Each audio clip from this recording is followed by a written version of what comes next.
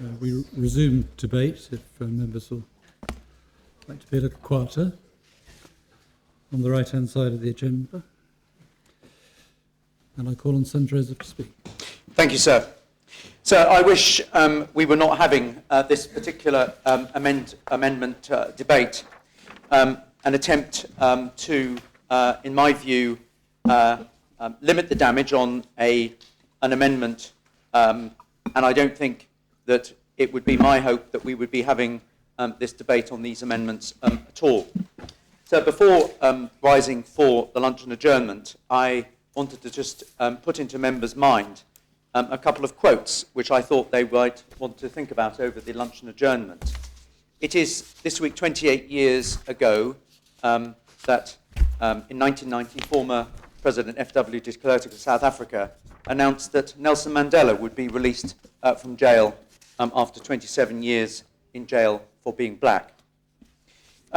Nelson Mandela was, to many people, a fair-minded and unbelievable individual. And I'm just going to read two quotes that I thought are relevant to this debate in members' consideration of these arguments. He said some wonderful things. One of them was a fundamental concern for others in our individual and community lives would go a long way in making the world the better place we so passionately dreamt of.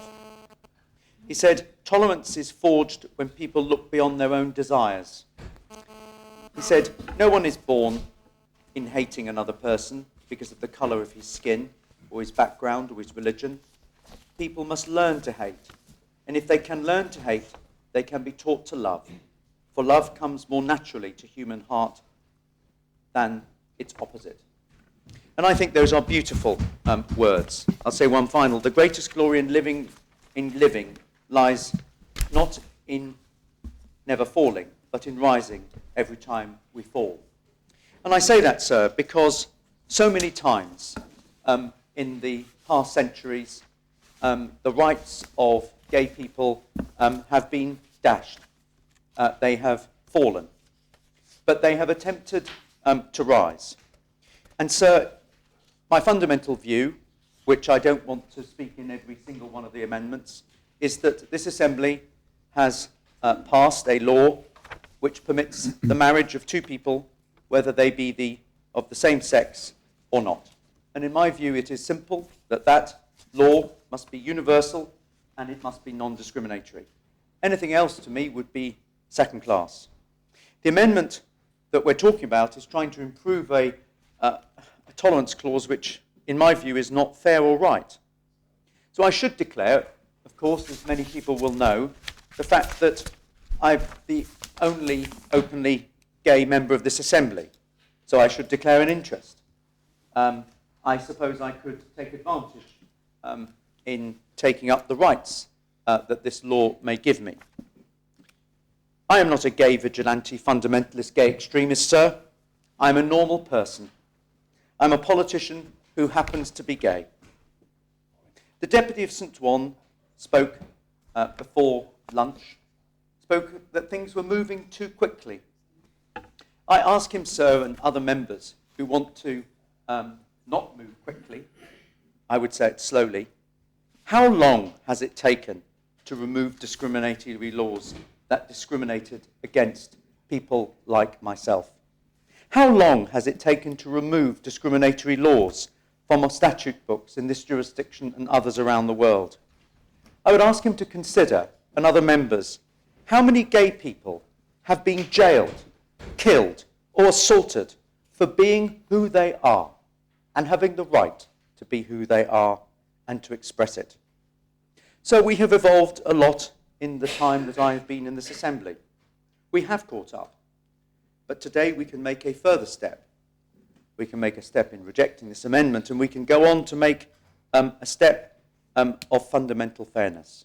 To quote Nelson Mandela, it always seems impossible until it is done. Today we can make, in my view, what seemed impossible when I entered the States 18 years ago, and for many other gay people, possible. So I don't like talking about my private life. But whenever there is a debate on the issues of same-sex problems or issues, I feel an obligation to do so, to represent not only the views of the gay community, but also the views of all those like-minded people who feel that there has been an injustice for people who are gay and they were born that way. If I may say, heterosexual members don't have to do what I have to do, but I do so with some hesitation, but I do so proudly, because I am proud to be what I am. And I know that I've received a lot of support from many people, quietly. I've received a lot of abuse, but I've received more support in many of the remarks that I made. And I celebrated, sir, my civil partnership in the old library, privileged, as your chambers gave me permission to do so. Just as the right would be accorded to a heterosexual couple or metrosexual couple to perform a civil marriage, a marriage in the eyes of the law. So we've seen in recent days a huge amount of lobbying. We've seen the unleashing of a visceral debate, of which I regret deeply the consequences of. So as somebody who was brought up as a Catholic, who went to his catechism classes, I was taught that we were all created by God. I was taught that the great Christian faiths of the world, Anglican, Catholic, and all the others, were ones that were compassionate and fair. So I knew probably that I was gay when I was 8 or 9 years old. But I was told, like many other people, that I was unworthy. If I dared to explore who I really was, I would be cast out. I would be a sinner. I'd probably be somebody who was conducting something illegal. I would ask members to consider the implications of the legalized discrimination and the millions of people like me around the world, all created by whatever God that is being spoken about in the great religions of the world, as no doubt everybody would accept that we're created by somebody, have been subjected to. Is this something that is hasty? Sir, I accept the right of the churches to discriminate against people like me. I accept that. I accept the rights of people to speak and to have their views heard. I'm afraid to say also that I have to say that no amount of attempts of converting me, therapy, praying, if I may say, and I thank those people who do pray for me and others, will change who and what I am. The states of Jersey and many other legislators around the world have legislated to change the civil marriage definition. I would ask members to accept that decision and not to attempt to have the effect of driving a wedge between heterosexual and homosexual, lesbian and other trans people. So this assembly approved in October 2015 a proposition that said to agree the principle of legislation to be brought forward to allow the same-sex couples to get married and included certain conditions. There was no tolerance clause in that in-principle decision that was made in way back in 2015. We voted on the 2nd of October 2017 for the principles of a law that said the definition of civil marriage was going to be changed. We've decided that. The debate was commenced, and then I don't say that the scrutiny panel was not within their rights. I don't criticise them to scrutinise this legislation, but I would remind members with the greatest of respect that there was an expectation in 2015 that this civil marriage law would have been put in place by 2017. We are months behind. And if I say we're years behind to the Deputy of St. Juan doing many of the things that other countries have done. It's taken a long time to get here today. Jersey is a self-determining, self-governing small nation state, a jurisdiction, and we guard our constitutional autonomy. But we have been out of step with the rest of the world. It should be recalled that there have been delays. there is a legitimate expectation for us to do the right and proper thing today in basically legalising same-sex marriage in the right way and without the amendments that are, in my view, being put in place. I would remind members, sir, that same-sex marriage without such amendments, which we are talking about in this part, have been permitted in England, Scotland and Wales. It wasn't a hasty decision by the former Prime Minister of the United Kingdom, David Cameron, to do it. It was argued for years that this should happen, but he had the courage to do it and legislate, and it's been passed into law and passed by a legislature as a legislative body like ourselves. The Isle of Man have done it, sir. Guernsey's done it. The Republic of Ireland have done it. I could name all the countries in the world that have done it, and they have not included such tolerance, or rather, I would say, intolerance clauses that we are discussing. So I would strongly ask members, I understand and I warmly thank the work of the officials and the Chief Minister and the Deputy Chief Minister and others who are bringing this law. And I understand how the Deputy Chief Minister is encouraging us to vote in favour of this and then reject the whole of the clause. I can't bring myself to vote for this amendment or the other amendment. But what he is attempting to do is to limit the damage just in case. And I understand it, I've just heard that the Deputy Chief Minister's changed his mind. When the facts change, he changes his mind. Well, whatever he is, he's entitled to make, and every member is entitled to take their view. I don't take that against them. So, we have received such lobbying from good people in religious organisations. And I would say to them that when they have beseeched us with their signatures on a piece of paper, when we've received identical emails thanking us for the service to our community, it's all been the same. I don't quite understand why I'm being thanked for my service like everybody else.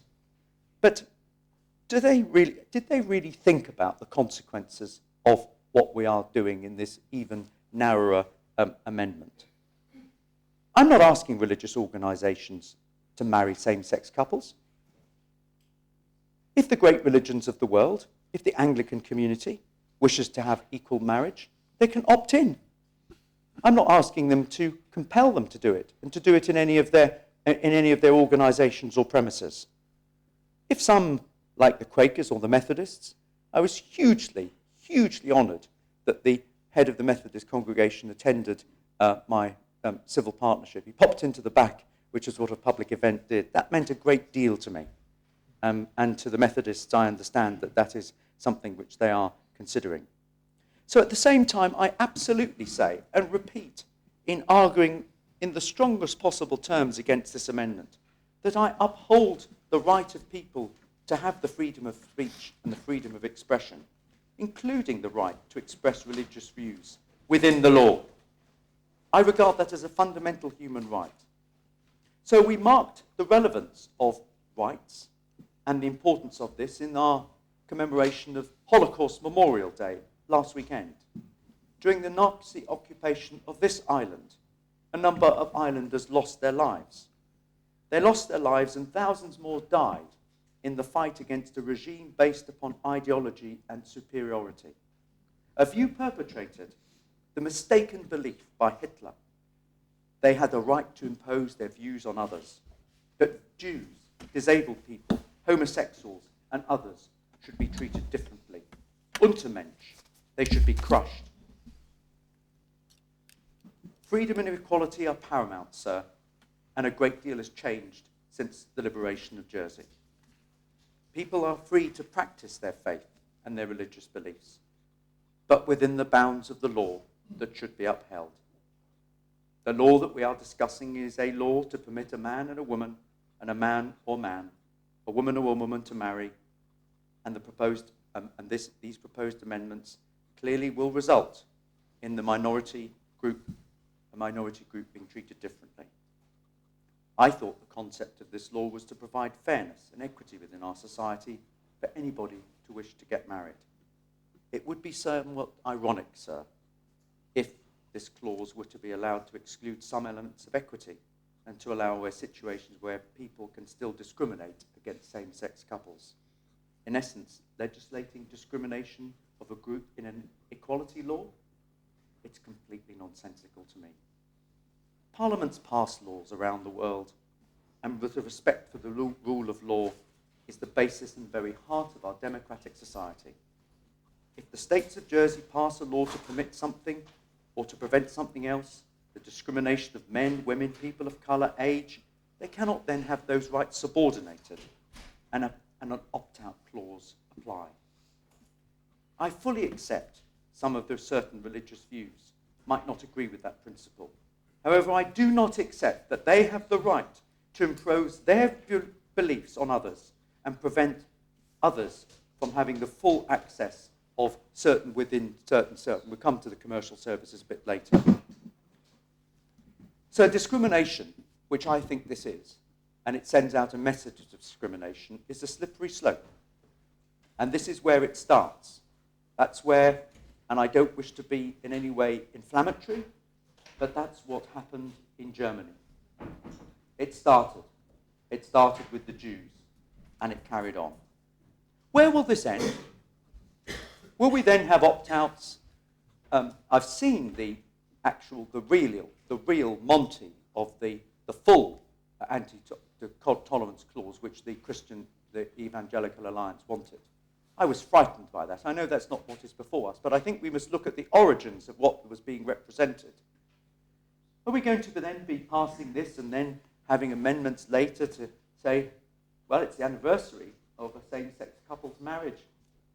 They can't have a room in the inn. They can't have their opportunity to celebrate the anniversary, their 10th anniversary of their civil partnership, or their first or fifth, or whatever. We're going to start extending this to civil partnerships, or those of us who might agree to convert our civil partnership into a marriage. So where will this end? I think that this is a dangerous... I rarely say this in debates, that one thing will lead to another, but this is one example where effectively this is a slippery slope, and we should not go there. So I believe that actually this amendment, all of it, the improved, but slightly improved version, that I still can't live with, I think it will reinforce also perceptions about Jersey. I think it will reinforce the pejorative, regrettable perceptions of the old Jersey way, which more often than not gave an impression, not universally accepted or intended, that some people mattered more in Jersey than others. I wasn't here yesterday for the debate on the child abuse inquiry, but we know what we mean, don't we? That all was not right.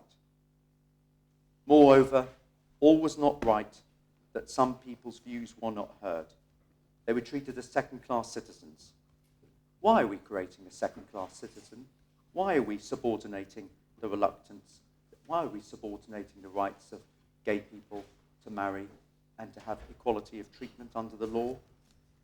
So Jersey's Chief Minister, in his immediate days after the child abuse investigation, he said words that described what he wanted, as we wanted. And he says it's not him, but he was speaking on behalf of the island in a political sense, as he should. And he spoke of the need to be broad-minded, open-minded, unprejudiced, unbiased, understanding, tolerant, liberal, kind, humane, thoughtful, compassionate, caring, loving, decent, responsive, thoughtful, kind and proper, respectful, and understanding. So I hope you don't mind, sir, if I also quote something that you said in a recent speech maybe 3 years ago. So you said, to me, the Jersey way means doing something competently, with integrity, fairly, with compassion. And on behalf of all islands, to the extent that I can, I reclaim that expression, and I encourage you all to use it within its proper meaning and to be forthright in challenging those who do not. I do not wish to ask you to enter into this political debate, so it is for us to take those words and to interpret them and to have a political debate from them. But in my view, the test that you put of the Jersey way and the words that the Chief Minister spoke, and I look at this amendment, Does it pass that test of what should be the Jersey way of today and tomorrow? In my view, it does not. How can we possibly demonstrate to the international community the world doesn't end at St. Juan's Beach. It doesn't end on our shores. We live in a global community where there's been debates about many of these issues in other places. We can do things differently, but we can also learn from other places, and we can do the right thing. And I express the sincere hope that the visceral debate that has happened with this amendment and the others that does create inequality, that a difference, are actually going to be comprehensively rejected. I think to enshrine anything in any way that is discriminatory would not be good for Jersey. It would shame me as a Jerseyman, and I hope that a majority of members will reject the amendment in numbers. And I do so in saying that with the greatest of respect to those religious organisations and people who are of faith and who believe fundamentally. I would ask them to respect the rule of law as the number one. I was asked in one exchange with a member of the public, are you putting the cart before the horse? When I spoke about a number of other Bible passages and the interpretation that that could make. Well, for me, sir, the horse is probably the civil law, and the cart is what follows it. And I have to say that I'm not imposing the civil law on our religious communities.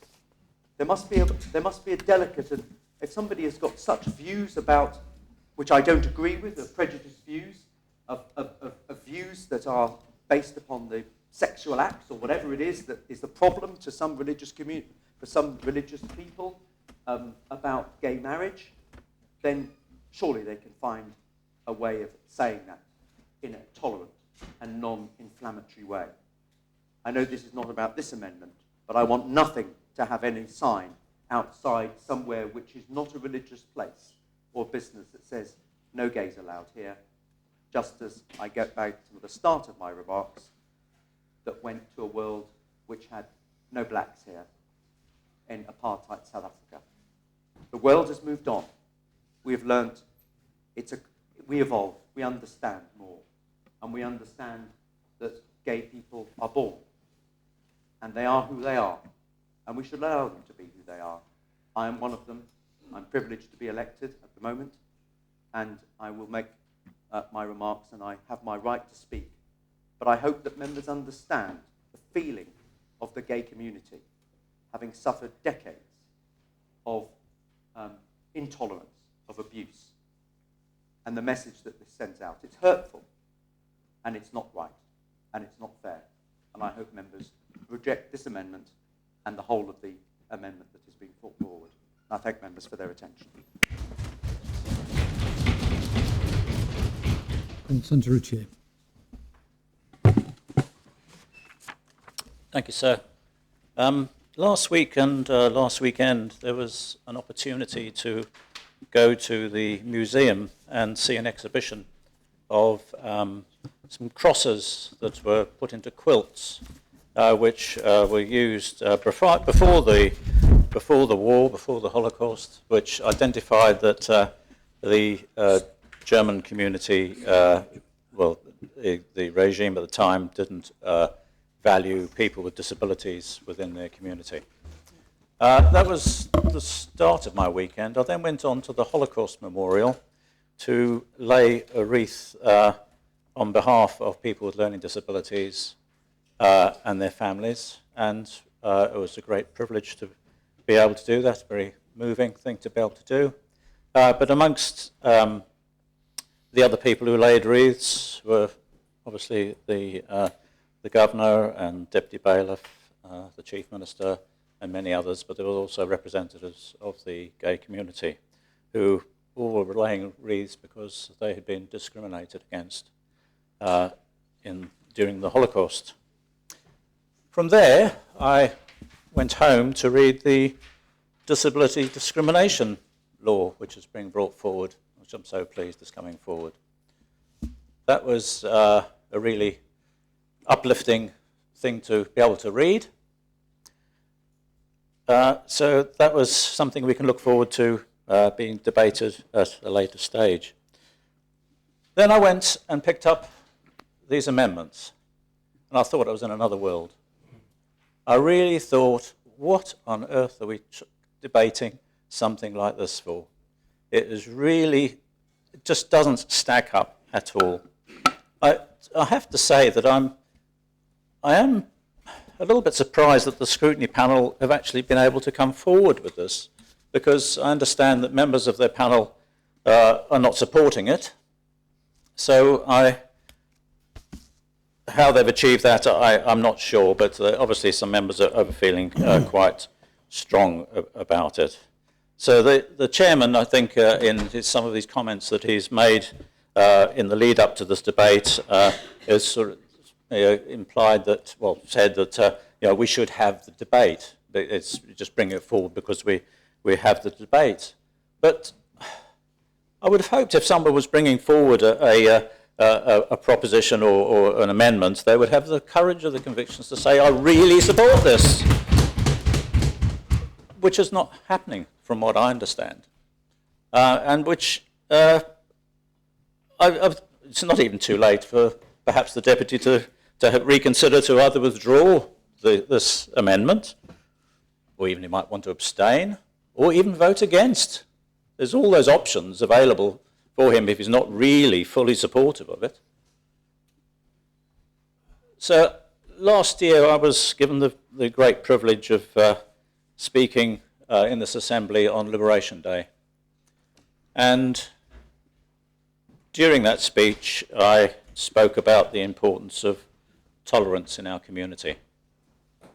That to me is something which is very, very important. We need to all think about how we live alongside other people in our community. It is something which I think Jersey in general has a very good track record of. But this debate we're having today is, to my mind, a bit of a backward step. We shouldn't really be having this debate.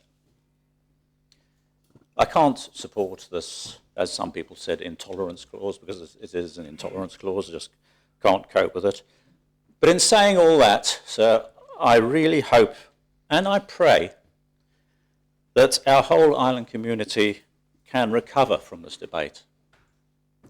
We need to heal amongst ourselves, amongst our community, because there has been some division in the last weeks leading to this debate, and that is so unfortunate, because we're better than that. We should be in a place where we can work together and we accept other people's views and we can share each other's lives. So I hope that we can work together and actually celebrate the fact that we love each other. Thank you, sir. Dr. Telly. Thank you, sir. Earlier, when Deputy Fondre talked about people being called homophobes and racists, obviously we're not talking about racism today, and I was reminded of the Father Ted episode, actually. It's one of the funnier episodes of Father Ted, although, to be fair, they're all excellent. This one's probably within the top few. And it's the one where Father Ted finds himself in a spot of bother with some recent arrivals who have come to the otherwise ethnically homogenous Craggy Island up until that point. And he finds himself having to defend himself, saying that he's not a racist, because he gets into all sorts of innocent mischief.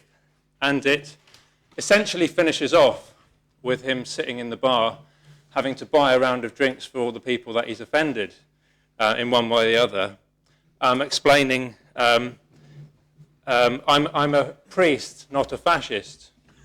Fascists dress in black and go around telling people what to do. His face drops, of course, as his realization, whilst he mutters the next words, whereas priests, ... There's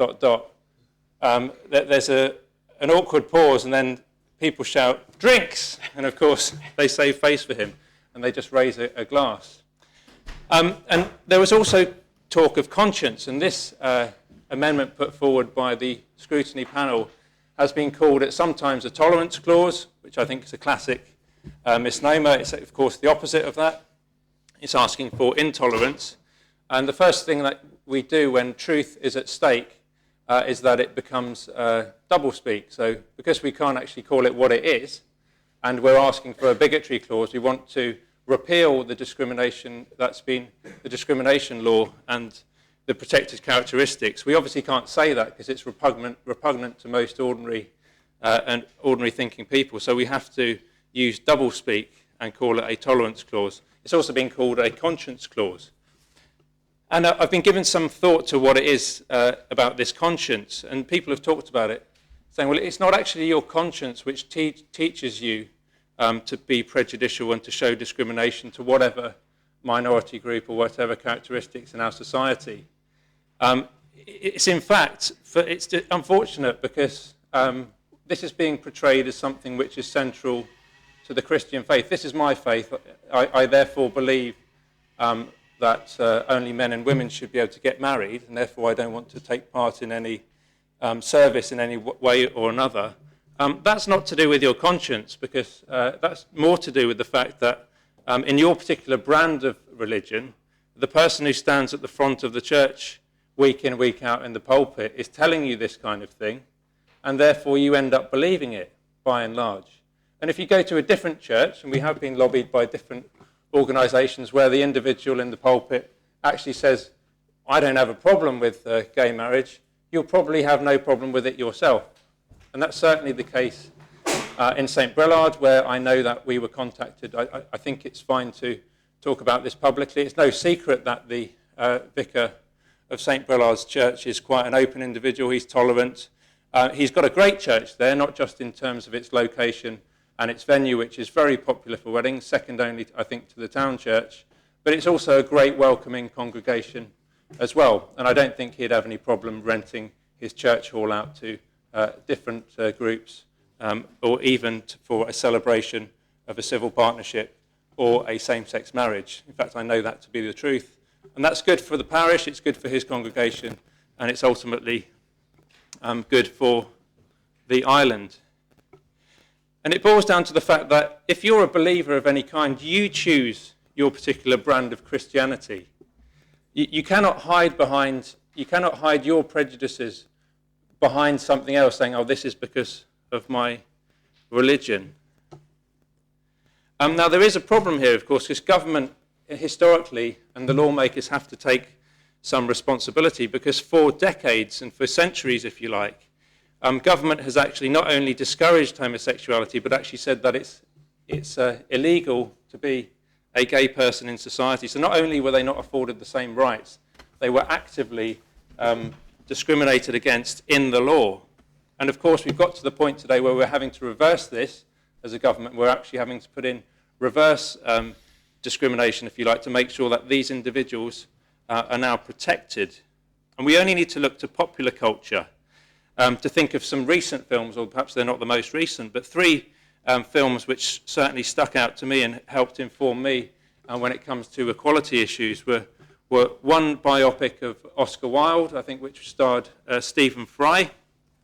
Another one was Milk, which described the life of Harvey Milk. I think he was the first gay man in America to take a public office in San Francisco.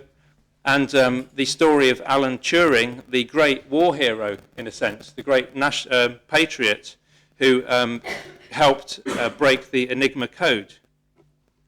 In that film was called The Imitation Game. And a very clever title, because, of course, it's talking about two different things. On the one hand, it's talking about having to imitate this code, break it, to try and think how the Nazis were thinking and break the code. But of course, it's more than that. It's talking about his life as having to live it in secret as somebody who's so valuable to the society. And without this individual, arguably, you could say we might not have won the war, or the war certainly would have gone on. And certainly, who knows how many lives were saved because of that individual and the group of individuals around doing that work. Yet what kind of demise did these three individuals come to, despite their genius and despite the fact that they were at the cutting edge? That they were actually died in very unfortunate circumstances, very lonely in many ways. And we look at Oscar Wilde, he ended up dying in Paris as a pauper, I think, in very ignominious circumstances. Alan Turing was essentially driven mad by the state which he had worked for and which he had been so loyal to in cracking that code. And Harvey Milk, I think, ended up being shot by possibly by a religious extremist, but somebody who had a big problem with homosexuality and possibly some kind of political rivalry with him, somebody who was no doubt unhinged. And these are all decades ago, and yet we're still having to fight the same arguments today. We know that gay men do get beaten up in the streets. It might not be as public as it was in the past, but they still have to deal with that. And where discrimination can be allowed to be put into actions and where it can go unchallenged, there will be negative consequences for that. So when we're trying to balance up these alleged rights on one side, balance them with other, we know that there isn't really a balancing act to be had here. We know that, of course, there are Christians throughout the world who are being persecuted. There are non-religious minorities who are persecuted, and there are other religious minorities who are persecuted. That is still, unfortunately, a dark side of the human condition that we will always need to grapple with. But we're dealing with what we can deal with here today. And what is often forgotten, of course, is that the women who, in the lesbian community, historically, they're not necessarily as easy to identify because they were, of course, marginalised in their own way. They were probably burnt not for being lesbians, but for being witches and feminists and people who tried to rock the boat, people who were intelligent, who didn't fit the boxes. How many women, even in Jersey throughout the centuries, were killed in one way or the other, that were burnt? There's no memorial to those. And the women are often the ones that we forget about. So there is, I think, an intellectual argument to be had, an academic argument about the balance of freedoms. And it's unfortunate that it has to come at a time, not when we're debating the discrimination law years ago, about where the balance lies, but when we're actually introducing something which is completely distinct about gay marriage, because it tends to suggest, and what we've seen from the correspondence, is that it only focuses on one small subset, and it's because, let's face it, it is because of homophobia. It is because of homophobia. It's because certain people in the Christian tradition choose to interpret certain clauses, certain words in the scriptures, to allow them to be homophobic. Others don't choose to do that. And that's the interesting point. Now, let me give you a quote, sir, from the Good Book. I'm on thin ice here.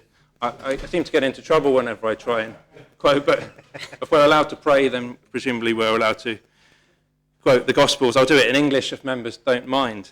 And it's the words that were attributed to Jesus in Matthew 10:34 onwards. He says, "Do not assume that I have come to bring peace to the earth." That's what you might have been told when I was born.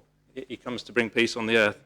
But he says, don't assume that. I've not come to bring peace, but a sword. For I have come to turn a man against his father, a daughter against her mother, a daughter-in-law against her mother-in-law. A man's enemies will be the members of his own household. I'm not sure what to make of that. Interesting that that's not what we're normally sold. People talk about Islam quite a lot, and we've had a reference to Sharia law. That came out of the blue. I'm not sure why we're discussing Sharia law.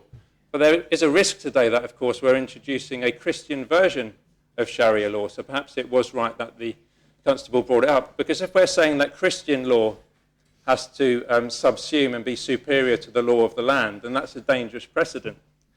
As indeed people also say about Sharia law.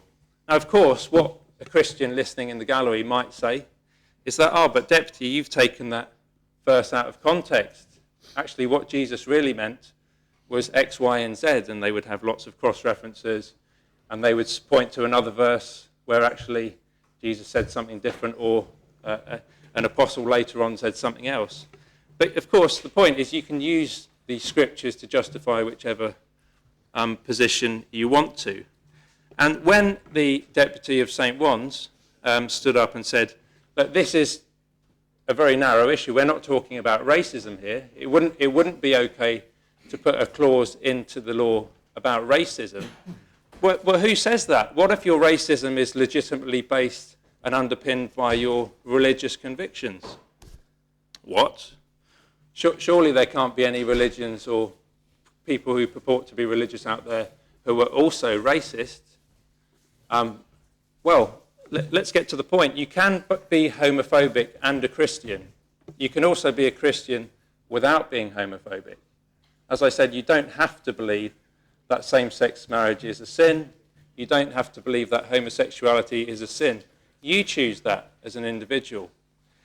Similarly, there are people in the world who believe in white supremacy and who somehow marry that with a Christian belief.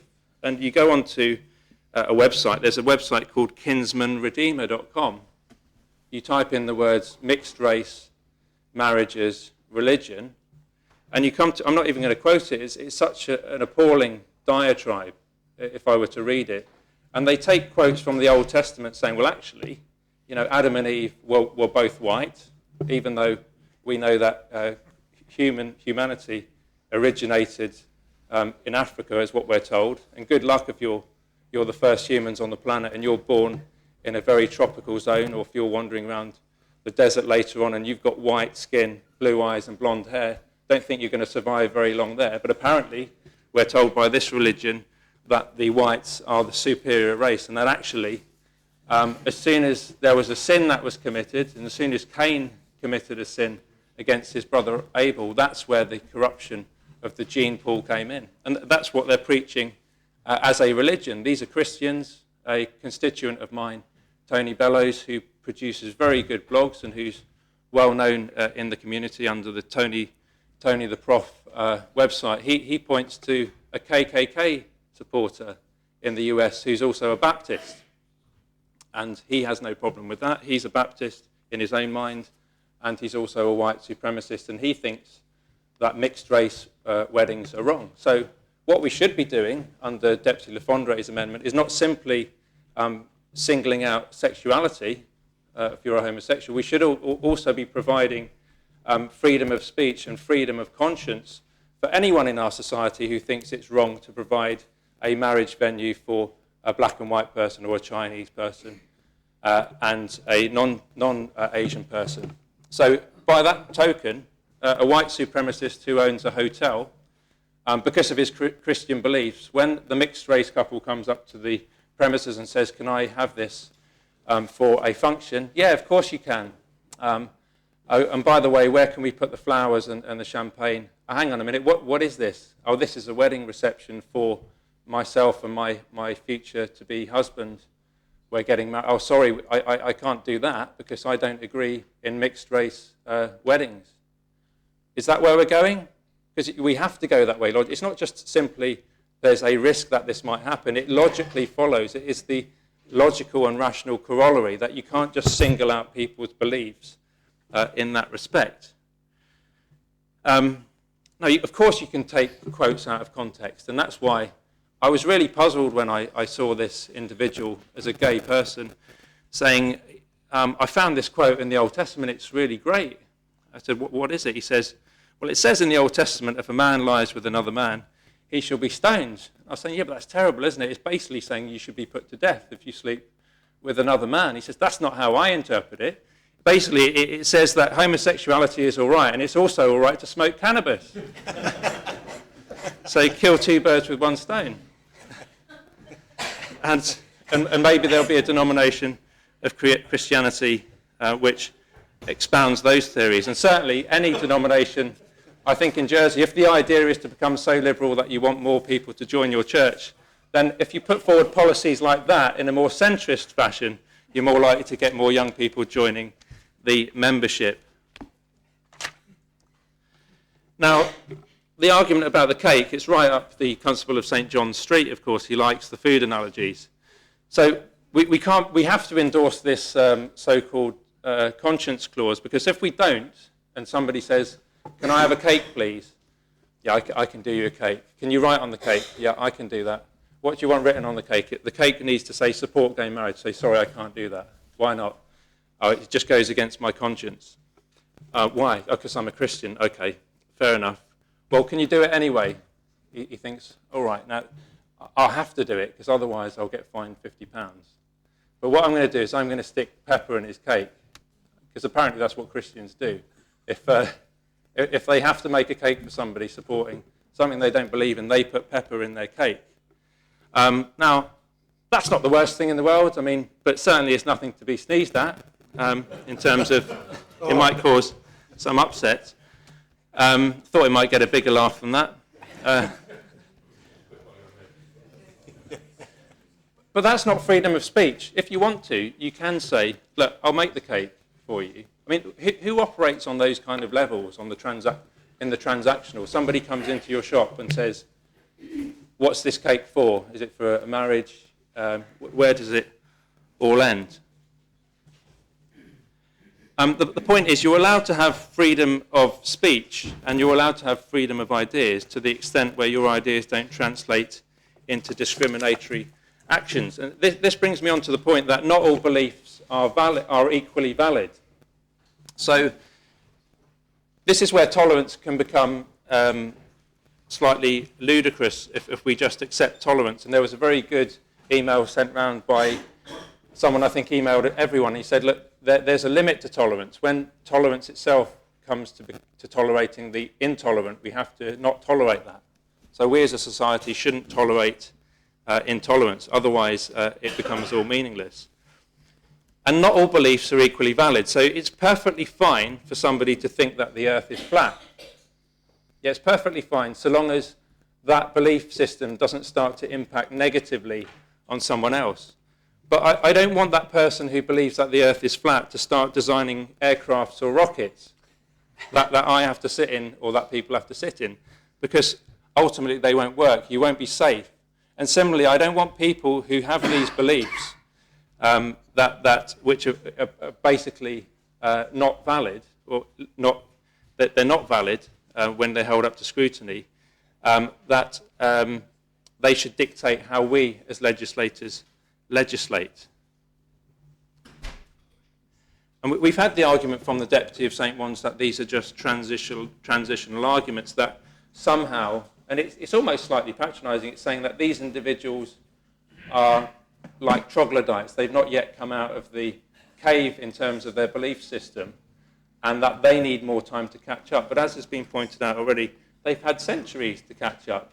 And it's only now that we're actually starting to take discrimination seriously. It wasn't so long ago, and I don't want to misquote people. People always say their words are taken out of context, where Glenn Hoddle, the former England football manager, got into a spot of hot water because he made comments about disabled people, saying that disabled people were essentially being punished for previous lives, that they got it wrong, and that their lot in this life was that they had to suffer some kind of disability. Now, someone like that might say, well, that's my Christian belief, or that's my religious belief.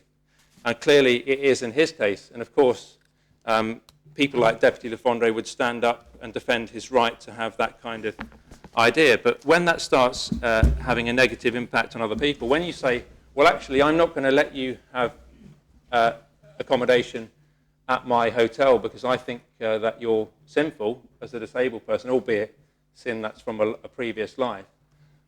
Again, that's cutting into the discrimination law. And the very reason that we put these characteristics, these protected characteristics in place, is because there is discrimination. Now, there wasn't always a law to do with murder. There was a point, surely, at which there was a first murder occurred on the planet, and that there was no law about murder. So people realised, actually, we have to start legislating if we want to stop this kind of thing happening. And in a sense, it's because of the murderers. If there weren't murderers out there, then we wouldn't need a murder law. And if it wasn't for the fact that there were racists and homophobes and bigots out there, we wouldn't need these laws. So in a sense, it's because of the very reason that there are people out there who are prepared to not provide services to these individuals simply on the basis of their sexuality and simply because of the idea that they don't agree with same-sex marriage, that they would seek to discriminate against them. And it's because of those people that we have to have that law. That's the paradox. If it wasn't for these people, we wouldn't need the law in the first place. There is a question about how the law is enforced.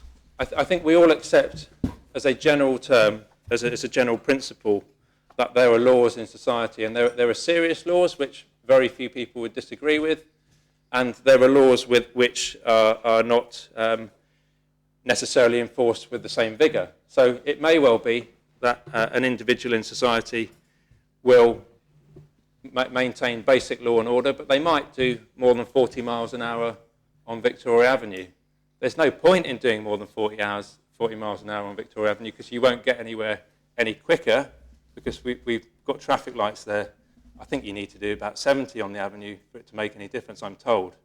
But in my clapped-out old car, I don't think I'd ever get there, even if I were to wish to break the law, which I wouldn't, of course. And there are other laws which to do with cycling on the pavement, and people might think, actually, that's a silly law, and people still cycle on the pavement. And if you don't agree with it, you don't have to obey the law. And that remains the case for anyone with any particular belief. If you want to break the discrimination law, you can do that. And if you get caught, you have to face the consequences of it. So if you think that your religious law is higher than terrestrial law, than the law of Jersey, then that's a matter for your conscience between you and your God. And if it is really that much of an issue, then maybe you have to decide which course of action you take. Now, what I'm interested in is how this plays out in reality, because in reality, it's not going to be much of an issue for the cake makers or the people who run businesses, because most people in the world and in this island manage to separate their business life from their belief systems. So a hotelier who might be a Christian or a Jehovah's Witness, and I was thinking about this, if you're a Jehovah's Witness cake seller, and I can talk about them, and I hope I won't offend them, but I know that if I do offend them, I won't be losing any votes. That if they're in quite a difficult position if they were a cake seller, because they don't celebrate birthdays, they don't celebrate Christmas, they don't celebrate Easter. But I don't even know if there are Jehovah's Witness cake bakers out there. They either aren't any at all, or they just manage to compartmentalise. Because surely you wouldn't get very far in this world if you didn't sell birthday cakes, Christmas cakes, mince pies, hot cross buns, and Easter cakes. As a baker, you'd probably be out of business. So they either just don't go there, or they manage to deal with it. Similarly, in the UK, and in Jersey, how many corner shops are run by people of faith, including those who might include the Islam tradition? I know from my experience living abroad and living with Muslims in some cases that they don't drink. But they don't have any problem selling drink to people. They don't say, I can't condone your act of imbibing because that might affect my chances of getting into paradise. No, they just deal with it because they manage to separate these issues.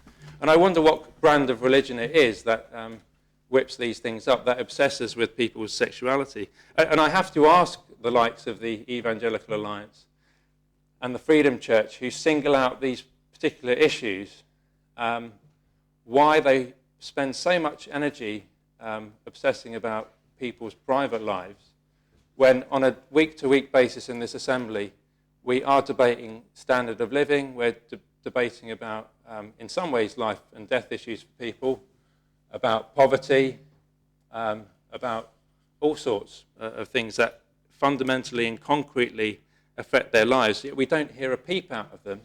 Yet we know that other churches, I won't name them to save their blushes, do very good work and they do engage with scrutiny, and they do engage politically, and they do great work in the community. And as has been said before, there's a risk that people will start voting with their feet when it comes to these things. But we're not here to deconstruct religions and have a very theological debate. So I think those are the salient points. I have struggled to a certain extent with this, and I've looked at Peter Tatchell's comments in the Guardian article, and I think that ultimately, whilst I have great respect for Peter Tatchell, and it's somebody that I used to watch when I was growing up on things like Question Time, his conclusions are ultimately not right, because he talks about questions about, well, where does this stop? Will a Muslim printer be obliged to publish cartoons of Muhammad, or a Jewish one be required to publish the words of a Holocaust denier, or bakers accept orders for cakes with homophobic slurs? Well, there are two reasons why that argument is somewhat flawed. The first is that homophobia is not a central plank of Christianity. As far as I understand it, that there are, and maybe the Dean will speak later, there are some very basic tenets of Christianity, and there will be parallel ones for other religions. And that is essentially that you have to believe in some form in Jesus Christ. You may or may not believe that he was the Son of God and that he died some kind of, I hope I get this word right, propitiatory death in order to make a sacrifice for the sins of the world. And probably nowadays you can get away with a lot more watered-down beliefs and still be a Christian. So nothing to do with homosexuality in that. And if you want freedom of speech, put a poster up in your shop, if you're a Christian, with all the quotes that Jesus said about homosexuality and gay people, and just put that on your wall, and it would be a very cheap poster because it will be blank. Because Jesus didn't actually say anything about homosexuality. He did say a lot about how you treat your neighbour, about how you look after the poor, the orphans, and the widows, and that's where I suggest the Christian community's focus would be better spent.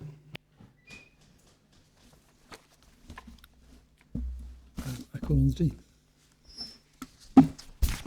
Thank you very much, sir. That's rather timely in the queue. It gives me great pleasure to agree with Deputy Tadhir on at least three things that he said. Firstly, I do not agree with putting pepper in cakes. Secondly, it is very easy to take Scripture out of context. Very easy. And thirdly, I would affirm the good work that is also done at St. Brillade's by the rector, Mark Bond there. There are other things that I do agree with as well. It is with some trepidation that I stand up here, actually. If Deputy Southern felt that he had a bit of a target on him, that he might be burnt at the stake from both the Catholics and Anglicans in a joint ecumenical effort, I feel that I too have a target painted upon me. As a teenager, I, like many others of my generation, found myself buying a copy of Pink Floyd's iconic album, The Dark Side of the Moon. You all know the prism and the light that goes through. And on that LP, that's a long player for those who don't know what that is, for the younger members here, is a song entitled Us and Them. And I hadn't thought about that song for years until I found myself standing on the Somme battlefield on the 100th anniversary of the start of the battle with a group of men from my former church, standing in the middle of no man's land, and I was asked by the group if I would give an off-the-cuff reflection on why we were there and what we were there for. And the thing that popped into my head immediately was the song from Pink Floyd, Us and Them. So I spoke about us and them. And I asked them to walk with me over to the British lines, and I asked them who was us and who was them. And we then walked across no man's land, no more than 150 metres, to the German lines. And I asked again, from this perspective, who is us and who is them? Us and them is the language of separation. It is the language of hostility. It is the language of entrenched positions in every sense of the word. And the language of division is rife in our world at the moment. Build the wall, separate, divide. And yet one of the most memorable moments that we recall from the Great War was in Christmas 1914, when soldiers came out of their trenches and met in no man's land, albeit for just a few moments, and simply to acknowledge their shared humanity, to listen and to speak to one another in a respectful way, and if we're led to believe, they even had a game of football together. But they went back to their polarized positions, us and them. I'm sure we'd all agree, and I'm no exception to this, that judging by our inboxes and our telephone calls that we've received and the media exposure, that this has been an extraordinarily emotive subject with feelings running deep. Only yesterday we were reminded in this assembly that we need to listen to the inconvenient voices in our society, and that includes those with whom we may profoundly disagree. But it's in the crucible of that uncomfortable place of free speech and of listening to those inconvenient voices that we shape the way ahead. And by and large, actually, I'm grateful to members for the manner in which the majority of this debate has been held. What we've been looking at are intensely complex issues. And the simplest thing that we can do is to fire off a salvo from our side of the trench to cause as much impact as we can, rather than coming out into that more dangerous place and yet perhaps more creative place of no man's land where no one actually wants to be, in order to kick the issues around a little bit and wrestle with our consciences over issues like human sexuality and the place of faith in the public sphere, the protection and balancing of rights of one group who may profoundly disagree with another. Today is not about us and them, but it's a constant temptation to make it so.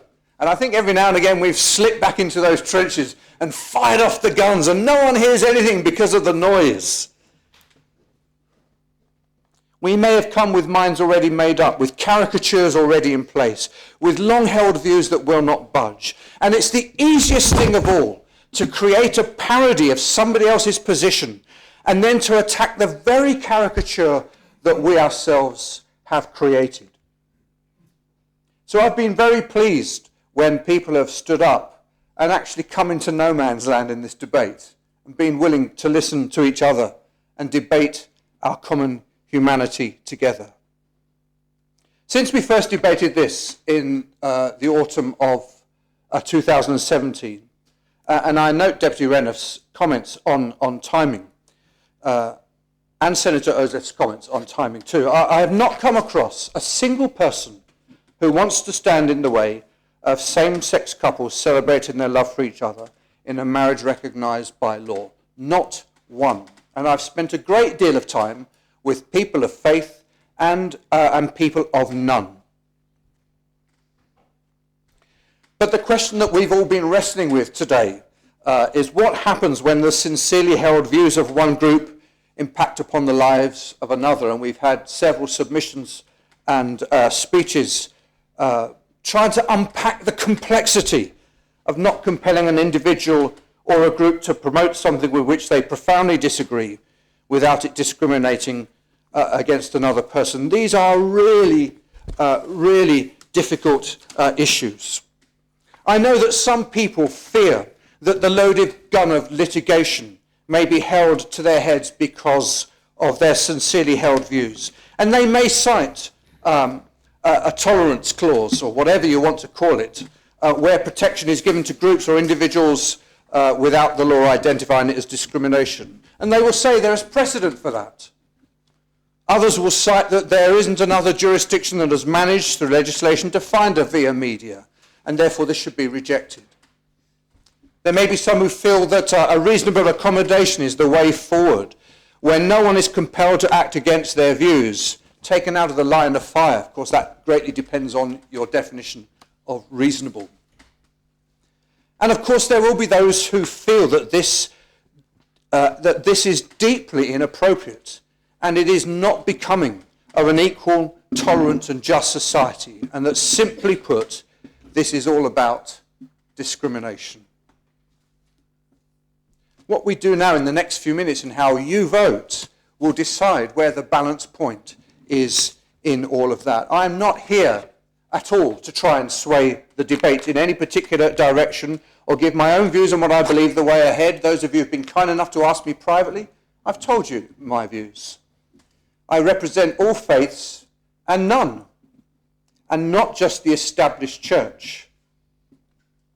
And the views that people have taken the time to share with me have not all come from Christians, and they have covered a spectrum of views from one end of this debate to the other.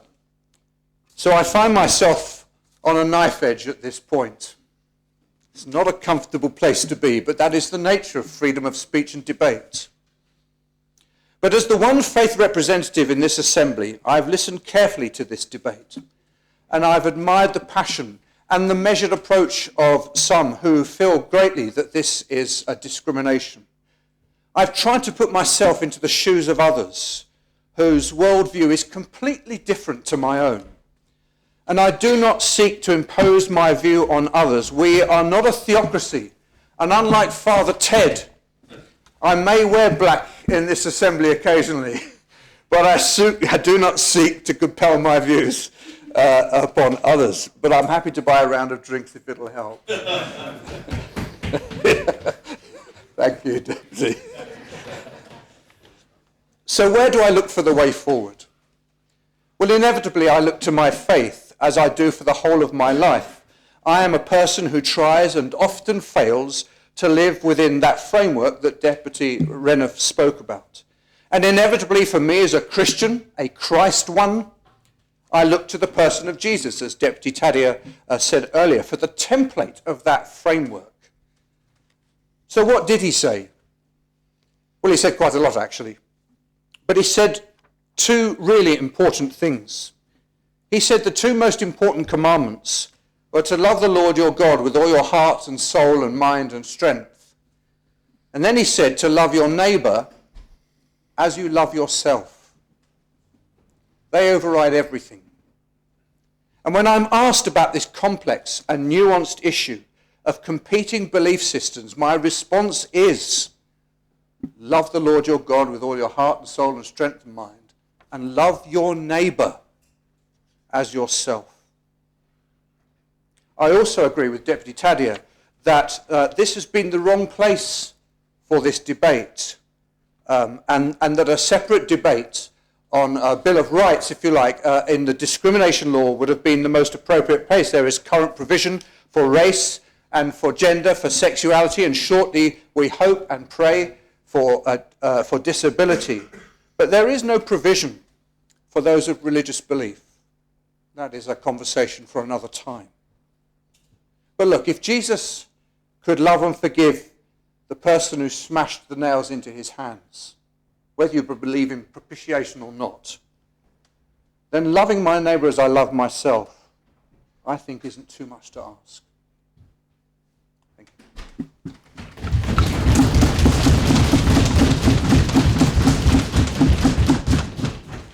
Ronson Ferguson.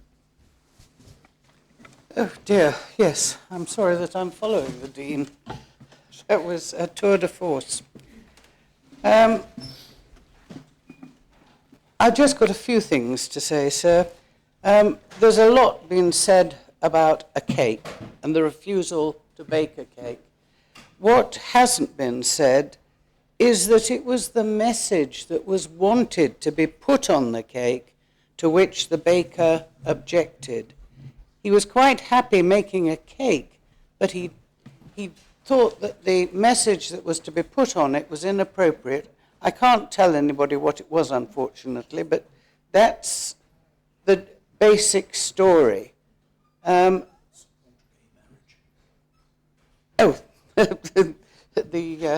senator appears to know.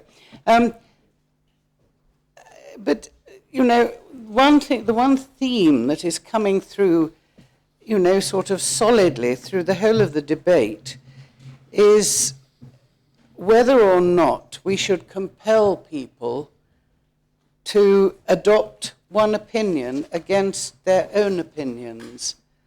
And it's that, I think, that really bothers me, because I don't take kindly myself to anybody telling me what to think.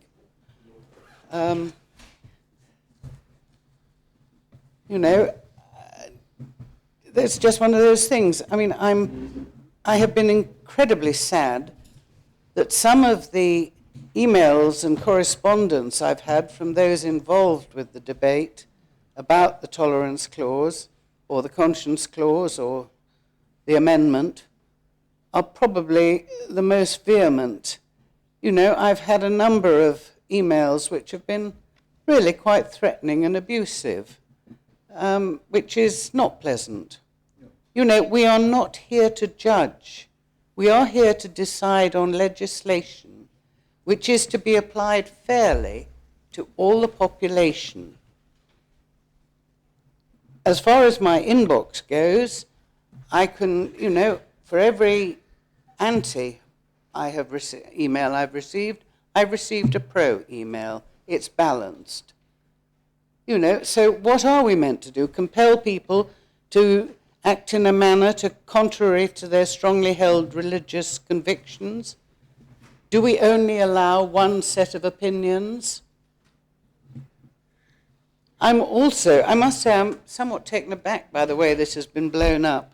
When the introduction of the morning after pill in 2010, which also might have been expected to have caused a political furore, particularly in the religious arena, and it was just signed into use in the island and occasioned no objections whatsoever. I have been elected to represent all the people of the island, including those who didn't vote for me and who don't agree with me. This includes everybody at the extremes, those who are staunch members of Liberate, and those who are staunch members of the religious institutions. And as was said in one of our scrutiny hearings, why should removing discrimination against one section of the community then allow discrimination against another section of the community? You know, are we to curb freedom of speech and freedom of religious expression? I think it was George Washington who said, if the freedom of speech is taken away, then dumb and silent we may be led like sheep to the slaughter. And Edmund Burke says, your representative owes you not his industry only, but his judgment. And he betrays instead of serving you if he sacrifices it to your opinion. I presume he was using he in the sort of general sense, sir, and he wasn't willfully ignoring the other 50% of the population who would answer to the pronoun she. I was conversing with a colleague recently who said, I think that the debate has been framed emotively and simplistically in terms of being either in favor of discrimination or against. It has been said this debate is somewhat pitting the church against the LGBTQ community. As ever, the situation is more complicated, and framing it in those terms is, I think, unhelpful. The problem is the compulsion element. If there is behavior to which I do object, to what extent must I be compelled to put that aside? I think there is an argument that can be made for an opt-out clause, and it is on the basis that this concerns the behavior of individuals over which people do have a choice, rather than physical or demographic attitudes such as race, gender, nationality. The infamous case of the baker in Ireland, forced to support gay marriage, was disingenuous at best, a deliberate attempt to bring about confrontation rather than seeking to educate or inform. It helps no one, merely to entrench further two sides of an argument without seeking common ground, understanding, or respect for another's position. I think we have to accept that there are contrary views which can be held that are founded with good grace, and that message is, I fear, being lost in a tide of political correctness. This, as I say, is a God-fearing gentleman I know. I support the opt-out tolerance, conscience clause, whichever you say, because I don't like the idea of compulsion. You must follow the party line and think this way. Speaking as a member of the most discriminated against section, 50% of the population, over the last several millennia, I do think I've got an ability to speak about this and comment on it. And I would prefer to have an opt-out provision. Comes up to Wickenden. Thank you, sir. I think I've got to start by saying how disappointing this all is. What a mess. Even the law as it's written with all its mistakes, its grammar mistakes, it's got referencing mistakes, there's the amendments that have come in that have tried to correct it all. I'll use the frame dog's dinner. Not good enough by anyone's standards, to be honest. If it wasn't for the fact that the LGBT community have waited long enough for this law, I would say scrap the whole lot, write it properly and bring it back to this assembly. But we can't. It's been too long. We've had 3.5 years to get this going since the debate that was brought forward by Deputy Mezek in June 2014. And this is what we get in 3.5 years. It's disappointing. Very, very disappointing. It's good to follow the Dean. I think he did a fantastic speech. He's a great man, I do really believe, and a tough act to follow. I'll try. He talks about the idea of looking at the issue from the other point of view, and I have tried, and I do thank everyone for their emails. But one thing I don't seem to be able to understand is, because nobody's made it clear, what in Christian teaching would prohibit a believer from partaking in a same-sex marriage? There's strong religious beliefs, but I don't know what part of Scripture or Christianity stops you from doing that. I tried to look through everything. I found in the Old Testament, Leviticus 20:13, if a man lies with a male as with a woman, both of them have committed an abomination, and they shall surely be put to death. Their blood is upon them. Well, it's clearly not. That's the Old Testament. That was 1500 BC. And I think it's called the five scripts or the five scrolls, the old Hebrew. So we get into the New Testament, and I still can't find anything that really clearly defines what the problem is here. And to me, modern Christianity is about love and tolerance.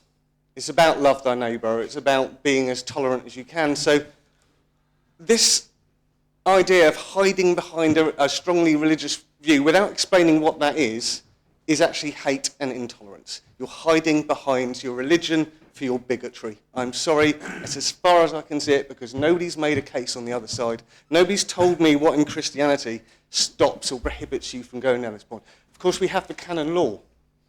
And I have an issue with parts of this because of the canon law. The canon law says marriage is between a man and a woman for the purpose of having children, or such like, somewhere it's very similar. But in here we've got acquired gender marriage or acquired gender from being exempt. It doesn't say marriage is between a person born as a man and born as a woman for the purpose of anything. It says a man and a woman. Now, a gender-acquired person is legally the gender that they've chosen. So why in a law are we then exempting them? That's discrimination. That doesn't fit the rhetoric or the argument at all. I would like an explanation maybe from the Deputy about why that's been removed, or by the Chief Minister, because it doesn't seem to make sense.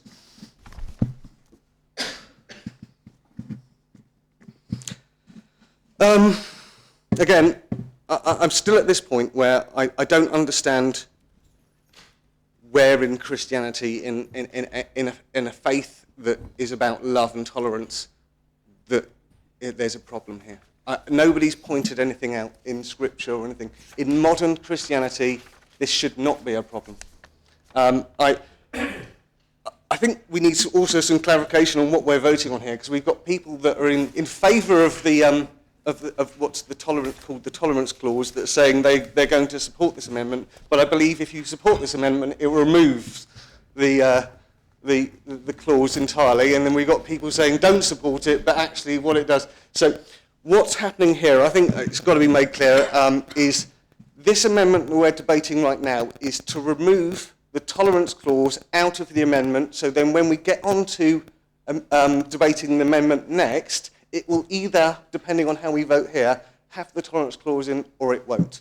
So I am going to be in favour of removing the tolerance clause, because I've not yet heard an argument. I think it's discriminatory. There is no place in our laws to discriminate. That's not the direction of travel we should be going into. So I will be supporting the removal of the tolerance clause. Thank you, sir. Call on Deputy Labby. Thank you, sir, and I agree with Deputy Wickington. It was an excellent contribution from the Dean, and of course he's right. In fact, there was nothing one could take issue with his speech, which is a remarkable feat on a subject like this. So he's a very clever man, and he's of course right that we must listen to inconvenient voices. But as a response, we don't necessarily have to bring a proposition to this House on what they say. And I just wonder, who are all these service providers banging down scrutiny's door saying we've got to have these clauses because of... Where are they and who are they? As far as I can see, we don't have anyone. We have people acting on their behalf who report hearsay or conversations that have been had. That, I'm afraid, that does not count. If people are not prepared to put their name to something, to lobby for something, we can't just go on hearsay.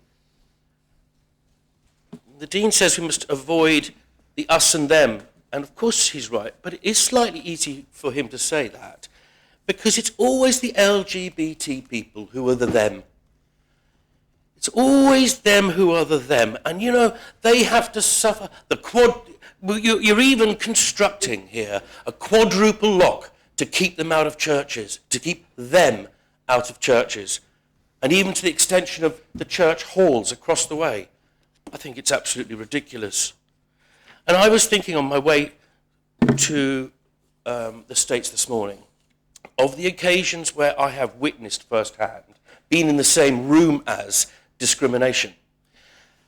And I remember that Sikh kid on the bus, I remember that Muslim lady on the bus, I remember that black guy on the tube, and I remember being there, and I remember seeing it, and it is, I'm shivering at the thought of it now. It is an ugly, ugly thing to see. When you see somebody discriminated against in the form of racial abuse, it is a horrible, grotesque thing to witness what it does to that person. You can see it in their physicality, you can see it in their face, and it is a horrible thing to see. And do you know what? Even more ugly to me, it was the sort of gentrified, rarefied ambience, atmosphere of a perfectly nice, half-full restaurant and seeing a gay couple turned away.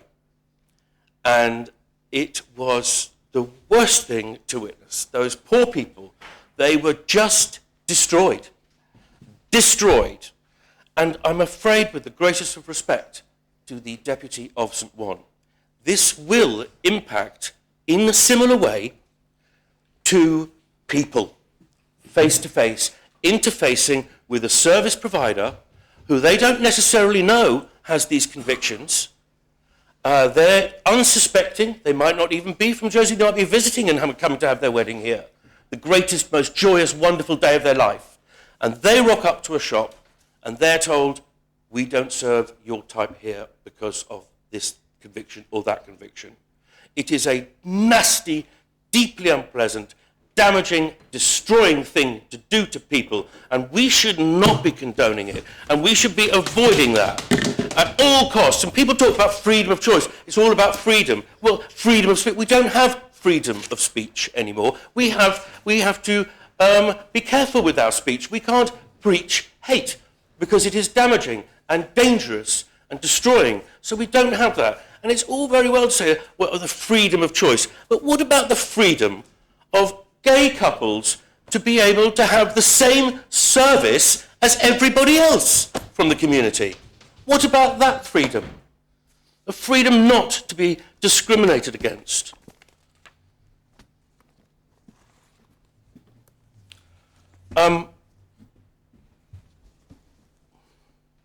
I can't help feeling we're going to be here again in another couple of years. The Dean is in a terribly difficult situation, as church leaders are in the Anglican Church, because, of course, we know in some ways they're being held to ransom by the African bishops and by the evangelical right. And for fear of schism, the poor Archbishop of Canterbury is continually trying to keep the whole church together. Let's try and keep it on the amendment. Yes. So why did I make that point, sir? Well, just that help is the cavalry are coming. I say to the Dean, the cavalry are coming. The Hereford Diocese has voted to allow gay weddings. The Scottish Episcopalian Church, which is, as I understand, the Church of England in Scotland, is conducting gay weddings already, and they've had them in St Mary's Cathedral. And so, the Archbishop of Canterbury has said, okay, I'm going to look at this again, and we'll report back in 2020, take 3 years to do it. But it is unthinkable that the Church of England won't change its stance on this. So my point, I suppose, was that we shouldn't be spending too long on this because we're all going to have to be here changing it again. So I think I've got a feeling Deputy Fondre and perhaps the Deputy of St Juan are not going to change their minds. I thought that maybe the Constable of St John wasn't beyond salvation and that I could try to persuade him not to vote in the way that he has said he will, by just saying this, that when people come to make representations to you with this sort of viewpoint about the so-called tolerance clause, you sit them down and you explain to them about discrimination. And you explain to them about love, and love between two men or two women is not a lesser kind of love than that love between a man and a woman. And love trumps all. We should get rid of this nasty little amendment as soon as possible. Colin Conatop, Trinity. Thank you, sir. I only intended to speak once during this whole debate, and will keep it brief.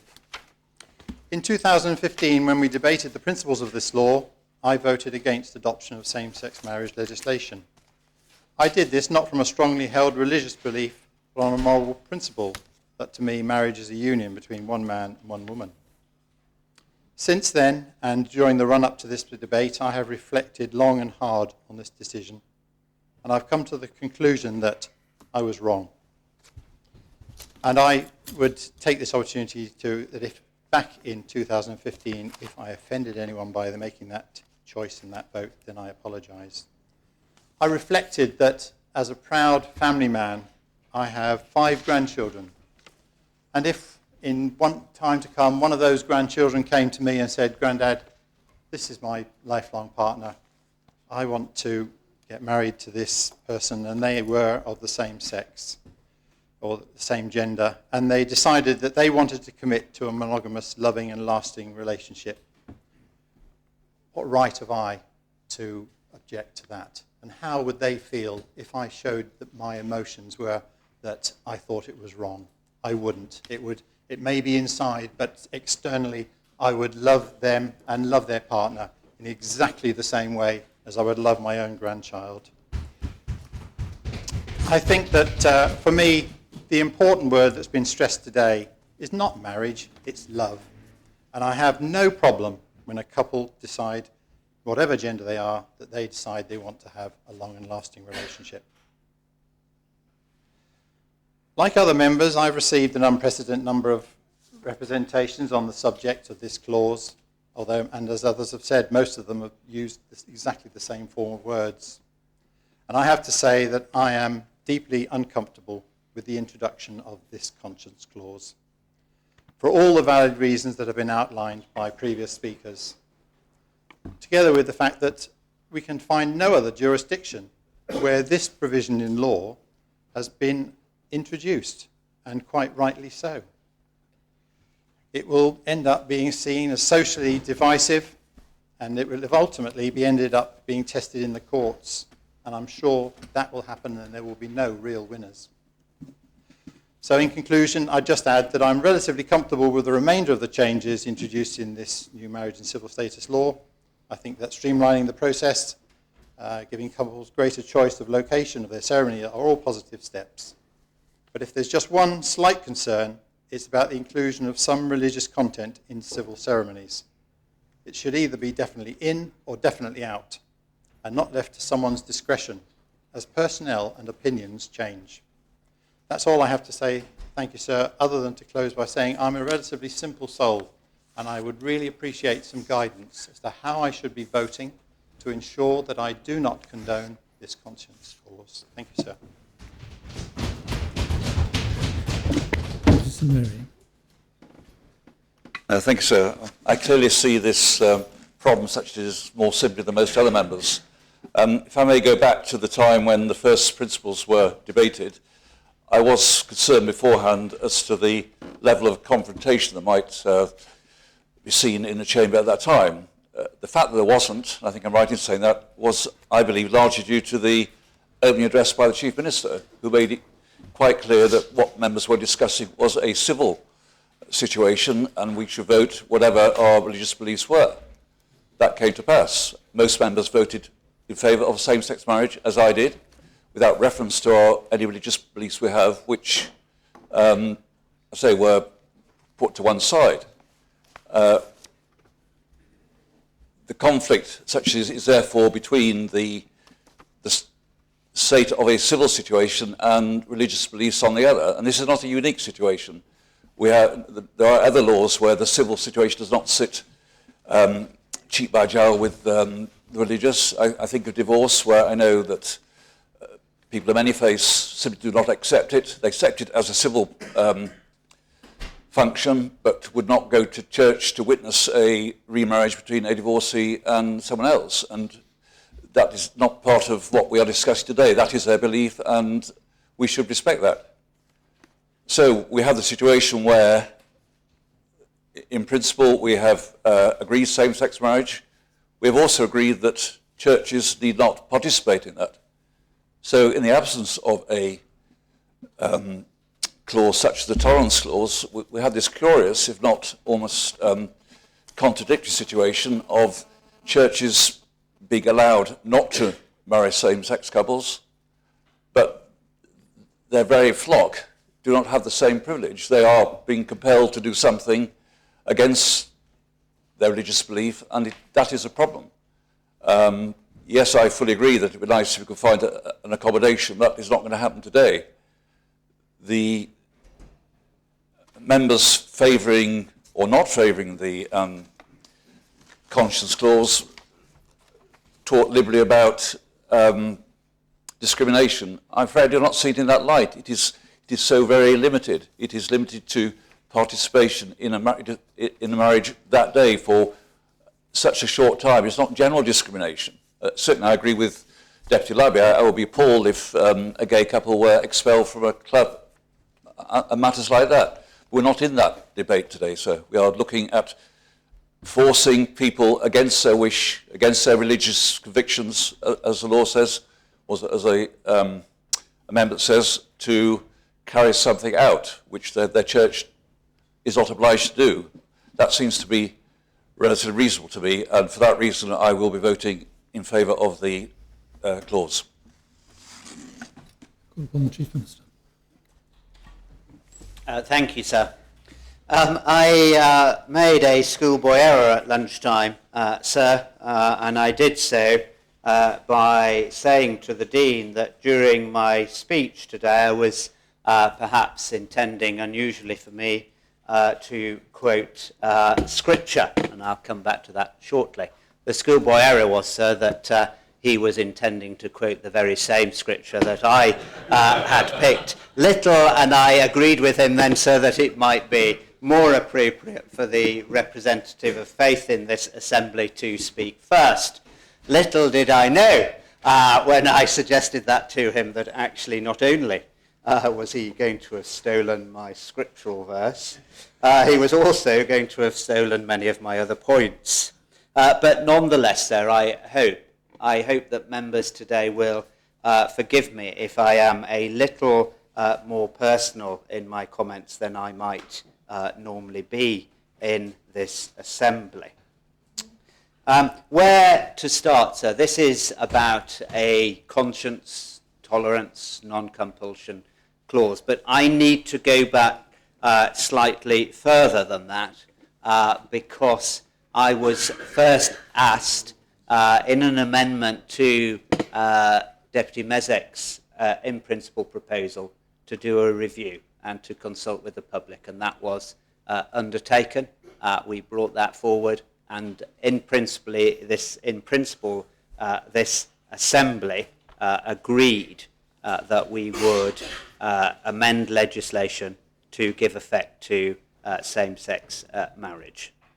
During that consultation process, sir, I met with members of the church and other religions to ascertain their views.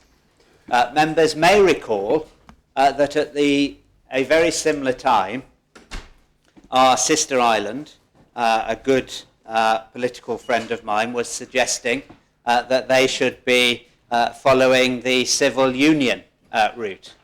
And I made that suggestion to the church community here in Jersey. That would not be one rule for one and one for another. It would be the wholesale change of how we got married or brought together, had that contract under the law. And I remind members of that, sir, because had we taken that route, and our colleagues in Guernsey didn't take that route either, the church community there very firmly, perhaps it was even our current dean, very firmly made their view known to their then chief minister, as they did to me here. But I remind members of that because we wouldn't be here today thinking about this clause had we taken that particular route. And it is for others, I think, to say why we took the route that we did and why for the church the sacrament of marriage is so important. But I do remember, sir, and members may be fascinated by this, a columnist who's written again today in the Jersey Evening Post, who gets a lot of criticism for his columns, was in favour of taking that route. And I say that, sir, because I'm reminded of it by the comments of Deputy Labby about the difficulty that the hierarchy of the Church of England is having in keeping differing persuasions and views on these matters together, and the constant conversation and dialogue that they are having. That particular clergyman said, if we don't do it now, we will ultimately have to do it if the church doesn't want to accept gay marriage in the future. We'll have to do it down the line.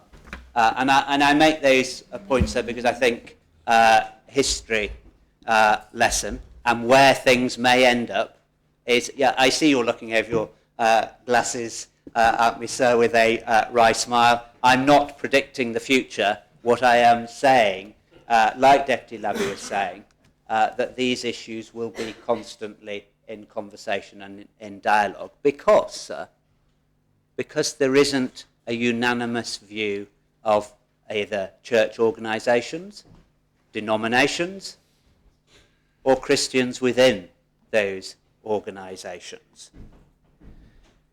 So what this these amendments to the law are all about is equality. It's about promoting marriage. So I am a great promoter and believer in marriage. Lifelong, ideally, long-term relationships are the building blocks of all, I think, coherent communities. And so encouraging people to make that commitment to each other, I think, is a positive thing. And as others have said, sir, I am sorry, and it is a great sadness to me that this debate has been, not today, sir, I think it's been so far a very well-managed, in large part orderly and respectful debate. But outside of this assembly, sir, it is a sadness to me that it has become divisive. And I say that, sir, because the politics of division, the politics of opposition is easy. But building walls, throwing stones, that's easy, sir. But building bridges, as the Dean would say, sir, going into no man's land, is much more difficult. But I believe that all leaders are called to build bridges. And we, sir, whether we like it or not, are the leaders of our community because the public have put us here. And therefore we should not forget that one of those responsibilities is to build bridges. And unfortunately, things have been said over the last probably only two weeks or so. They say a week is a long time in politics, so it certainly seemed a long time with all the representations that we have had. But since this clause has been lodged, things have been said which have not been building bridges, but have been building walls through our community. And I do want to, sir, address some of the things which have been said about the Jersey Evangelical Alliance. Because the characterization of those individuals and those churches, as they've been characterized, is not one that I recognize from knowing some of those individuals. We should not forget, sir, our history in part of Western democracy. Christian believers in our Western culture have been responsible for starting schools, social services, labour movements, healthcare, and many, many other areas of our lives. And, sir, members and church members of the Jersey Evangelical Alliance do, as Deputy Taddy was saying of other churches, do excellent work in our community. They provide food banks. They provide mother and toddlers. They provide places for people who are lonely to go. They go out onto the streets into our community on a Friday and Saturday night and are just there for people who might need someone to listen to them. So I don't recognise that characterisation of those either churches or individuals. So I want to then say, for my part, sir, I can understand entirely why the Dean quoted from the scripture that he did. So Deputy Taddy is renowned for quoting scripture in this assembly. we know his history, sir, but he does really seem to enjoy it. Unfortunately, I think he tends to quote it mostly in anger. He's shaking his head, sir, but I think those who've listened to him know that that is the case. But so we read that Jesus was asked, "Teacher, which is the greatest commandment in the law?"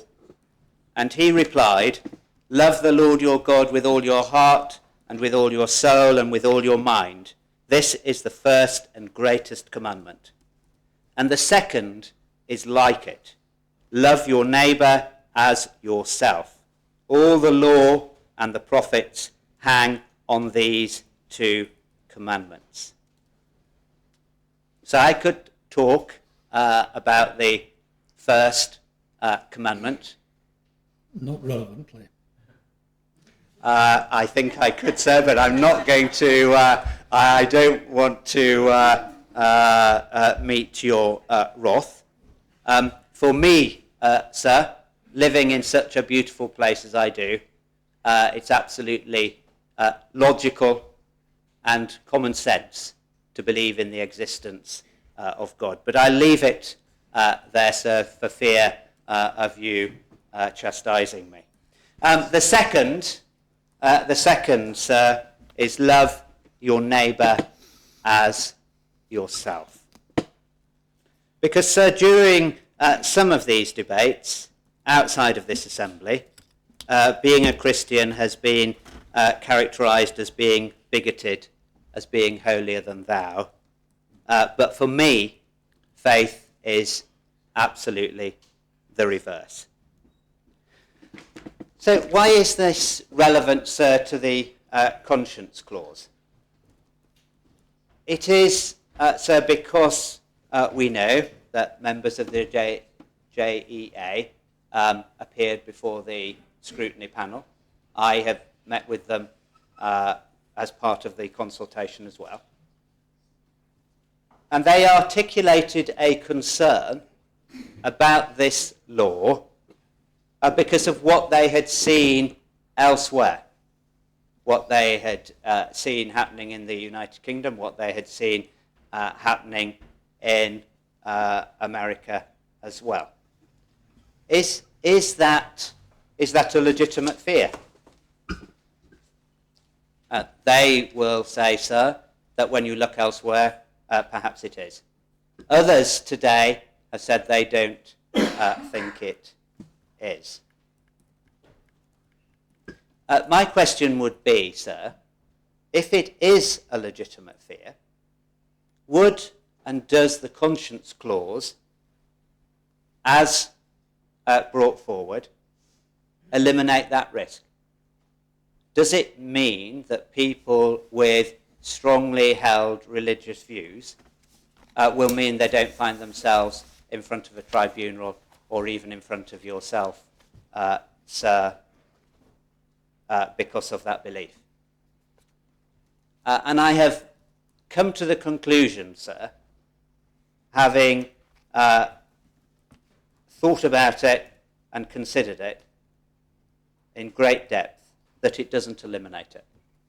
What it rather does, and I think it was Deputy Martin that suggested it as well, first of all, it creates differentials between the sole trader and a business owner and employees, and the protection that they might have for their belief. But more importantly for me, sir, it is about a trial of belief. Because we would be creating the situation where those of strong religious view would, as others have said, say, I'm not going to provide that cake, I'm not going to provide those flowers, I'm not going to provide that photography, I'm not going to sing at that ceremony, or at that after party, or at that anniversary, however many years down the line. How are they going to prove that they do so because of their strongly held religious views? We would be putting into law and others have talked about discrimination, but we would be putting into law the ability for a trial of one's faith.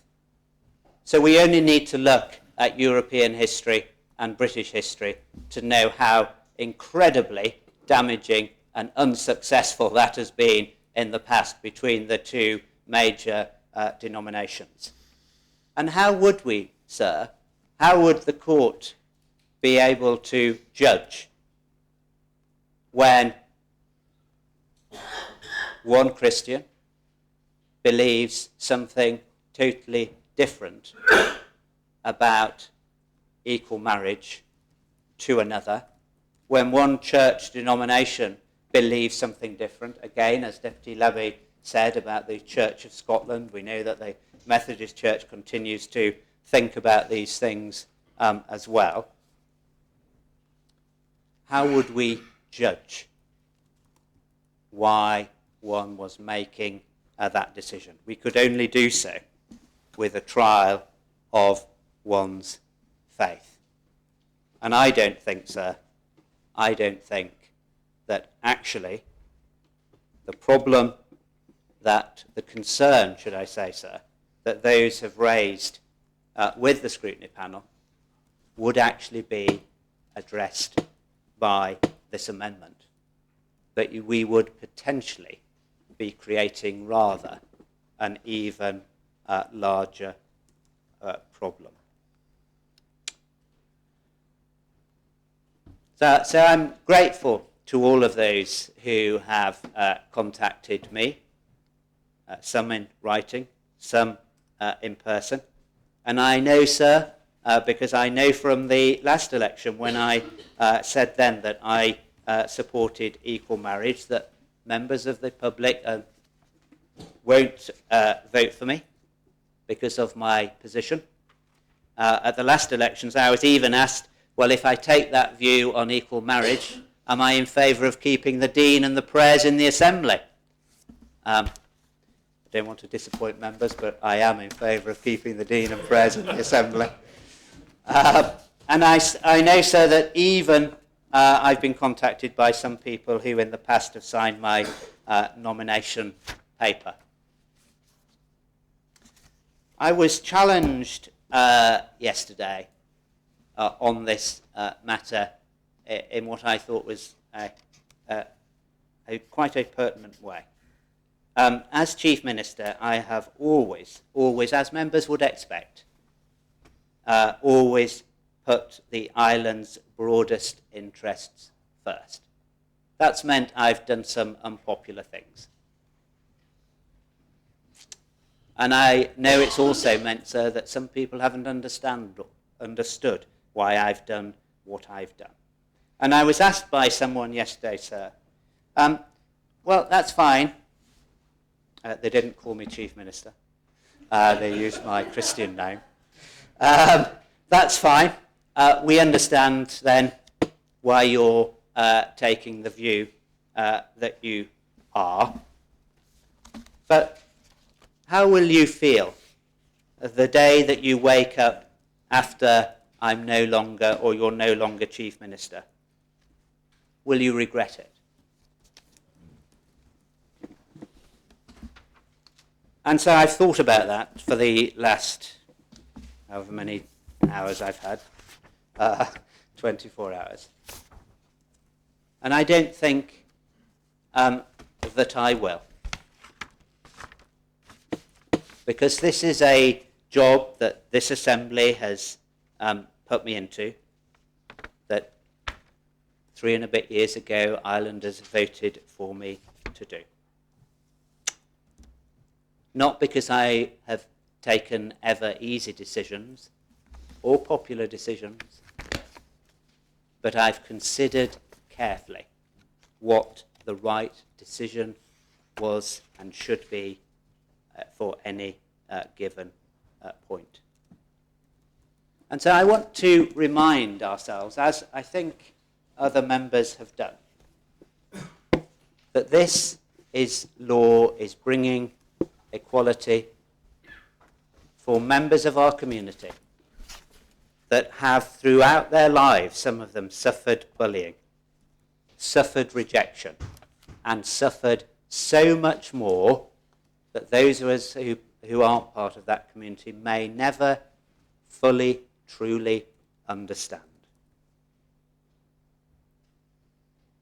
And sometimes we as a government, certainly those of us who associate with the church, have not acted in the way that we should have done, and I'm sorry that that is the case.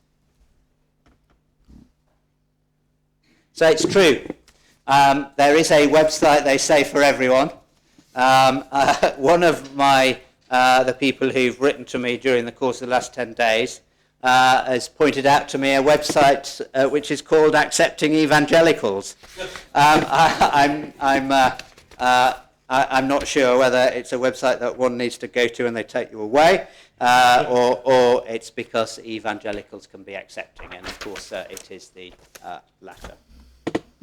The Dean mentioned something, Sir, as did Deputy Tadia in their speech, about discrimination law and referencing the United Kingdom Equality Act. We've made really great progress in our discrimination law, and as Senator Rutier said, we'll shortly be bringing forward disability discrimination. But we don't have anything in that act around religious belief or non-belief as they do in the UK Act. As they do in the UK Act. And so, sir, I don't think, having considered it, that the clause that the scrutiny panel is putting forward works. I think we are far better to consider and come together as a community, because that is so important after this debate, to consider what changes may be appropriate in our equivalent of the Equality Act. So the decision will be made today. I think it will be the decision that I thought it would be many months ago when I was speaking to members of the faith community when they first started mentioning this clause.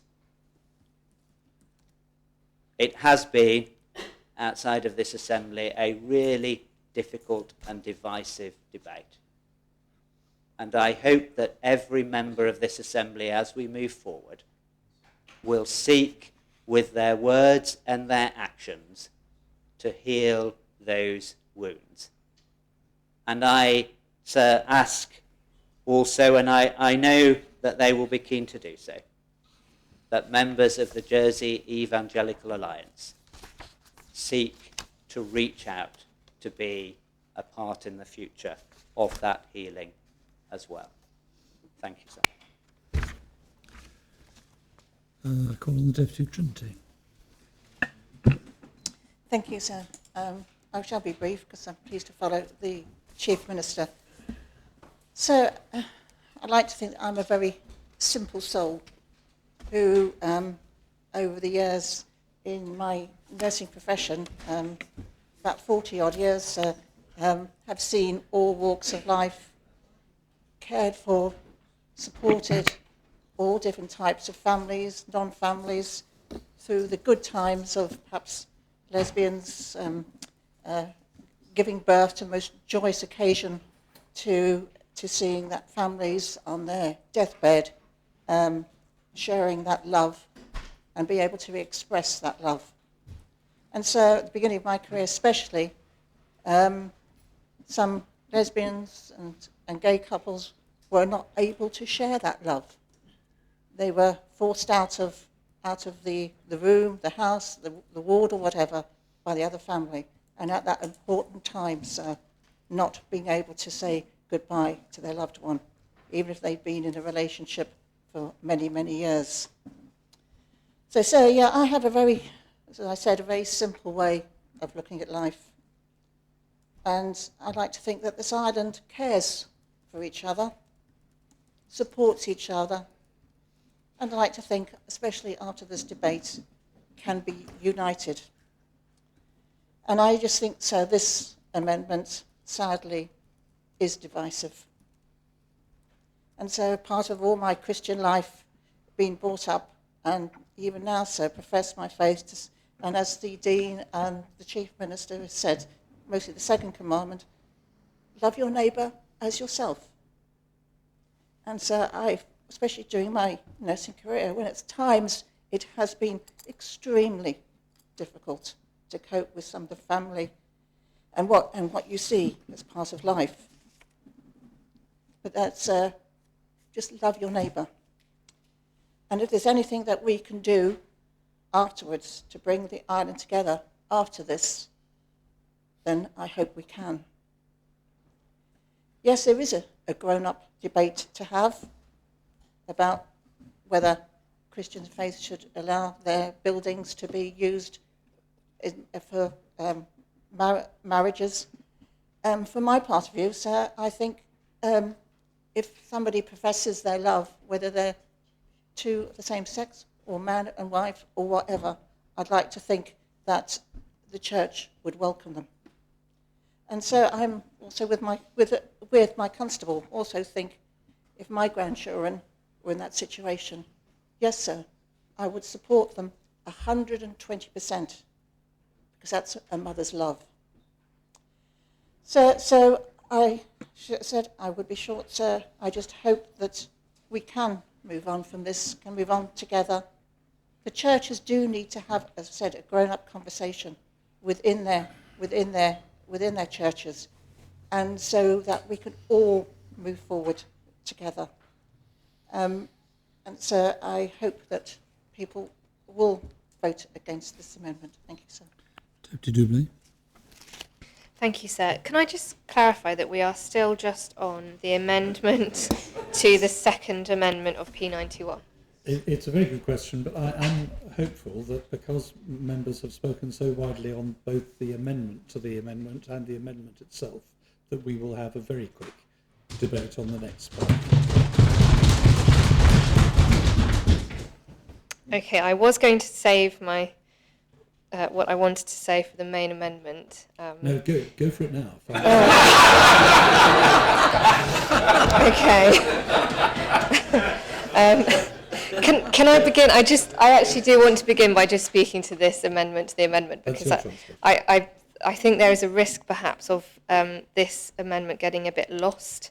And I'm not actually very political myself, despite the job that I'm in, but I'm told that often members might put in a halfway measure, so that the larger part of what they're bringing forward is rejected and they're hoping for a concession. And I'm just wondering if that's what's happening here. And when I look at the report attached to this amendment, it quite cleverly states, this amendment removes the second part of the tolerance clause and thereby allows members to vote separately on both elements. And then it's telling us how we should vote. Therefore, if a member supports the tolerance clause in its entirety, they should vote against this amendment. And the final statement on the report is, if a member does not support a tolerance clause in respect of persons who object to same-sex marriage on the grounds of religious conviction, they should vote for this amendment. But there's actually another sentence missing.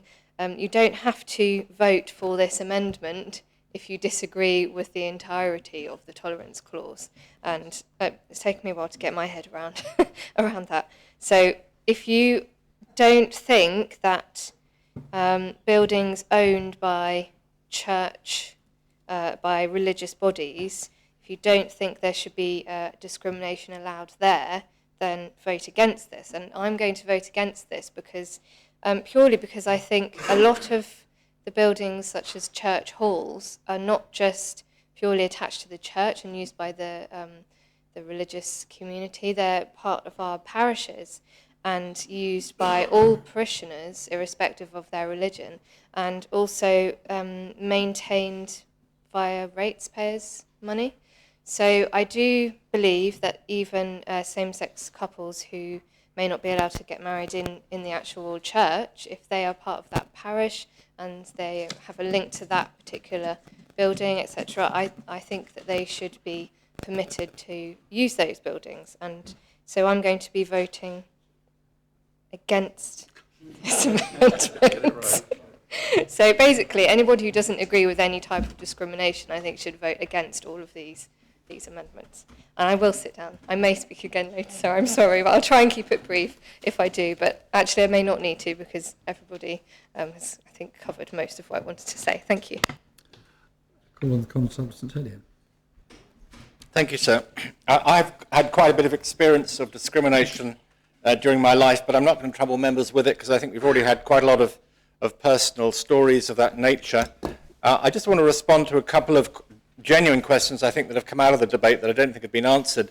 The Deputy of St One, in his thoughtful speech, was asking at the end about what protection people have whose religious beliefs make them unwilling or make it difficult for them to provide certain services for same-sex weddings.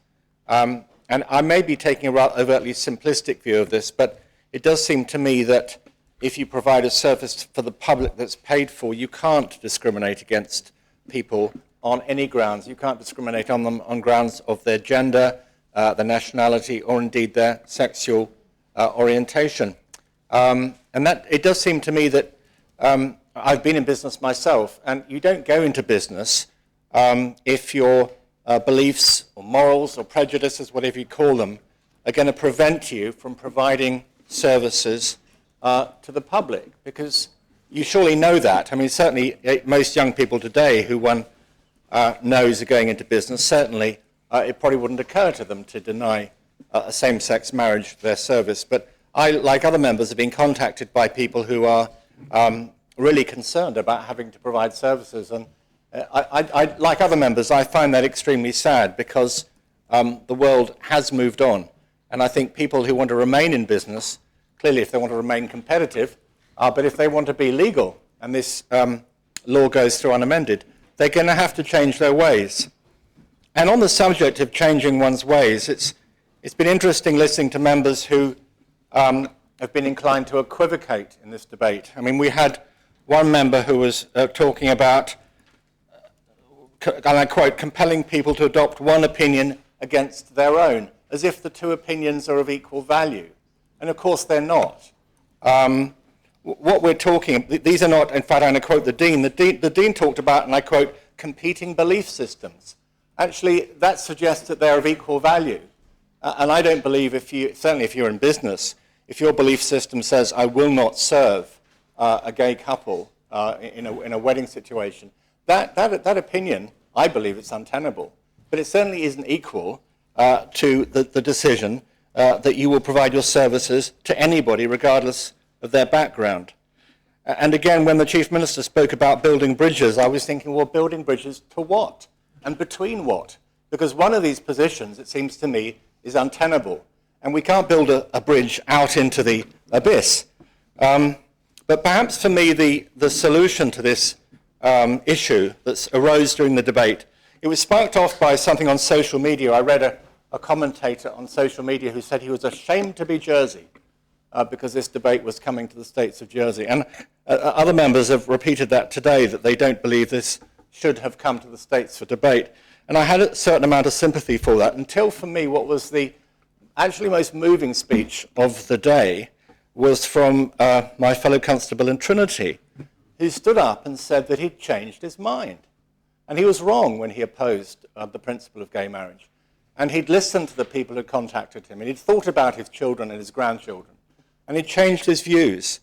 I remember being enormously embarrassed when I was at university, and I was invited to lunch, and I was actually deeply Christian at that time, and I was expounding at the lunch table how homosexuality, let's call it correctly, it's a short O, homosexuality was wrong, because it was biologically wrong. And I was the son of a biologist, and I was explaining it to it. And somewhere during my explanation, I realized, with that awful feeling, wishing the ground would open up, that I was talking to a group of gay people. And it was I've never forgotten it. And I learnt. I now understand and fully endorse. I didn't have any problem with anyone's sexual orientation at all. So I'm really pleased to have heard the Constable of Trinity talking about his moment of realisation, and I hope that as a result of this debate, other members, not only in this assembly but in the island, will realise that actually it really doesn't matter. If a couple are getting married and they love each other, then let's give them all the services they need to celebrate their happy day. Quite honestly, whether you're icing a cake, I gather it's the icing, not the baking, that's important. Whether you're icing a cake, whether you're printing a wedding program, whether you're singing a song, or indeed writing an epithalamium, as I did last year for a civil partnership, you do so with great joy, and you support that couple, and you hope that their relationship will be long-lasting. So, sir, I do urge members to throw out this amendment. It doesn't have a place, I believe, in our island, and I think we should simply kick it out and approve the law. Thank you, sir. Deputy Marshal. Thank you, sir. A lot has been said today, and I don't want to repeat things that have been said. I think one point which I would like to begin with, however, is to thank the organisation Liberate for the work that they have done in forming this law. In particular, their CEO, who works in an honorary capacity, who has worked incredibly hard in contributing to the formation of this law, and other laws, I'm sure, when they are to be there considered, as well as the work that they do within the wider community. So, when I was considering this, the clause that has been put before us, I got round to thinking to Liberation Day and the speeches that are given on that day every year, which talks about the island, remembering what's occurred within its history, and how it embraces itself as being a tolerant, opening, welcoming community. And I got to thinking, if this clause went through, during that speech, it would be an awful situation to say we're an open, tolerant, welcoming community, unless you're gay. And that isn't a position I think Jersey wants to have within its reputation. And again, so when this amendment was lodged by the Corporate Services Scrutiny Panel, again, many media outlets did cling on to this. And again, the damage I think it would do to our international reputation to adopt the clause that is being put before us would be bad. We know Brexit's occurring, sir, and we know that we will be looking to do more work with our Commonwealth neighbours and countries. May I just remind members that in 36 out of the 52 Commonwealth nations, it's still illegal to be homosexual or in some cases transgender. So I think it's important that we can turn around to those countries to show how Jersey, amongst other countries, is leading the way in LGBT rights. And I think, sir, by chucking out what is clearly an intolerance clause is certainly a way in which we can demonstrate how that is. As has been said, for my generation, this really doesn't seem to be an issue. And we've had that through the various propositions that have surrounded this. And so I would pose the question to members, when they look back and reflect on today, ask themselves, what side of history do they want to be on? I know exactly where I'm going to be. And finally, sir, there's a point about the law in its entirety, that what we're hoping to do is have many days of celebration coming out of this particular law to bring much happiness and joy to members of our community. And so, as it's been said, it's all about, it should be about love. Now, I'm no great poet, but there is written in a place called Corinthians, which does talk about love. And it says to us, love is patient, love is kind, it does not envy, it does not boast, it is not proud.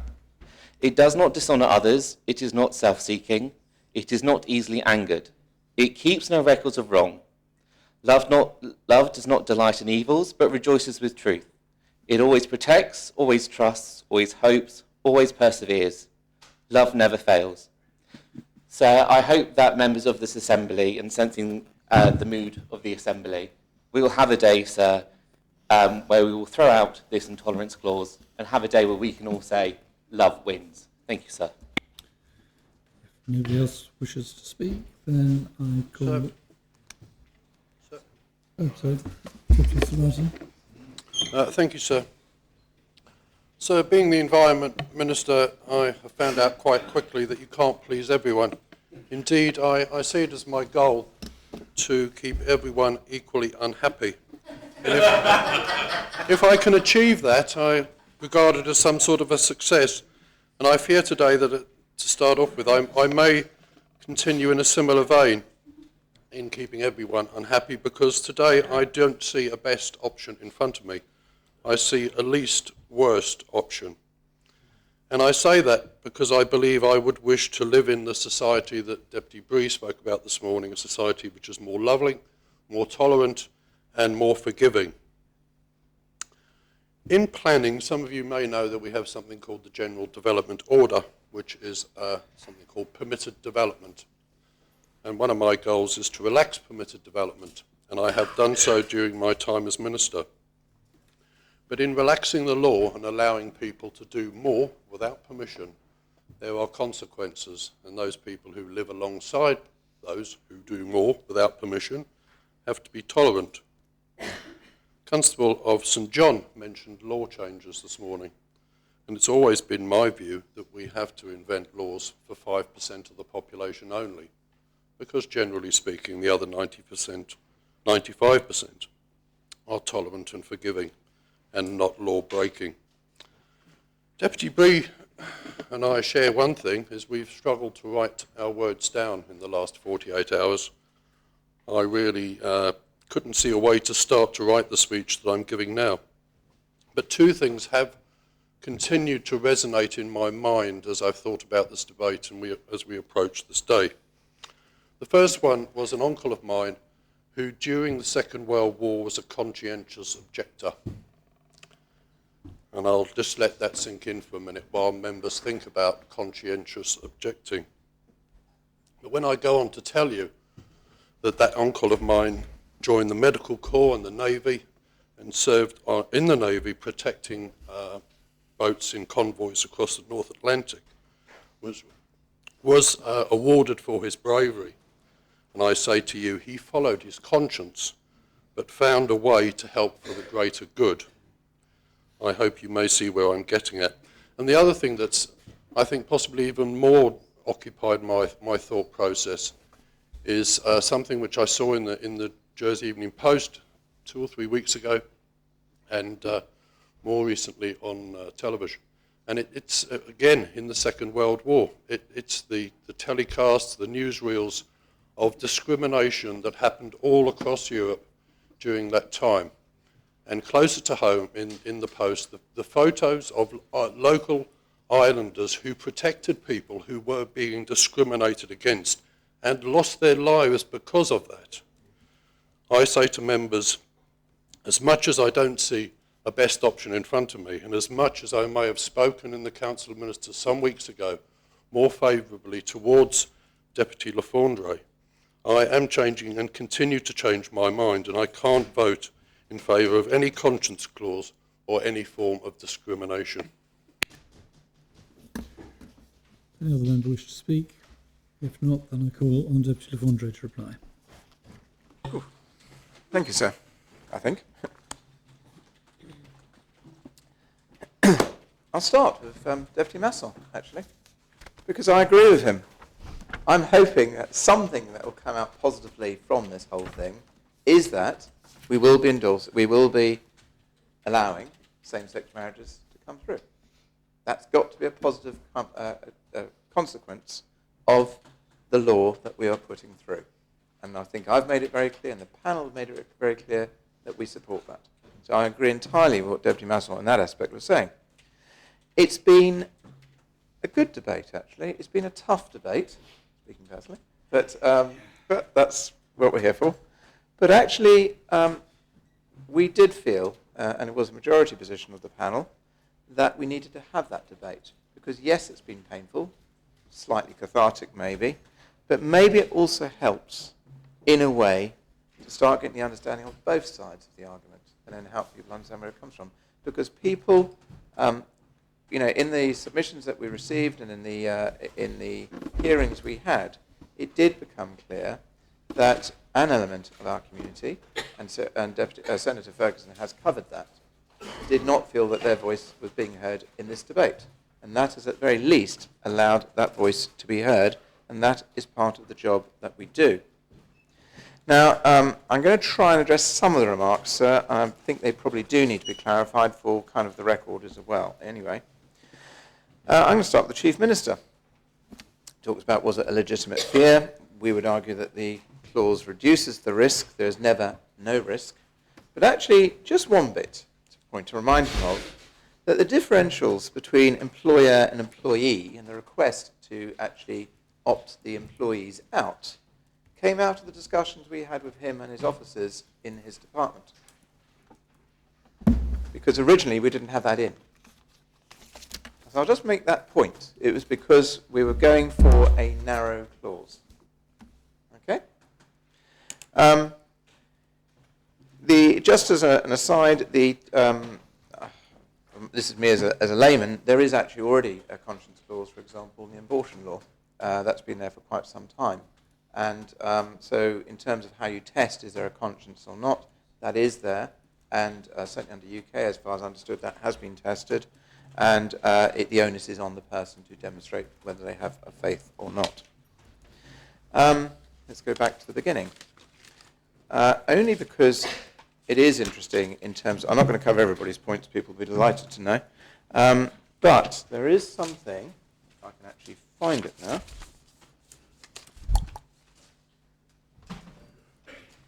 So the Deputy Chief Minister talked about no one will be stopped from wearing a crucifix going to work. And actually, I suddenly thought that may be the case now, but the only reason it's that's become the case is because of something that's called the Alvida case against British Airways, which went through the UK courts and got rejected all the way along the lines and had to eventually go up to the European Court of Human Rights, whereas it was upheld. Can't remember the exact year, but it's relatively recently. So it kind of misses the point that actually these, warm, comforting words were given in these type of debates in the UK. And I'll give an example. From Hansard in the House of Commons on the 5th of February 2013. Members will also need, this is by the Secretary of State who was introducing doing the bill. The introduction of equal marriage will not marginalise those who believe that marriage should be between a man and a woman. That is clearly a mainstream view. These are her words, okay? But neither will it continue to marginalise those who believe that marriage can and should also be between a man and a man or a woman and a woman. That's fine. We will not allow one belief to exist at the expense of the other. No misguided sense of political correctness will be allowed to impinge on that. It would be deeply divisive if in righting a wrong for some we created a wrong for others. And the examples given, no teacher will be required to promote or endorse views that go against their beliefs. As I said in my speech some time ago, since the law came in, there are about 200 inquiries a year that actually are the conflicts between the discrimination law and religious belief. So in other words, the warm comforting words did not match the reality. The Alvida case is an example. I'm going to try and whiz through some of those. I think I've talked about we were going to try and keep it narrow. I actually agree with Deputy Bree. Deputy Bree, as we all know, is a very strong character, with very strong views on certain things. And we all agree it is a shame we need a discrimination law. But unfortunately, that's not the reality at the margins. 90% of the time, none of this would be needed. But it is interesting when you talk to people about discrimination, they say, there must be no discrimination on this area. And then actually when you start getting their views, for example, on religious equality or perhaps other laws, or perhaps Muslims and things like that, sometimes their views are somewhat different to what has actually been publicly expressed. Deputy Mezek, I think, did miss the point quite a lot. The whole point is this distinction and this difficulty between marriage and the definition of marriage. It's not about stopping a gay person going to a restaurant and eating. The one point I think I'd make, which I pick up on the Chief Minister, is actually a lot of the religious organisations do a lot of work, particularly in relation to poverty and mental illness, and I think that should be recognised. For Deputy Dublé, now a couple of things. One is, in the example she asked about to the Solicitor General, where she said, can someone not politely say, I don't agree, but still provide the goods? Well, of course they can. But actually what they can't do is not provide the goods, because that would be discriminatory. And unfortunately, I shall give an example in slightly more detail. In relation to this amendment, given her views, on this particular next vote, she should be voting poor, because that rule is effectively voting against the tolerance clause, if that helps.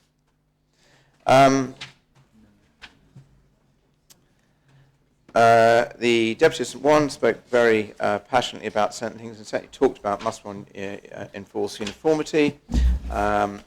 Senator Ozov talked about we should not discriminate, we should not have opt-out clauses. Well, actually, and I don't pick on it because it's Senator Ozov, this is a theme that's come through, and I do want to quote, if I can, sir, which is now John Walkies. You'll be delighted to know. From an aspect of the law, if I can find it. Oh, there we go. Right. So we're not going to discriminate. Okay? No discrimination whatsoever because it's abhorrent of whatever we do. Part 2, exceptions to prohibited acts. This is from the Discrimination Jersey Law 2013, race.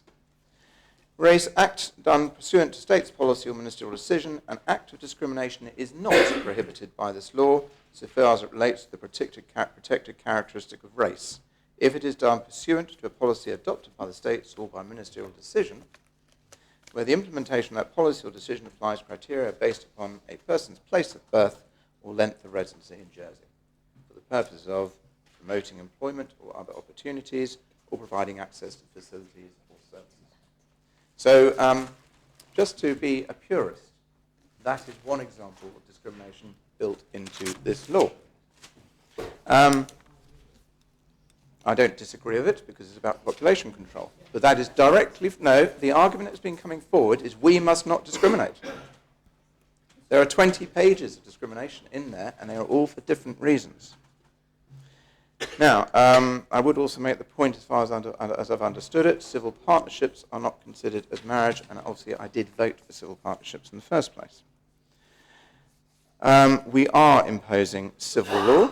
There's no question about that, and the issue around that is the boundaries between the law that was in place and people being in business and how those boundaries are now going to change and what the impacts are.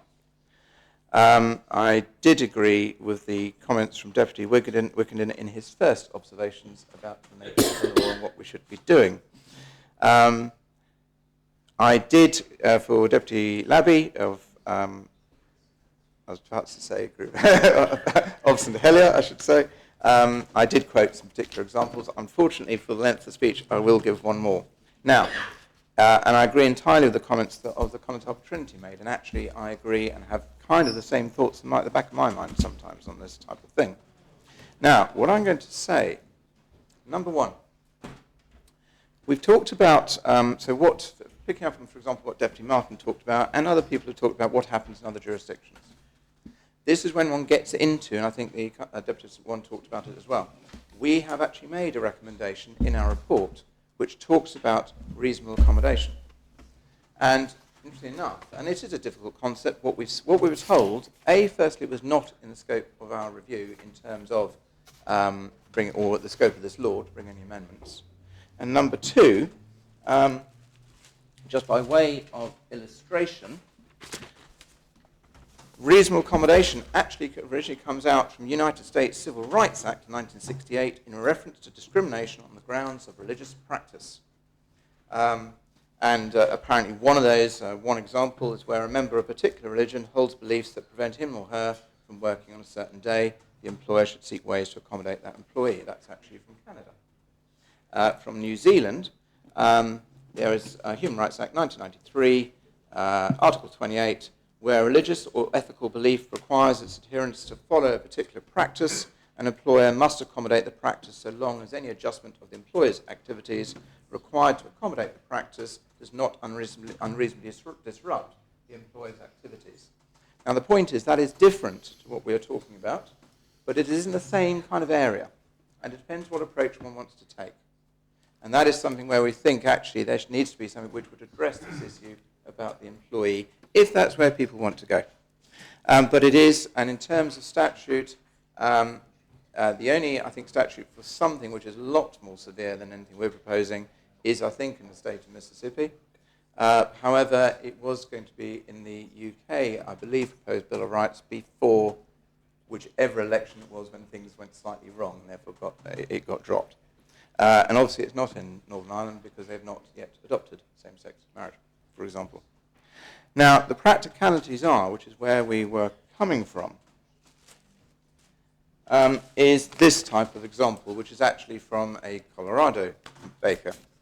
And I'll just read briefly from it, an article on it, which was sent to me, and actually I thought it was useful. Phillips, the baker, has been a Christian for 35 years. He closes his shop on Sundays, helps employees with personal needs outside of work, and declines to make cakes with offensive, vulgar, or profane messages.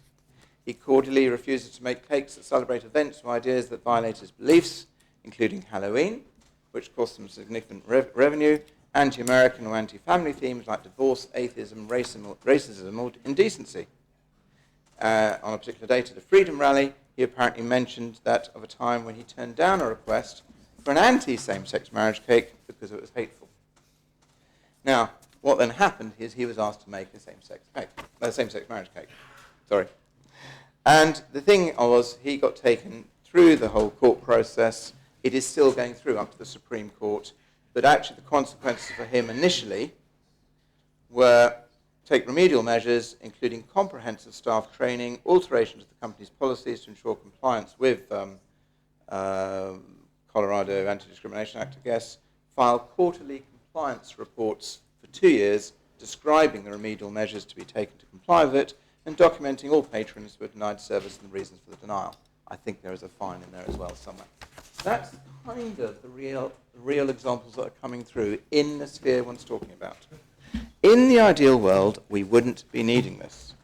Interestingly enough, it was interesting by the comment from the Commodore St. Helier about if you run business, you don't have conscience or something. And I just came across a quote actually. It is important to remember that just because someone decides to run a business or provide a certain service, that they do not, as a result, give up their civil, social, or human rights.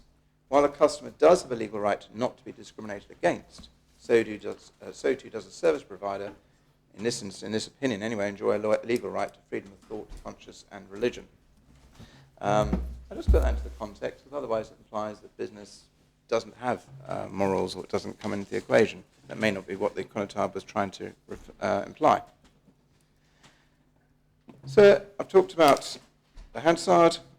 Some people suggest, well, actually, that happens that you just say you're busy, or you just can't do the job, or whatever. But basically, you're encouraging people to be dishonest. And of course, if you then get caught out, you then end up in the discrimination territory. And what was interesting, so just to back up in terms of perhaps more informed opinions, perhaps, is to quote Baroness Hale, who is the Deputy President of the Supreme Court, who has actually in the past suggested that a conscience clause protecting, and this is a quote from a newspaper article, protecting Christians and others whose beliefs on issues such as homosexuality and where they clash with their jobs should be considered to help resolve disputes over religious freedom. Because she is saying she's not convinced yet that the law has found a way to strike a reasonable balance. It still has to work out how best to accommodate people's rights to follow their beliefs whilst protecting others from discrimination. And actually, in that particular article, it says the story has just begun. But what is interesting is then she cites the example of Canada, and that's the Reasonable Accommodation Clause, where those who refuse to provide a service, such as hiring a room for a same-sex wedding, must take reasonable steps to provide an alternative. Now, it depends on people's views, but I'm just putting that alternative thing out there, because that was what our job was to do. I make the point again, in terms of people who have said that discrimination shouldn't happen, that faith effectively doesn't matter, provided, well, basically, it has to comply with the boundaries of the law. And the point I make is that what we're saying to certain people in that case is that we can discriminate, as I said, for places where you can eat lunch. You can decide there that you can discriminate whether it's a man or a woman that goes in and eats. And that's important because that's in the law. But you cannot discriminate in terms of people's views on the teachings from their deeply held religious convictions. So the arguments from the people who say we must not discriminate, there are a whole range of complexities or perhaps contradictions that I think it was Deputy Labby did refer to, and when he touched on the quadruple lock, because that is discrimination and that is a conscience clause. And I think the concern, and this is just to pick up on something that's in anticipating future arguments from on future debates on that Deputy Doublé touched on, which is about the church buildings. And the issues, as I've understood it, is that so if basically this aspect of Article 7A is deleted, which one anticipates from the mood of the Assembly it will be, what it leaves in is the issue around church halls and things like that. And the difficulty within all that lot is there are inconsistencies across Jersey as to how church halls are presently treated, and what we're trying to do there is to remove those inconsistencies from the point of view on where there is a contradiction that a church or religious organisation is not compelled to provide certain services. Now, the contradictions are, if you have a church hall within the curtilage of a church, that has one level of protection already in the legislation we are facing. I don't think that's the answer on your amendment. It's a question that Deputy Doublé referred to and is a consequence of the removal, sir, of the tolerance clause and what is left. What happens in that if a church hall is outside the curtilage of the church, so it's across the road, it will not have that same protection under the present legislation. And all we're trying to do is bring the level up to a certain point where, yes, if people want to allow any use they want, they can. But if they have a problem, there's a consistency, so they're not compelled to allow that use to happen. At the moment, within the present legislation, under some buildings there will be a protection, and under others there won't be because they are 10 feet across the road from the church. That's the reason we've come from it, and that's because in certain cases there is a sensitivity in certain areas as to how those halls are used. That's it. But it is a point that if one doesn't have something like that, there will be inconsistent treatment for similar buildings across the island according to where they are located. I hope that helps matters, so maybe that hasn't. Right, I'm going to try and wrap up, sir, and just say thank you. It's been difficult, we've known that. We thought it was important to have this debate. It's been tough, no question. It would have been better to have this debate a year ago or something, and actually so we understand where we're all coming from, and perhaps come to a compromise position or something. I do thank everybody for their input. Even the ones where I've possibly disagreed with what's been said, but that's part of the job. If scrutiny had not brought this law, brought the review in, there would be a whole range of inconsistencies in the law. This is one of them. We'll get to the others shortly. And on that note, sir, I do remind people, members of the Peter Tatchell quote, that's, in his view, it was an infringement of freedom to require businesses to aid the promotion of ideas to which they conscientiously object. Discrimination against people, which, for example, would be racist, should be unlawful, but not against ideas. And I make no apologies as well for saying, sir, and repeating, I disapprove of what you say, but I'll defend to the death your right to say it. Now, sir, in terms of the vote, I remind members, if they want to retain a no compulsion clause, then they should vote against this amendment. Whereas if they do not want such a clause, then they should vote for it. Because this amendment is to withdraw what's been referred to as the tolerance clause out of our amendment. So if you want to withdraw it, you vote for... Point of order, this sir. May I ask, please, point of order? Deputy Le Fondre is encouraging members to vote in a certain way. We vote how we wish, but could I confirm my right and other members' rights to vote against this and vote against the underlying principles of it as well? As you said in your speech earlier, Senator, you're entitled to vote against both this and the principal amendment. So no message. So in voting against it, we're not giving any indication that we support the keeping of a tolerance clause, as Deputy Le Fondre is advising us to do. We have that right to say that, do we, sir? You have the right to vote on both as you wish. Thank you, sir. Do apologise, sir. I was just trying to clarify for some people who've asked me what the consequence of voting which way was. People can vote whichever way they like. And on that, sir, can I call for the appel? Sir, my learned friend behind me, we've had difficulty hearing everything with Mr. Le Fondre, Deputy Le Fondre has been saying. So would it be possible for you to tell us exactly how the voting is going and how we're going to... What will happen if we vote one way and vote the other? Please, sir. Absolutely not. Absolutely not. You must decide for yourself how you're going to vote. But you can vote. You can vote for the amendments or against them, and you must work out what the effect of that is. I'm sorry, I can't help you on that. Is it worth me repeating what I said? No, it is not, Deputy. You've set it out in your report in any event, your views, so those views will either be accepted or not, as the case may be. I'll invite members to return to their seats, and the vote is on the second amendment to the amendment to the amendment to the second amendment, and I ask the greffier to open the voting. So sorry, sir. For clarity, if I don't want the tolerance clause, I vote for.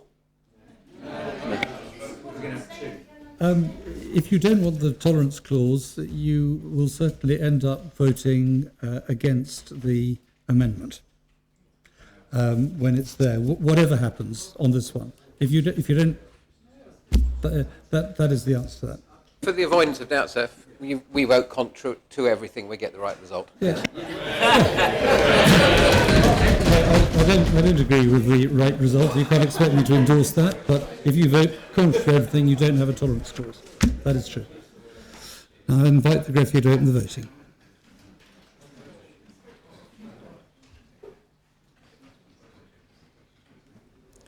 If all members have had the opportunity of voting, I ask the greffier to close the voting. The amendment has been defeated, 2 votes in favour and 44 votes against. Could we have the 2, please, sir? Those voting in favour, the Connétable of St John and Deputy Bree. Right, we now come to the Chief Minister's third amendment to the second amendment.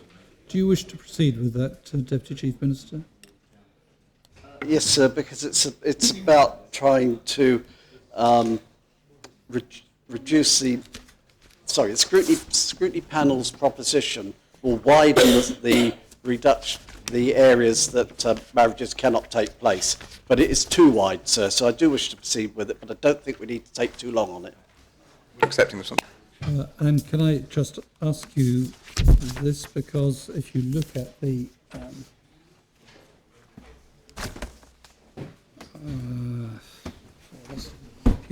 amendment, the word place appears in 2 different places, if you'll forgive me for saying that. Would I be right in thinking you assume that the amendment should read, in the substituted paragraph 6b, for the words a place, on the second occasion it appears, substitute the words an extraordinary place? That would be correct, sir. I think otherwise the amendment doesn't make very much sense. I take it there's no objection from members if we amend the amendment in such a way. So I'll ask the greffier to read the amendment as I have just described. Page 6, Amendment 5. 1. In paragraph A, in the substituted paragraph 6b, for the words a place, on the second occasion it appears, substitute the words an extraordinary place. 2. In paragraph B, for the word paragraph, before the M dash, substitute the words paragraphs. And A, in the substituted paragraph 13, 1, after the word may, insert the words subject to paragraph 13A and.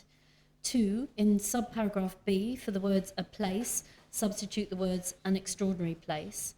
And 3, after the substituted paragraph 13, insert the following paragraph, 13A. The minister may not certify a location as an extraordinary place of public religious worship unless A, the owner or trustee of the location has given written consent to such certification, and B, the minister, having consulted the principal occupiers or users of the location, considers it reasonable to do so. 3, after paragraph B, insert the following paragraphs. C, in paragraph 14, for the words place of public religious worship, substitute the words usual place of public religious worship or extraordinary place of public religious worship. D, for paragraph 15A, substitute the following subparagraph. A, shall be deemed to have been certified under paragraph 13A as a place of usual public religious worship of the religious organisation in favour of whom it was registered. And before you start, did I understand, Chairman, you said that your panel would accept this amendment? Yes, sir. Deputy Chief Minister. Right, sir. That's good. I'm just trying to think how I could shorten it so not to waste the Assembly's time. You could invite any member to speak on it if they feel they need to. And just leave it. Well, I'm happy to do that, sir. Invite any member to speak on it, and then I'll answer their questions. Is the amendment seconded? Does any member wish to speak? Deputy Teddy. Yeah, sir. Thank you.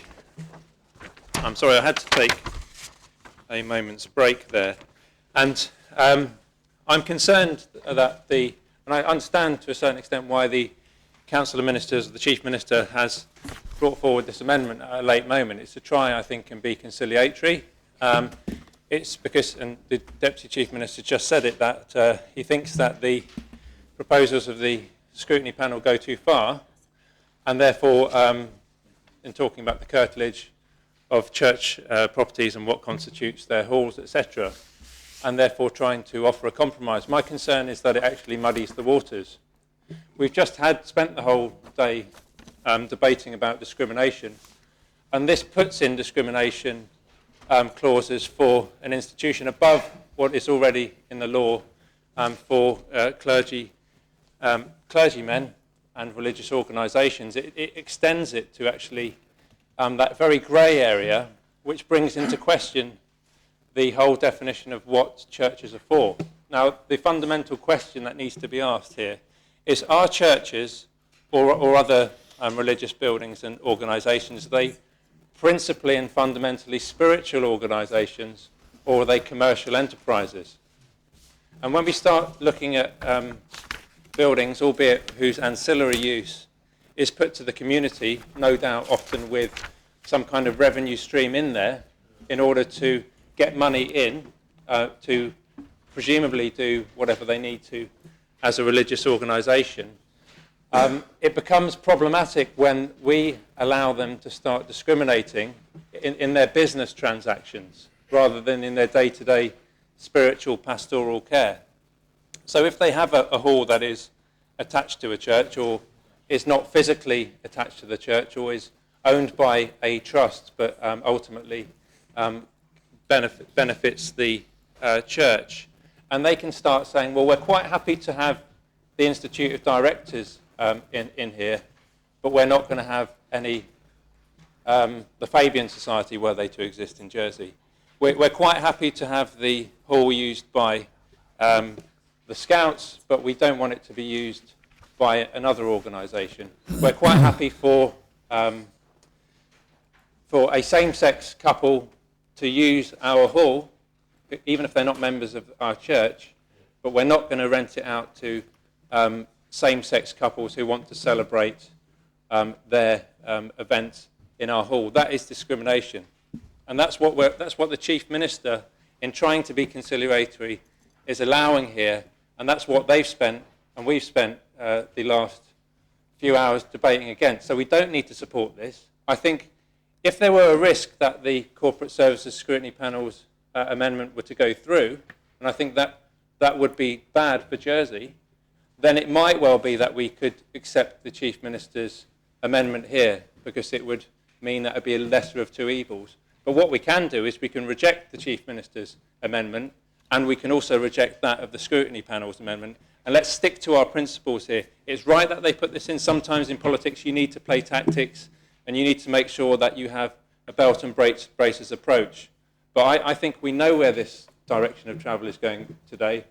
It's going to open a can of worms. It's exactly the same kind of problems that we've been seeing and trying to fight against, and it's not right. I think we need to reject this. And in fact, it would be helpful if the Deputy Chief Minister might consider withdrawing this. Deputy Fondre, it may help members to know if you are going to ask for voting on the 7 paragraphs of your main proposition, the main amendment, in one go or separately. No, so we're assuming it will be separate, sir. If they're going to be separate, then just inform members there will be an ability to have the debate when we return to the debate on the Second Amendment, which we have only left for the purposes of these amendments to the amendment. So we will have a debate on the substantive provisions later on. This, at the moment, is only a debate on the amendment of the Deputy Chief Minister. Senator Joseph. So, very, very quickly, if I may just replace one word, which I agree with the sentiments that Deputy Tadia expressed. I don't think the Chief Minister, Deputy Chief Minister are being conciliatory. I think they are being damage. I think they're preventing and engaging in damage limitation, just in case the underlying proposition were to have been adopted, if I may respectfully say. And for that reason, I will be voting like I did the last one, because I don't want any intolerance clause in it. I'll be voting against this. But I do absolutely respect the fact that the Deputy Chief Minister and Chief Minister have attempted to limit the damage should we enter into the nightmare zone, in my view, sir. Sir? Deputy Fondre. Yes, sir. It might actually help here. And I'd take members back to the presentation we did on Monday. We are now out of the territory of what one might call a tolerance clause. This is about the issues concerning churches and chapels. And I'll just make sure I am being correct here, sir, because the definition of under the quadruple lock was about usual places of public religious worship. And that caused a problem, for example, under Church of England law, where anybody in the I'm using the Church of England as an example, it might apply to other churches as well, where to use under present UK Church of England canon law to enable if a minister or member of the clergy allowed a same-sex wedding to take place on consecrated ground, i.e. in a church, for example, they would lose their license. Okay, they'd be sacked, no question. They have no choice. And so, the difficulty that came out when we were talking about this is this usual this usual place of public religious worship. And the example that we were using, although it has now been covered, but this is an analogy, is Hoog B. Hoog B, originally when we were talking through, we were advised that would not be counted as a usual place of religious worship. I say that was the original advice. And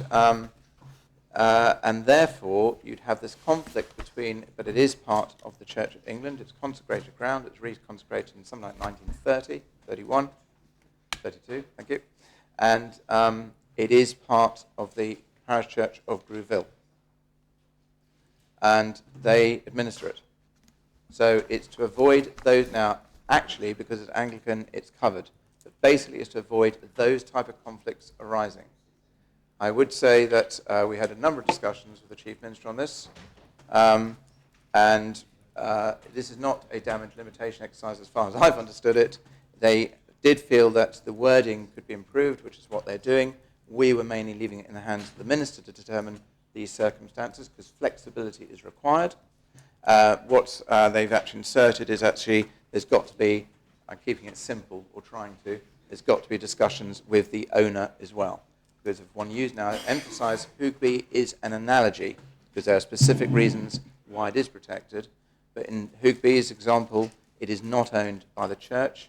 It is owned by Jersey Heritage, but it is administered by the Anglican Church. Shall I wait a moment? So, would you mind if you just give way just for a second? Le Hugby is actually owned by the Société, not by Jersey Heritage. I thought I'd just clear that up for you, sir. Thank you, sir. I do apologise. We were assuming it was Jersey Heritage. And the point is, it's not owned by the Church of England. Sorry. And, but it is a Church of England site, as an example, and it wasn't necessarily, at the point we were receiving advice, a usual place of religious worship and wouldn't be therefore protected under Article 23. And that does cause some conflicts within the churches, because it's administered by the Church of England, if a same-sex couple came along and said, we want to get married there, the only person who can give licenses to it is the Church of England, and if they did try and issue a license, they would be sacked. So this is trying to take it to basically extend the protection. Now, I will say, as I said, Hugby specifically, for complicated reasons, has a protection, but it's those type of analogies where it is not a usual place of religious worship. This is to allow the flexibility within the gift of the minister and the gift of the owner to ensure that there's no, you don't get these conflicts arising when it is consecrated ground, basically, sir. So just through you, sir, can I just confirm that this is the Chief Minister's proposition, amendment, and not the Council of Ministers? There's no collective responsibility on this issue. Well, I can answer that one. It's a free vote on these issues, sir. Thank you, sir. Does any other member wish to speak? If not, I call on the Deputy Chief Minister to reply. Thank you, sir. And Deputy Senator Ozef here summed it up. So this is something with a heavy heart, really, that I bring, because what we're trying to do is damage the limitation on the amendment of the panel, sir, in trying to protect the occasionally used or historic places of worship. The panel have taken that an absolute prohibition extends to any place of public religious worship certified by the minister. The problem being that whilst the minister is not required to certify any place, they could potentially certify places such as Bonwy Bay, where we know that there is the annual and occasional public religious worship. If the scrutiny panel's proposition was accepted unamended, that would not be possible for same-sex marriage to take place at Bonwy Bay. Furthermore, sir, the panel's amendments have no checks or balances other than the ever-present requirement of the minister to have regard to all circumstances of the matter. In order to ensure that the panel's amendments are proportionate and reflect that the in-principle decisions of this Assembly regarding the protection for religious organisations, so that I propose that Article 23 is further amended, and amended to allow that the minister may certify places, thus prohibiting them from being approved for same-sex marriage, but only, and it is discriminatory, I accept that, but only on the consent of the owner or trustee, and only having consulted the principal occupiers or users of the location, sir. This is important because as the owner of a historic or occasionally used place of worship may not wish to be prevented from hosting same-sex marriage. They may wish to be able to facilitate that, sir. Similarly, the principal users who may be members of the public may object to such a prohibition.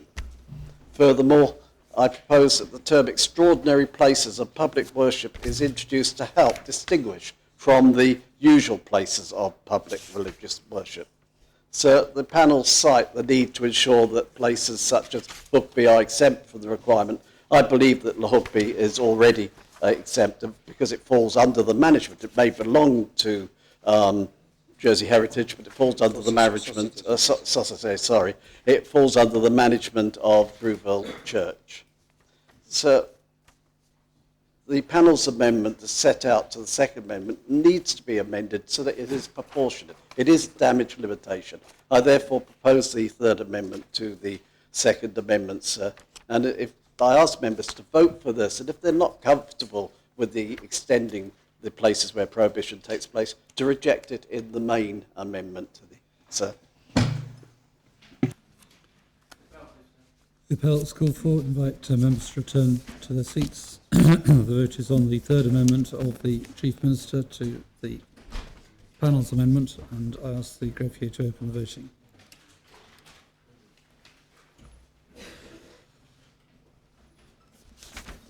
If all members have had the opportunity of voting, I ask the greffier to close the voting and announce that the amendment has been adopted. 28 votes in favour, 16 votes against, and 1 abstention. We hear the 28, please. Those voting for, Senators Routier, Gorst, Green and Ferguson. The Connotabs of St Helier, St Clement, St Peter, St Lawrence, St Juan, St Martin, Grouville and St John. The Deputy of Grouville, Hilton, Lafondre, Trinity, Kevin Lewis, Knoll, St John, Higgins, Massant, Himmel, St Martin, Bryans, St Peter, St Juan, Bree and St Mary. Very well. That now deals with the amendments to the second amendment, and we now return to the debate on the second amendment, which was proposed by the panel. I have you down, Deputy Chief Minister, as wanting to speak first on this. Thank you, sir. Yes, I think I started the speech that much earlier in the day, sir, before you rightly pointed out that I was in the wrong place. So I'll try and keep it brief because I think we've covered a lot of this. I and my colleagues, I hope, are going to accept most of the panel's amendments, with the exception of para 2 of their second amendment, which relates to the Article 7 that we spent so much time talking about today. We've already rejected the amendment outright, and I urge members to continue with that and reject Article 7. So, and their fifth amendment, which relates to the proposed changes to Article 3 that we've just been, 23, sorry, sir, that we've just been talking about, sir. I'm just trying to cut out as much as I can so that... So I think because I'm comfortable, unless members want me to talk a lot longer, I'm comfortable with the panel's amendments, apart from the two that I've mentioned, and that is the Article 7 and Article 23. So I think that I haven't got much more to say. I think I'd be keeping members here unnecessarily. Sir, can I just seek a point of clarification from the last speaker? Because I'd understood, I hope could the Chief Minister be listening to this if possible, I'd understood that Article 23, the amendment that we're doing to it, was being accepted by the Chief Minister on this. In other words, following the amendment, that this is the anomaly on the church location, sir. And perhaps somebody could clarify that, because that was my very clear understanding that we were the only one that the Chief Minister had a particular problem with was the 7 and 7A articles. That Article 23, which has just been amended by the Chief Minister or the Deputy Chief Minister, in its amended form was being accepted. So I said earlier on, when somebody asked, it's a free vote. So I've given my view. I think what the Deputy is asking, and perhaps it would be helpful for members to know, is despite the fact that you have successfully obtained an amendment to Article 23, are you encouraging members to vote in favour of it or against it?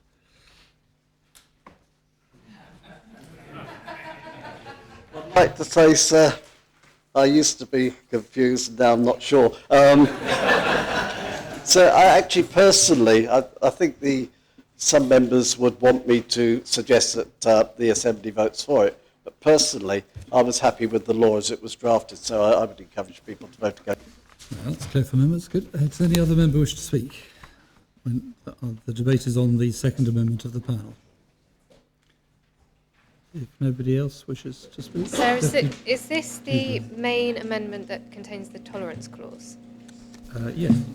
It is. Can I just very briefly just say something? Yeah, of course. Is that okay for me to speak now? Okay. I will be really... On any of these amendments? Any of the amendments. So this part here contains the tolerance clause. It does. Okay, thank you.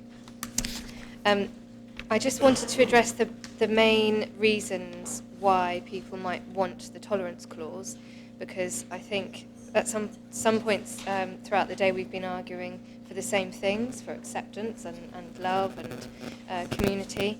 And I just wanted to put myself in the shoes of somebody who does hold strong religious convictions, that they believe that marriage is between a man and a woman, because I'm trying to empathise with those the people who have those beliefs. I was brought up as a Catholic, so I have been part of a religious community, and I understand that people hold those views sincerely and perhaps don't mean any harm by them and genuinely want to carry out their businesses, and this is a difficult choice for them.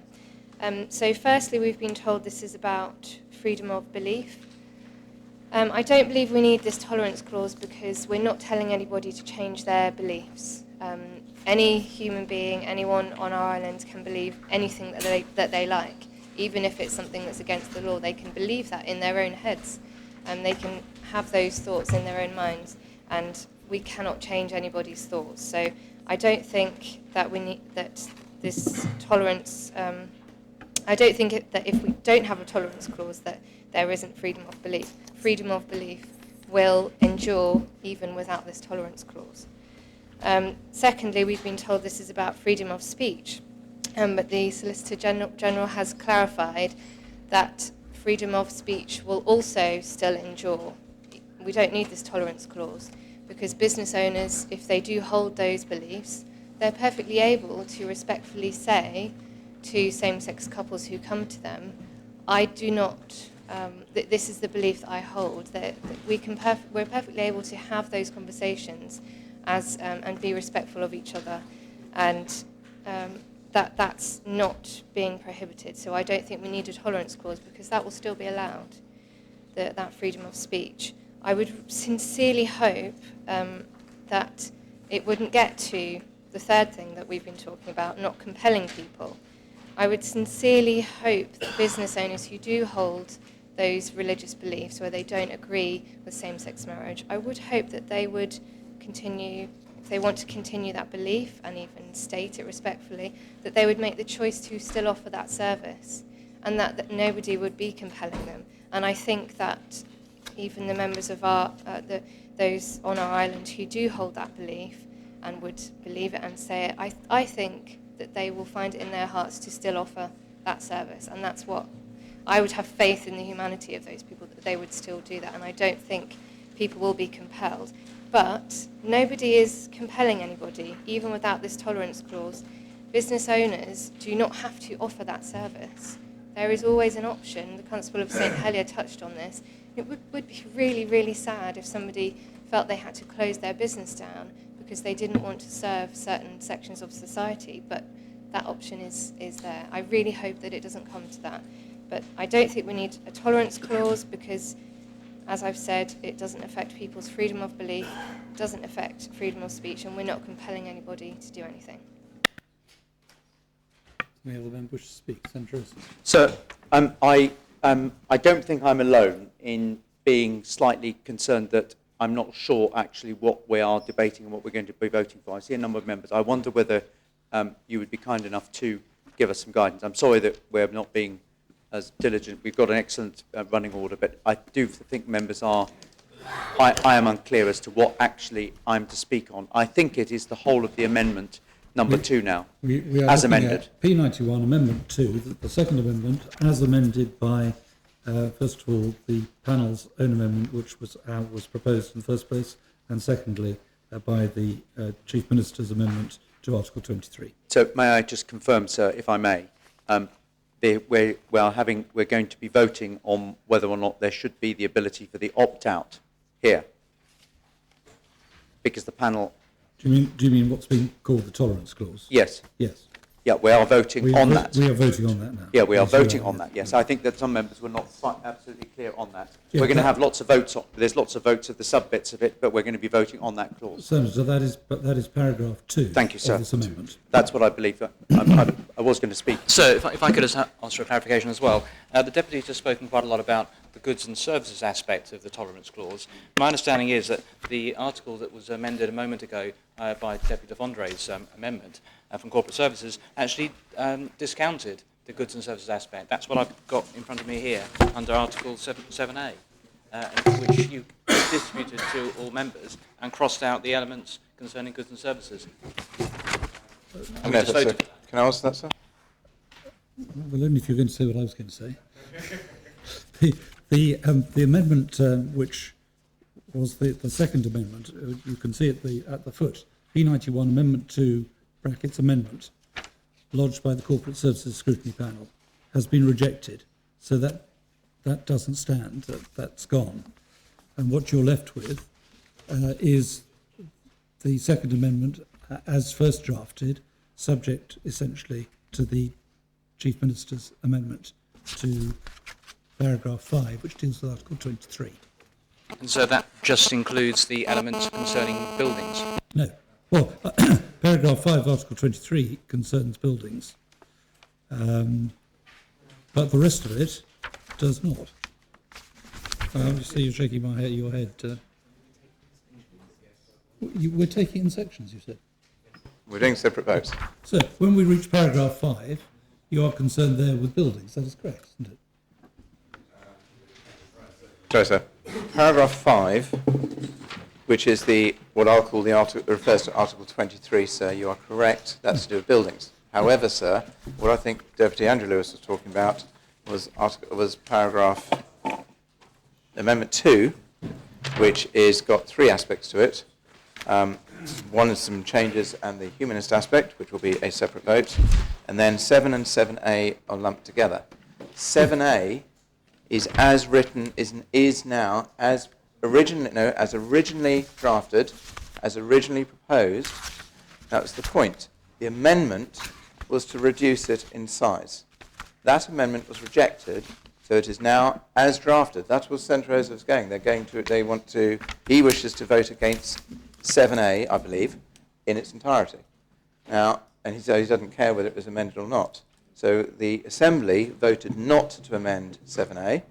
I presume, I won't dare to presume how people are going to be voting, but what they've got to do when we get to 7 and 7A in the running order is determine whether they vote for or against what is in fact the wider tolerance clause. There is a further proposition by the Chief Minister which introduces a new 7A after this set of votes. So the amendment that we will be voting on in 7A terms is what is written in the order paper. It has not been changed.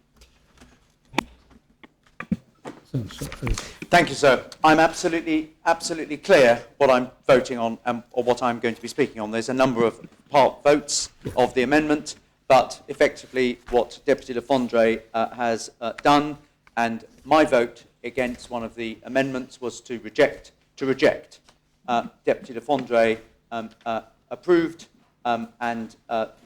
he rejected his own amendment, which indicates that we wanted to have the full amendment, which we now have.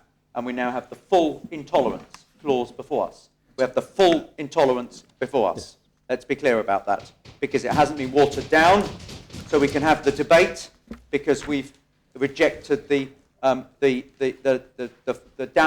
sort of attempts at letting it be less damaging. So we're dealing with the full intolerance clause.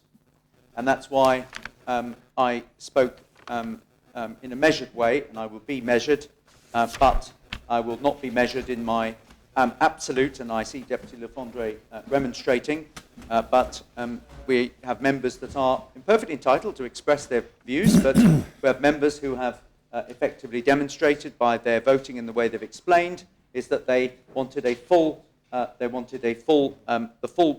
version of the intolerance clause. It was rejected. The watered down version was done, so we're having the full tolerance. We've got the full version now. So, and let's be clear. We're going to have individual votes, which we're going to accept some of them. But my opposition is on the intolerance in its maximum effect, which will cause the damage, because it will be able to do it will be able to give that ability to say no gays here. That's what it says, and that's what I believe will happen. I know that people, and the Deputy of St. Juan and other good people that say, no, they don't believe that will happen, but that's the effect, in my view, that is going to be legislating. We are legislating for discrimination. Quote that I was going to use from Nelson Mandela is if you want to make peace with your enemy, you have to work with your enemy, and then he becomes your partner. Well, there's no enemy here, but the enemy is, for me, an intolerance clause that allows this. And we've tried to work with the members of this assembly, have tried to debate, and we've had some excellent remarks and excellent speeches, but effectively, I don't want to be a partner with something that's going to put in an intolerance clause. I don't want that.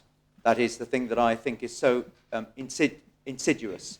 I think it sends out absolutely the wrong message of intolerance, and it will legislate, it will permit people to discriminate, as a number of eloquent speeches have been made in the amendments. So I want, if I may, and I'm absolutely against this. I think it is, as a number of members have said, the consequences of this. Deputy Laving, in his remarks, spoke about the real issue of the hurt that people who are discriminated against. And I stand here as being somebody who is an openly gay man who will see, and who also, I think Deputy Tadyer also spoke of the lesbian community, who also perhaps are some of the most discriminated against. No lesbians here. That's what it's going to be. No lesbians here. No trans here. It's offensive. It's not right. It's 2018. The world has moved on. And if I may say to those members who hold religious beliefs, sir, that we are here debating a law which is the civil law of Jersey. We're not amending the religious law of Jersey. We're asking our religious communities to respect the civil law of Jersey and not to be permitted to opt out of the civil law. Senator Ferguson, in her remarks earlier, said she wants the right to opt out of something. But you can't opt out of the civil law to pay your taxes, to pay social security contributions if you don't like the way that social security is allocated, or you have to pay, I can't have a conscience clause that I don't want to pay my taxes because it might be paid for some service that I don't agree with. Supporting the Church of England, I don't have a problem with that, but you can't opt out. The civil law is the law of this island, the law of the land, and you can't have the opt-out. And if I may say, I think some of the arguments that have been advanced by the Evangelical Alliance and some of the letters that I have received in opposing some of these issues have caused me a great deal of concern. And if I may say, whilst again there are some strange alliances, Mr. Peter Tatchell has been quoted. And if I may say so, sir, the quotes that have been, the justification is that Peter Tatchell would think this is okay. I'm afraid to say that I have not contacted Mr. Tatchell, but having listened to him, I disagree fundamentally with some of his political views, but I respect absolutely his lifelong work in raising the awareness for the LGBT community. And I cannot believe for one moment, sir, that Mr. Tatchell, I can't speak for him, but the expression, the case that's been raised, it was not about the cake, it was about what was being written on it. And he wanted to effectively say that there's a freedom to express views. It's been taken completely out of context. And for the Religious Evangelical Alliance to use somebody who they actually absolutely admonish in his views. He's done outrageous things to some people, like doing a citizen's arrest on Robert Mugabe and other people for his absolutely, he is on the extremist wing of the gay rights community, which I absolutely respect. But to try and twist his words to suggest that he would be in favour of anything that would be discriminatory, I think is risible. And I think this is a mark of some of the debates and some of the representations that we've received. We've received heart-pulling, emotional language, turning things on its head. And we've received, from this Corporate Services Scrutiny Panel chair, we've had sand thrown up in our eyes to try and confuse us as to the fundamentals of what this is about. I object, sir, for using, for the advancement of the argument of somebody who is a gay man who has spent his entire life arguing against discrimination, to twist their words in the way that I believe that they have been done. I hope I'm not breaching standing orders, sir, in saying that, but I believe the words have been mangled and they have been twisted and taken out of context. I believe is absolutely wrong. And time will tell whether or not it's possible to get Mr. Tatchell's views. But the fact is that no person in my position that understands discrimination and wants equality in the eyes of the civil law and to be universally applied, as all other laws of this island are. There's no opt-out for other things. It's not possible. Everybody is equal. We're equal into the eyes of the law. Equal, sir. And there should be no opt-out. There should be no unequalness of the right, there should be no right to discriminate. And this is what this is about. It's perverse. It's unbelievable that we're having a vote for marriage equality, which is the very opposite. It's turning the whole argument on its head, but it's cleverly done, like the debates that have been advanced in so many parliaments around the world at this time. It's equivalent to the attempts to water down civil partnerships at the time so that you could marry your sister. They're very clever, these debates. They pull at your heartstrings. They dress something up as if it's something that's not what it is. This, sir, it is what it is. It is an intolerance clause. It is an opt-out from the civil law of Jersey. It provides an opt-out. No other opt-out is available in other laws. And I'm afraid to say, I say to the Deputy of St. Juan, I say to the other people who I respect their religious views, please enjoy your religious views. Please pray for us. Please do the good things that the great faith communities of the world do and the great Christian tradition. Love thy neighbour and everything. But please don't ask me and others to give you a vote, to give those people, to give you a opt-out from the civil law of Jersey. We are not changing religious law. We're changing civil law. And this clause, in its intolerance, and the message that will be going out, I was delighted with the vote, the overwhelming votes earlier. And no, maybe I should just sit down and let us get on with the vote. But I have to say it. I hope that's not encouragement for me to not be saying this. But it's intolerance, and I hope members vote in overwhelming numbers. The world is looking at us. That's not a threat, but they're looking at us to see whether or not we are that tolerant society, whether we are the New Jersey modern way, tolerant, liberal, understanding and respectful. And I urge members to vote down this intolerance clause that we should never have had this debate of. And I hope that members who have advanced the view for this will apologise for the hurt, for the visceral debate that they have started, to which the Assistant Chief Minister spoke about the need for healing that is going to be needed as a result of this. If you start a debate like this, evil is never very far away. It's never very far away, and must guard against it. I hear Deputy Labby nodding in agreement. Art forms and other ways of expression. One must guard against dark things happening. They start slowly and they grow. And this is something that starts in an ever so innocuous way, but it will end up in a bad place. That I have no doubt at all. And as a gay man who will see other people suffer the indignity of no gays here, no lesbians here, they'll have the right to say it. They'll have the right to ask it. And it's not right. And it has no place on the statute book of Jersey. And I hope members vote against it. Thank you, sir. The time is 5:40. I'm assuming that members would like to complete this debate tonight. That seems to reflect the views. Perhaps I can say this before we go on. I call on the next speaker.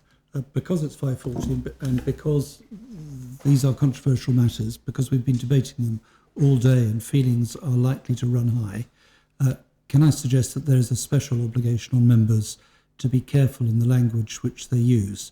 And I understand completely why the expression toleration clause has been used.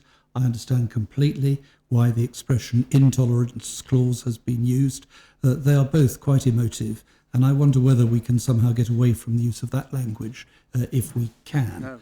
But because in the context of whatever comes out of the ultimate debate, having something which heals, it would be as good to keep the divisions as lacking in personal attacks as possible. Now, So may I just say, if I apologise, if I erred, I apologise, no, sir. absolutely not, Senator. Because it's been called by the panel a tolerance clause. You're absolutely entitled. And we've to call it received intolerance. thousands of emails asking us to vote for a tolerance clause, sir. But I accept absolutely your rightful guidance. I meant absolutely no criticism of you at all. Deputy St. Warren. Thank you, sir. I spoke this morning, and I won't speak too long now, but I'm grateful to have another opportunity to speak again. I retain the concerns that I tried to express and communicate this morning. But I've been in turmoil, my mind has been in turmoil for some days. I had hoped that after formulating my views this morning it might settle down, but it's still in turmoil. And I have to inform members that I will be voting contrary to the way I might have indicated this morning. In other words, I think I should yield my viewpoint to be gracious towards those others, the them, if I am us, and to try and avoid division, because it is so hurtful to see such division. So my viewpoint will yield for those purposes, and I think perhaps this is something that should be done by the Christian Church on this issue, but it will be for churches to work out their position. I'm grateful to the many people who spoke and have contributed to my turmoil, but I still retain my concerns. I still retain my concerns about the viewpoint of faith being marginalised, and we must find a way, I hope members would support that, to ensure that those who do want to express a viewpoint from their faith will have as equal a right to all others to participate in this society. So I'm grateful to so many people today. Thank you, sir.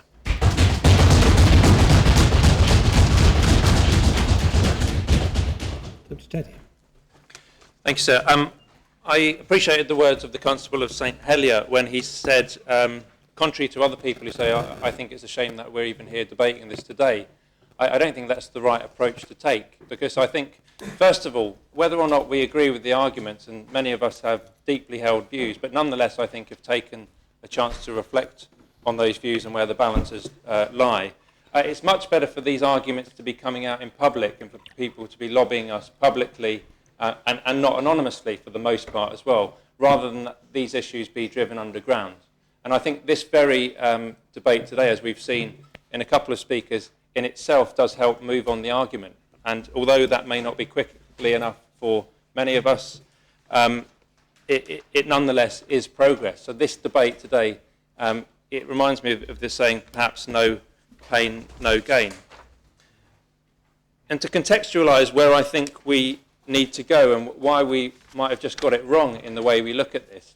There was a quote earlier, and I think it helps to contextualise even this amendment from the scrutiny panel, is that it was suggested that and it's one way of looking at it, that even the Catholic Church has been forced by this political correctness gone mad, you could put as an extra appendage, that they themselves are starting to say, oh, well, maybe we won't even do marriage. We'll just have our own ceremony in the church and leave marriage to the state. And it's been suggested that that may be them throwing their toys out the pram. But I don't think that's the case at all. I think that actually what it shows is a very considered approach from a very big and worldwide organisation about the role of the state and the role of the faith community in that.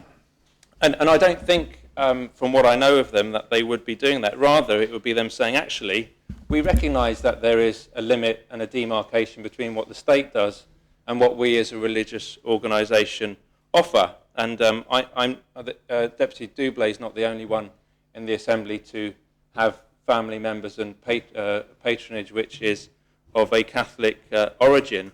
And I remember it being said to me, I don't want to, perhaps I can quote a member of my family, but I'll leave her anonymous to save her blushes potentially. And she would say to me when I was younger, well, it doesn't really matter about those two because they're not really married anyway, because they got married in a registry office. What really counts for me as a Catholic is the marriage in the church. So I as a Catholic, whilst find that that has a certain amount of legal basis, for me what's important is the blessing that you receive in the church. For me, that is the real marriage, and that is the marriage in the eyes of God. And that's something which works perfectly well in other countries. It's something which works very well, for example, in France. France is ostensibly a secular society when it comes to the state, but they still have a thriving religious community, be it Catholics, and you know, if we've all been to France, that there are, nowadays, you might not get a bar in every small French village, you might not even get a tobacconist which is open, but you probably still get the church. I don't know whether they're well attended, but there are lots of churches throughout France, and there's lots of people who will come out to support their religious convictions, but they do appreciate that there is a separation between church and state. And it's a shame that we didn't grasp the opportunity in reviewing the whole of the marriage law, not just focusing on same-sex, about the demarcation between the churches and the state. And if we say there is only one type of marriage, you don't need to go down the route of having civil partnerships, and then on top of civil partnerships producing another kind of marriage which is called same-sex marriage, which is supposed to mirror heterosexual marriage, but which we know doesn't quite do it yet. It could have been very much simplified to say, we're the ones who marry people, and then if you want to go off and do something either before or after, that's fine, and the two can live quite happily. And that's why I'm concerned, and incidentally, I want to speak very much in favour of the First Amendment, 1B. I think absolutely we do need a comma in between marriage and birth. It's a bit of a strange amendment. Is it passive-aggressive to put that amendment in? What you normally would do is simply phone up the person, the original one, and say, by the way, there's a comma missing, can you just do a reissue? I don't think you need to engage with the law draftsman to add a comma, but maybe, hats off, it shows that they've been doing their punctuation homework. So well done to the scrutiny panel on that one. Now let's talk to the detail of it. I'm concerned in general about Article 2, page 82, which is on page 4 of their amendment, which comes under Article 3. It gets very confusing. It talks about a marriage ceremony and what is and isn't allowed. And this is where I think there's a problem, first of all, with the amendment, and there's also a problem with the initial law. And I ask the question, what about the couple in all this? What about what the couple wants? And when we start putting all these sorts of restrictions in about what you can and can't have during a civil marriage ceremony, it becomes very problematic. And I think the Council of the Chief Minister bringing forward this law has missed the trick. He should have been much more permissive and say, you can have whatever you want. If you want to have a hymn in the registry office, you have a hymn. If you want to have somebody singing Kumbaya, that's fine as well. Or if you want to keep it completely secular, that's fine as well. Apparently you can get Jedi as a religion nowadays. I'm not sure if that's been officially recognised. Completely ludicrous, of course, because it's all made up. But nonetheless, it's a religion, and some people believe in that kind of thing. But fair enough, you live by the lightsaber, you die by the lightsaber. And And I'm even more concerned when the scrutiny panel have put in and to consult with representatives in Jersey of religious organisations as may be appropriate. So we're saying now the churches get to decide what you can and can't have in a civil ceremony. It becomes completely ludicrous. And which particular organisation do you go to? So you have a celebrant who's presumably now not allowed to use their own discretion when they're faced with something. Oh, I've got to find out whether or not this poem is actually religious. And where do you go with that? What happens if it's a Celtic poem, which is perhaps maybe slightly religious, but it's actually more pagan than it is religious, and it's actually, I hope I didn't offend anyone. I can't see the gallery when I speak. That's why I speak without fear or favour. I think we're opening up a minefield here, and it has to be about putting the couple at the centre of it. And just by way of example, we also need to consider the parallels with what happens at the end of your life.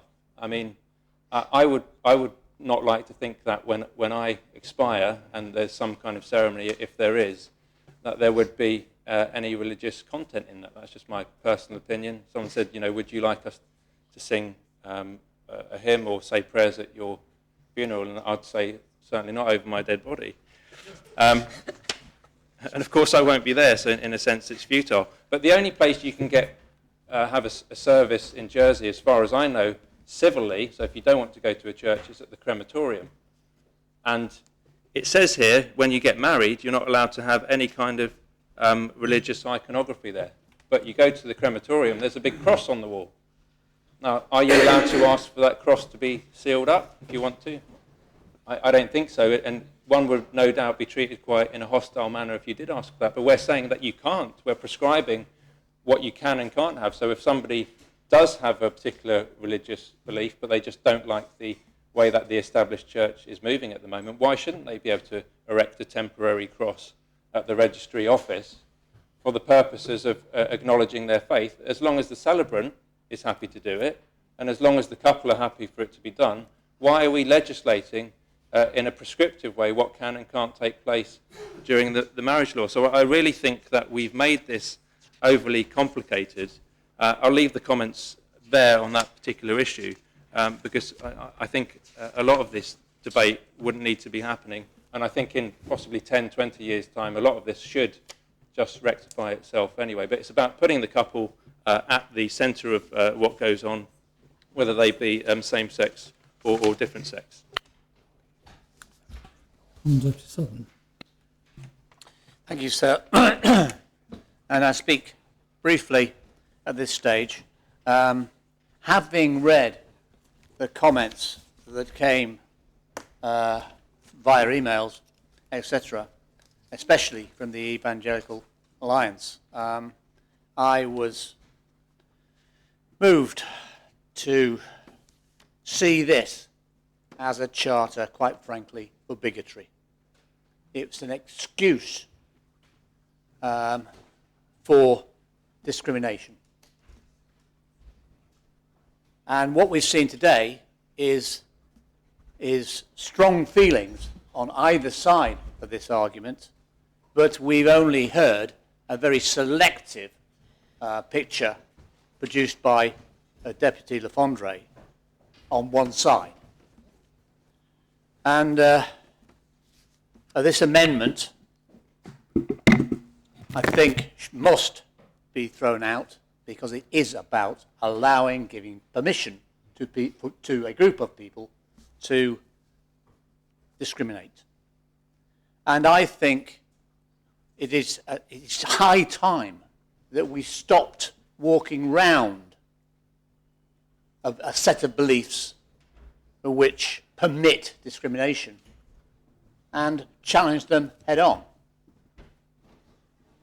I return, having said that, to the words of the Dean. Very simply, love thy neighbour as thyself. And that ought to be our key element in this vote. Constance Ferguson. Thank you, sir. Actually, I think I'm in the middle of no man's land at the moment. shot at by everybody. I think we've actually moved on from love. I think we're on to render unto Caesar the things which are Caesar's, and to God the things which are God's. The aim of the earlier debate was to allow, the earlier amendment was to allow a full debate on tolerance, conscience clause, because we have half the population wanting one thing, we have the other half wanting another, and we need, as representatives of these people, to actually have a sensible, intelligent debate. It's verged occasionally into the sort of, hyperglycemic, I think. But on the whole, it's remained respectful and helpful, I think. But I think I also ought to remind members that, as Deputy Tadier said, there are other amendments in this article, which on this particular part of the debate, which we shall be voting on, like the one about the religious content or the forbidding of religious content in a civil marriage. Now, we looked at it and said the superintendent is not qualified to talk about that, because not everybody wants a religious content in their registry office or wherever, their civil wedding. And, there is no point in having a setup where, half the population is, I'm sorry, I'll backtrack a minute, sir. There is no point in having a setup where you have a totally non-religious official. I don't know anything about the superintendent's religious affiliations, but her particular role is as a civil servant, and therefore it is not fair to expect a ruling on religious content purely from a civil servant. It should come from the religious officials who should be consulted. But all these other amendments are in this particular amendment as well. So, yes, we're asking for a separate vote on 7 and 7A, but you need to remember the amendments that we're also voting on, which I think the Chief Minister has actually accepted. So I just wanted to remind people, sir. Deputy Andrew Lewis. Thanks, sir. I've slightly changed my view since we last debated this issue. Little like the Deputy of St John's. I was particularly swayed, St Wands rather, I was particularly swayed by the Constable of Trinity, who made a short but passionate speech, which really did it for me, sir. But the things that concerned me when we just began this debate was the issue of discrimination on goods and service provision. And I think everybody has spoken about that aspect very eloquently. And it is wide open to discrimination. Without an amendment to the discrimination law at the same time, which I think is what should have happened, the order of events should have been a review of discrimination law before we had this debate, but we are where we are.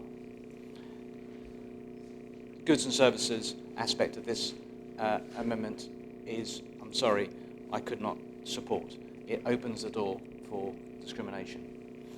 I'm quite sure that many would respect religious thoughts of people and would not abuse it. But without discrimination law changed, people could, and that is unacceptable.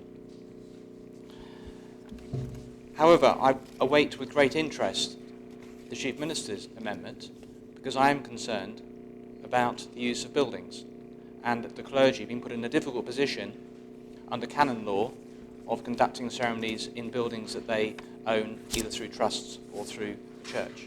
So I wait with great interest to that part of the debate, because that is the concern that I have. I do not wish to put the clergy in a difficult position unless we had an amendment here today to amend canon law, which we haven't got here today either. So I wait with great interest to that part of the debate. However, I can't support an amendment that discriminates the delivery of goods and services to people of different sexual persuasion. That is, in a modern world, I'm afraid, is not acceptable, as many have said. So I shan't talk any more on that. The point's been well made by others. But I wait with great interest for the Chief Minister, or Deputy Chief Minister's remarks regarding the use of religious buildings and associated buildings. Thanks, sir. Anyone wish to speak? Deputy Norton. Thank you, sir. I earlier spoke of today being a day when we can send out the message of where we as an island stand, and that we do not stand and align ourselves with any form of discrimination. And at that point, I would wish to acknowledge the Herculean shift and the bravery of the Deputy of St. Juan for thinking in a Christian-minded way and understanding that there is repair and healing to be done, as has been mentioned by many people. And I think that that is worth acknowledging, and I'm extremely grateful for him standing up and saying so earlier. I think it's one of the highlights of what has been a very emotional day. On from that, I wish to reflect back at something that, in what I thought was a brilliant speech by Deputy Labby earlier on today, Deputy Labby of St Helier. With regard to discrimination and to put yourself in that position of being the victim of discrimination. And some at some time will know people or will have been that person that have been the victim of discrimination of one form or another, disability, discrimination by being the wrong sex and not being allowed into a club, discrimination by being the wrong skin colour, by being standing in a queue and being ignored, by being beaten up because you've got the wrong skin tone. Those are things that hurt and still hurt. And when there is suggestion, hint, of discrimination of one form or another against a group of people that have suffered that collectively for some time, I'm just wondering if there are others within this assembly who, like the Deputy of St. Juan, have on reflection decided that they can't tolerate that either. And if there are, I would hope that they would too throw out such clauses. Thank you, sir. Any other members wish to speak? If none, Chief Minister.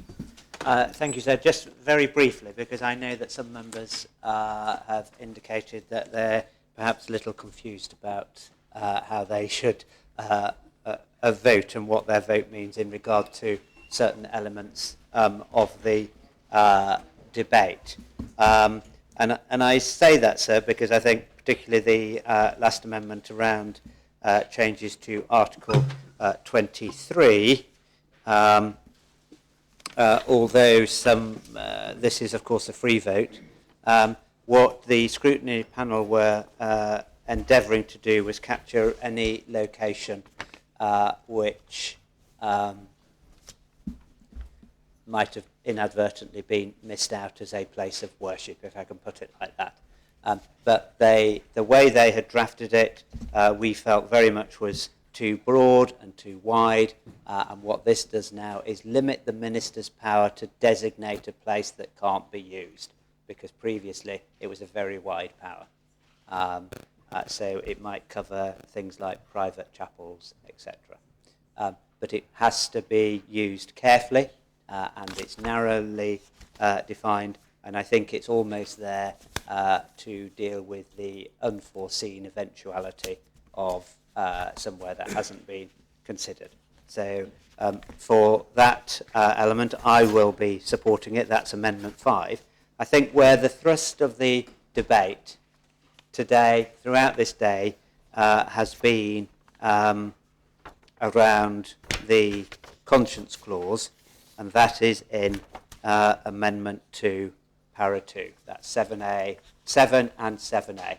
So members who want to support the smaller matters, the technical matters, that's Amendment 1, Amendment 2.1, can vote in favour of those technical matters if they wish. If they are against the conscience clause, they must vote against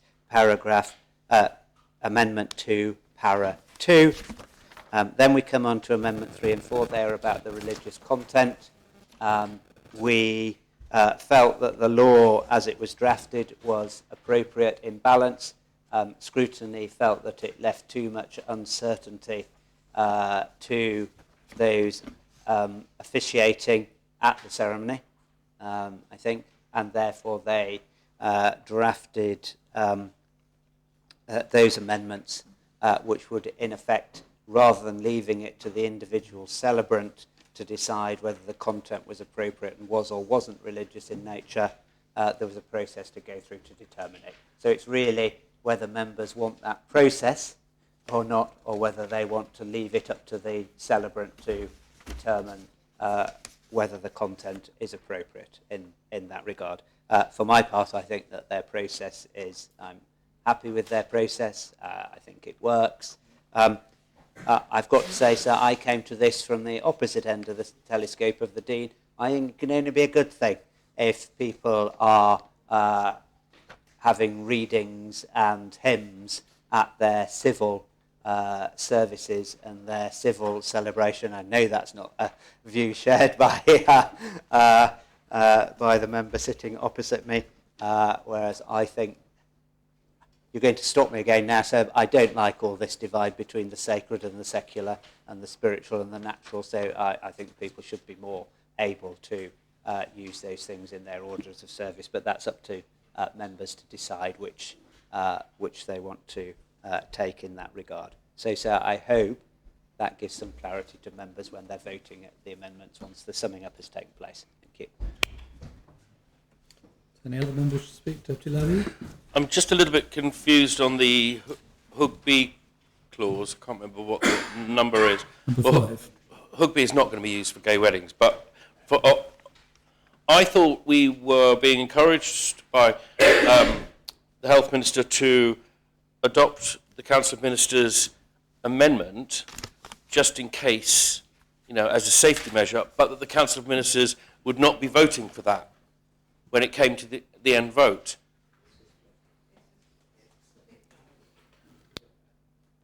I'm sorry, Chief Minister, are you wishing to clarify? So the whole of this law is a free vote amongst the Council of Ministers, and I know that ministers are voting differently in that regard. May it summarise, Deputy Labby, the Deputy Chief Minister said he'd be voting against it, the Chief Minister said he'd be voting for it. Have you finished your speech? Well, I just think that we should throw it out. We should throw all of the amendments out by the scrutiny panel, and that's what I will be doing. I think that some of these things seem to me to be ridiculously intrusive about if somebody wants to read a prayer or at a ceremony. That surely is up to individual.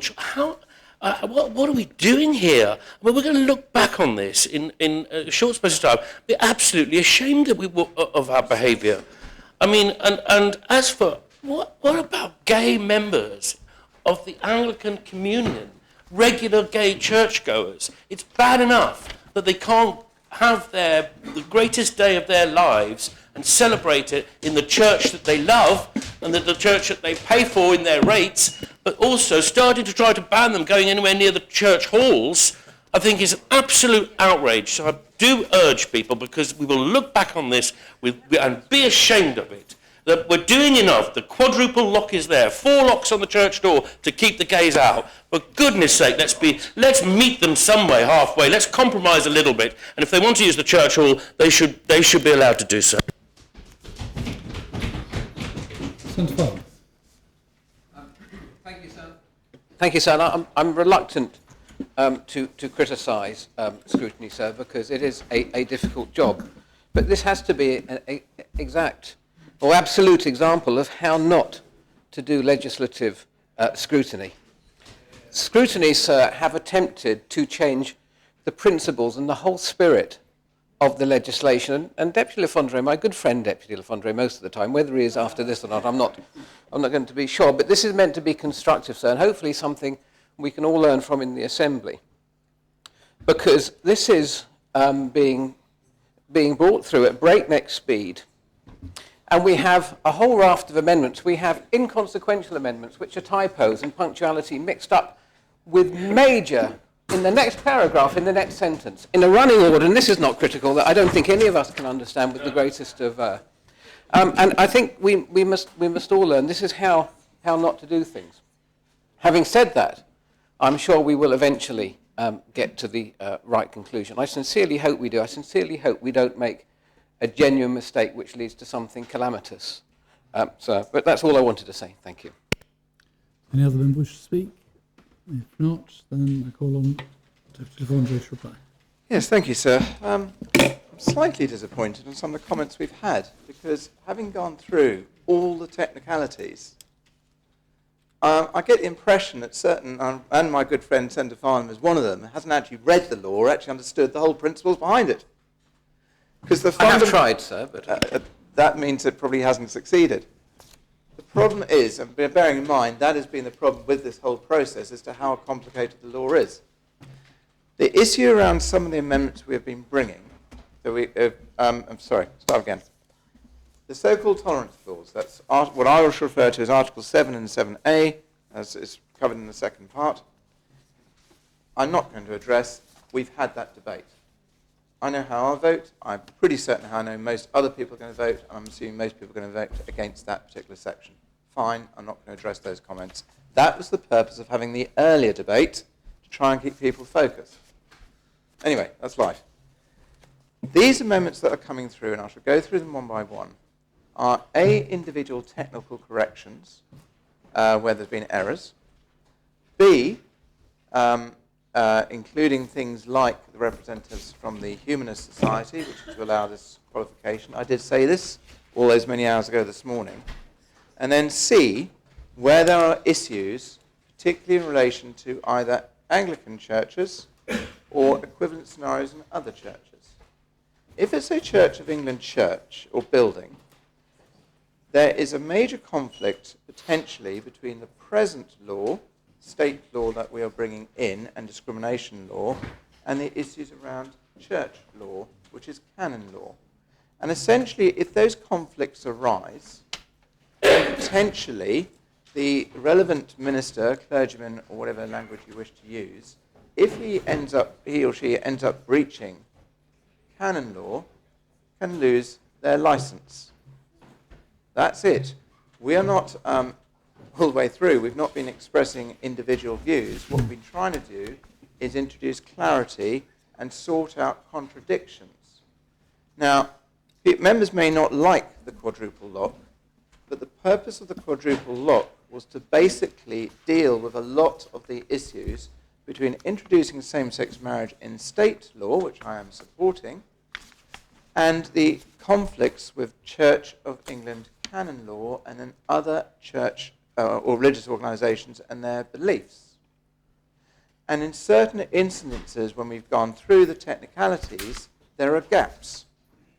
Now, for example, Deputy Labby may say, I don't agree with the quadruple lock. Well, the quadruple lock's going to be there, unless he wants to vote against the entire law.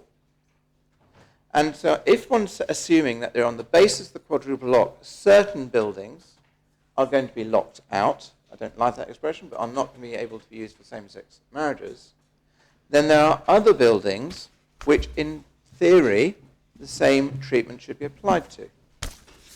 There is a separate distinction one needs to make between Church of England buildings, because of the status of the Church of England within the state and within this island and within the United Kingdom, and the positioning of canon law, and, for example, the Catholic Church, but I'll just say other religious organisations. The simple way of putting it is if you're another religious organisation, you can opt in if you want under certain conditions, but generally the presumption is you're opting out. The Church of England is opted out under the quadruple lock.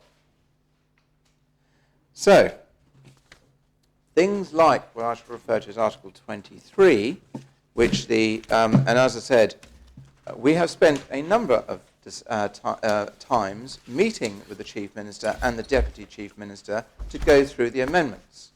With the understandable exception of the tolerance clause, it was our understanding that these were all being accepted. What I hadn't appreciated until approximately half an hour ago was the personal view of the Deputy Chief Minister on some of these aspects. That wasn't communicated to us. I mean, it's not relevant, but when one is working with the Chief Minister's department and we're getting amendments through and saying, yes, we're accepting them, or is there a problem with this, or when you have a conversation with the Chief Minister and say, it is just the tolerance clause that causes the issue and everything else is okay, and you get a yes, one tends to assume, therefore, that we've done that bit of work to make sure we've covered the technicalities. That's where we've been. So apologies for the slight irritation. I had not appreciated the views of Senator Green on certain areas. But what we are identifying is that there are gaps in the law, and that if one, and we will be putting in a quadruple lock, that certain buildings that potentially should be included will not be. And therefore, that has the potential to cause some conflicts with people. Well, that's the trouble with the interaction of the discrimination law and canon law, and we'll end up in court. And that is what one is trying to stop. I'm trying to keep it simple because it's late and it's technical, but that's what we're trying to avoid. Now, sir, I'm presuming procedurally I have to kind of summarize the individual points and then we go to individual votes. I presume it's not possible for me to say Amendment 1, this is what it does, and call for the appel on that, and then do Amendment 2 and call for the appel on that, in terms of explaining what it is. We've had debate on the whole, and you should sum up on the whole. I should sum up on the whole. No, that's okay. And then we'll take the votes individually. Right.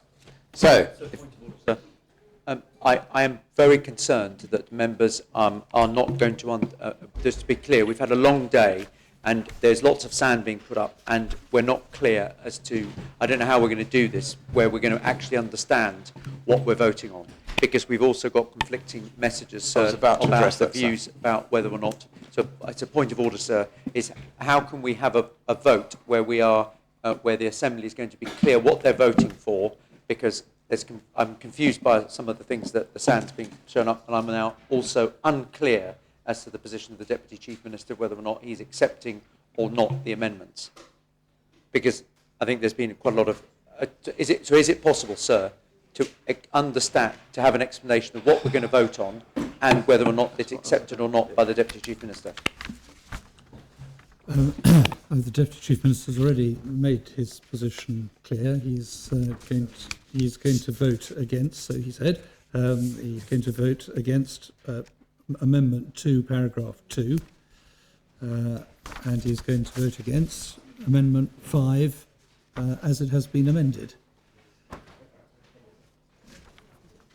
If I've got that wrong, he would put me right. That's what he's told us. That's correct, sir. Article 23. The Chief Minister is going to vote against Paragraph 2 of Amendment 2, and he's going to vote in favour of Amendment 5. So, following a second, I hope it's a point of order. The proposal of the amendment and the Senator Osif has said the confusion is because Senator Green or the Deputy Chief Minister is accepting or not. As far as I know, sir, unless I've come into a different assembly, everyone here has got a vote and an opinion. Yes, but this is the proposer started it, and I think I've now got where I am, and I know exactly which way to vote on what. But the actual one is 2-2.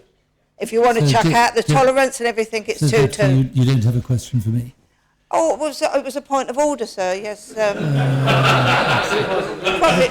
ruling. No, well, yeah, the ruling was so. I mean, we don't have to be guided because of the Deputy Chief Minister. Everyone has a free vote. That was my point of order from the Chair, sir. Every member has a vote, except the Sir, General. I have a question. May I continue? Thank you, sir.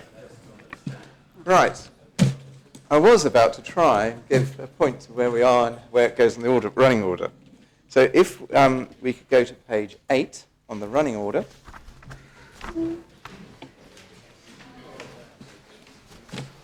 Okay.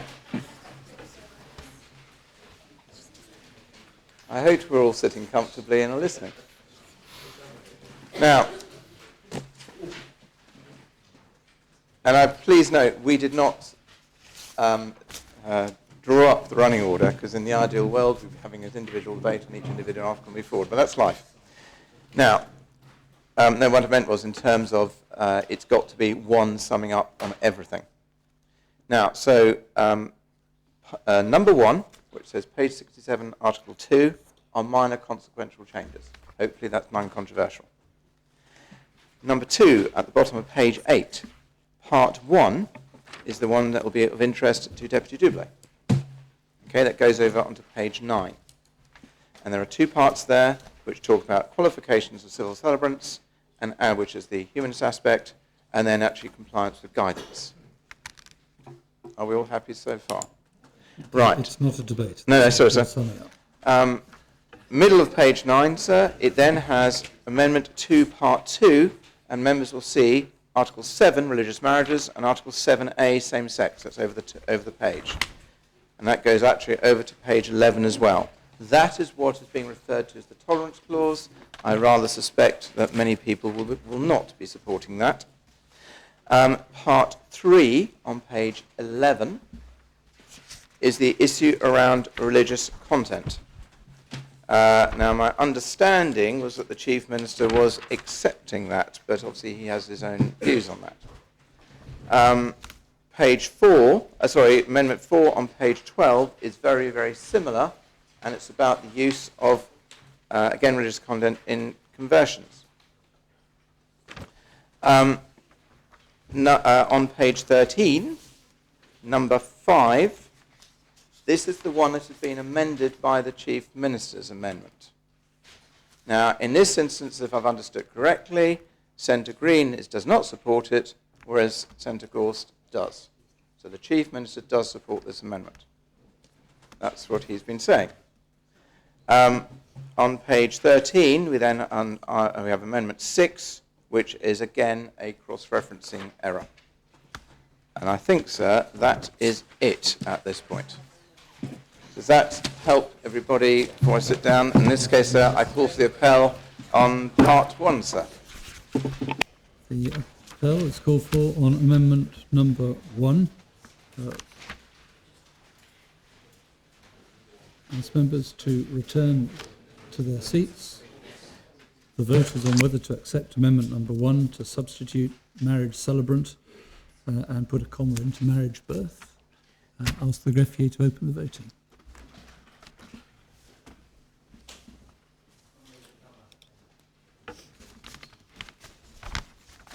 All members have the opportunity of voting. Ask the greffier to close the voting. I can announce that the amendment has been adopted. 38 votes in favour, 5 votes against. Can I just ask the 5 against, sir? Is this a typo? Those voting contre, the Connétable of St Saviour, Deputies Martin, Rondell, Labby and MacDonald.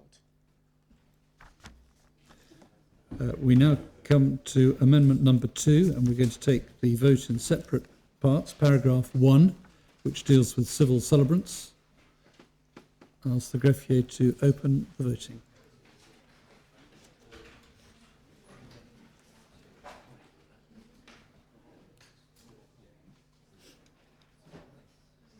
If all members have had the opportunity of voting, ask the greffier to close the voting. That has been adopted. 31 votes in favour, 14 votes against. We now come to paragraph 2 of Amendment 2, which is the tolerance or intolerance clause, whichever way you want to look at it. Ask the greffier to reset the voting. and to open the voting.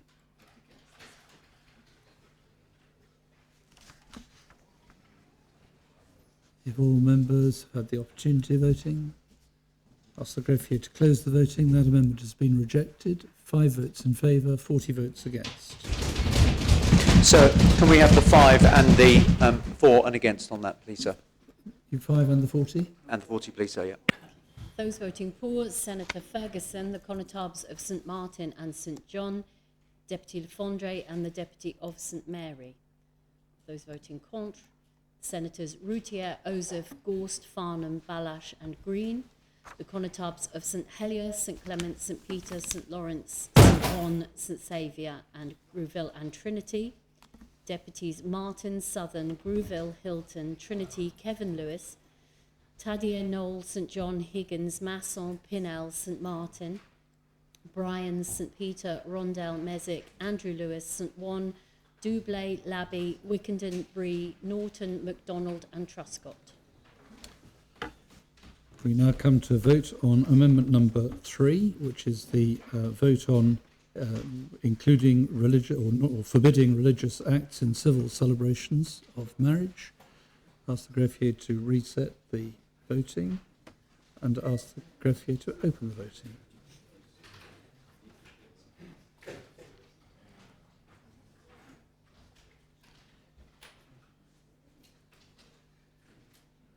If all members had the opportunity of voting, ask the greffier to close the voting. The amendment has been rejected. 11 votes in favour and 34 votes against. Can we have the 11, sir? Those voting for, Senators Gorst and Ferguson, the Connétable of St Martin, Deputy of Grouville, Deputies Le Fondre, Kevin Lewis, Pinnell, Bryans, Andrew Lewis, St Juan and St Mary. We come to amendment number 4, which deals with conversions. Ask the greffier to open the voting. Marriage by conversion.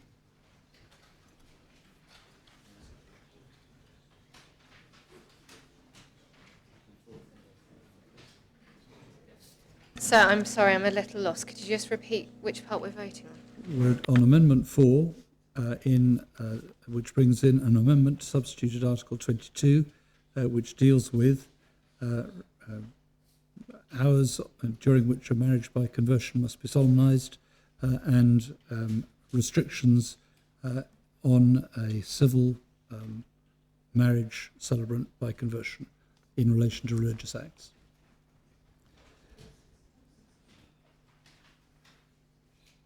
If all members have had the opportunity of voting, ask the greffier to close the voting. That amendment has been defeated. 13 votes in favour, 29 votes against. Could we have the 13, please? Greffier? Those voting for, Senators Gorst, Green and Ferguson, the Connétables of St Peter, St Juan, St Martin, St John and Trinity, Deputies Le Fondre, Kevin Lewis, Andrew Lewis, St Juan and St Mary. We come to Amendment 5, which was the Chief Minister's amendment, which has been adopted, and invite the greffier to open the voting.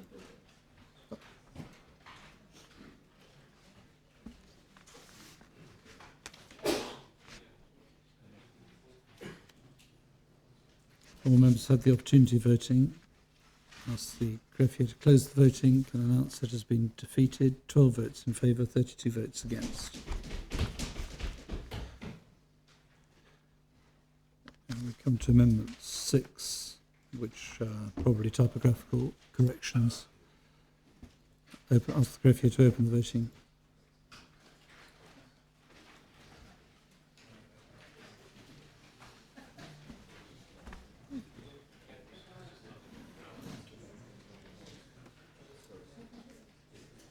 All members had the opportunity of voting.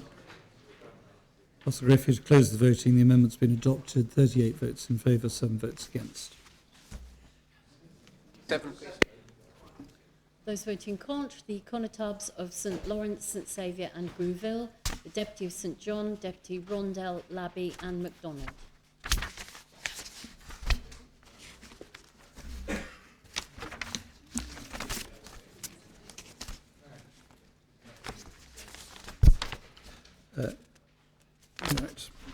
We're now, for members wishing to follow closely, on page 15 of the running order, and come to the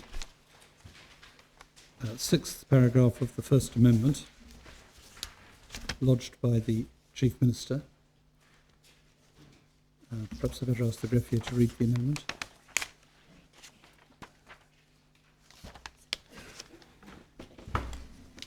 Page 73, Article 2, for the substituted Article 7.2, substitute the following paragraph. 2, for the avoidance of doubt, A person cannot be compelled by any means to refrain from doing any of the activities described in paragraph 1A, B, C, D, E, or F, and B, a person may withdraw and shall not be compelled to refrain from withdrawing a consent or certificate previously given or an application previously made. Deputy Chief Minister. Thanks, sir. And I'm trying to keep it as brief as I can, but maintain the integrity of the proposition, sir, and also not make it so short that it's not respectful. So now that we know about Amendment 7, I'm in a position now to be able to propose my Amendment 6, which sets out Article 7 of P91, should be amended to clarify that, in addition to a religious official or religious organisations not being compelled to refrain from any activity in relation to same-sex marriage, they also cannot be compelled to refrain from withdrawing their consent. In layman's terms, sir, they can give their consent, but they can also withdraw their consent, but they cannot be compelled to do either. So I make the proposition. Seconded? Yes, sir. Any member wish to speak? All those in favour of adopting the amendment kindly show. Those against, the amendment is adopted. We now come to the Chief Minister's third amendment, which perhaps I'll ask the greffier to read it so that members know what they're looking at. Page 73, Part 1. At the end of the substituted Part 1, after Article 7, insert the following article.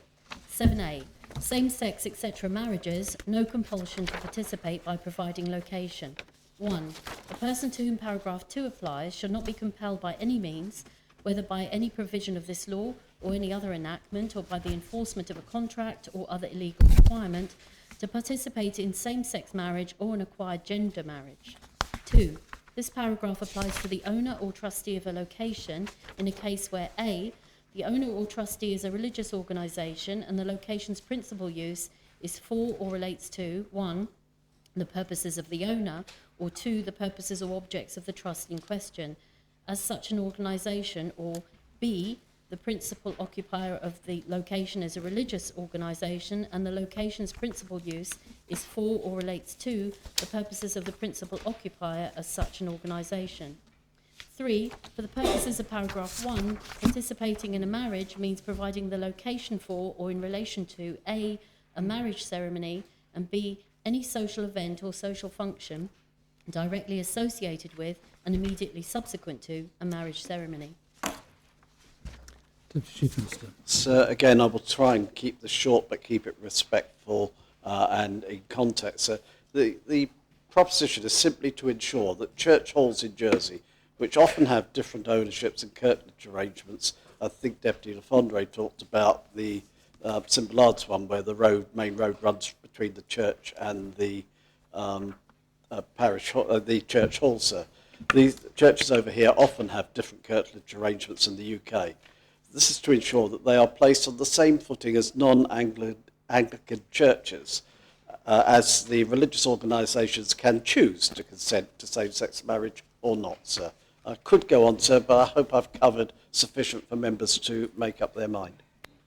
Yes, sir. Does any member speak? Senator Rosie. So I'm sure that and I commend again the Deputy Chief Minister for trying to find a proper compromise for the rights of religious organisations.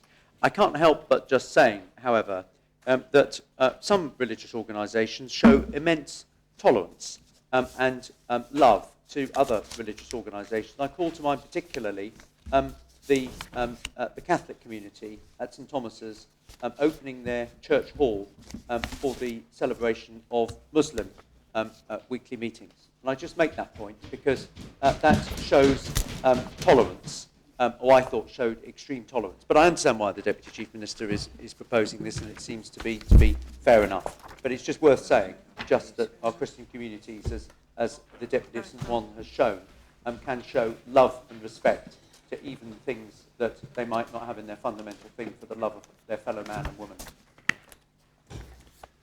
Any other member wish to speak? Deputy Martin. Following Senator Roseff, and I was very suspicious of this amendment being lodged so late, wondering why. Was it an appeasement to the, if the scrutiny panel don't get their extreme through? This again, to me, is tinkering, and tinkering 48 hours before the debate.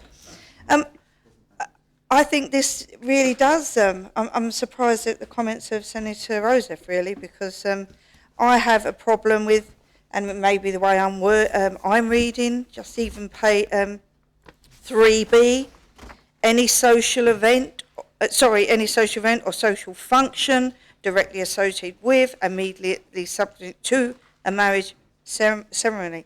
But to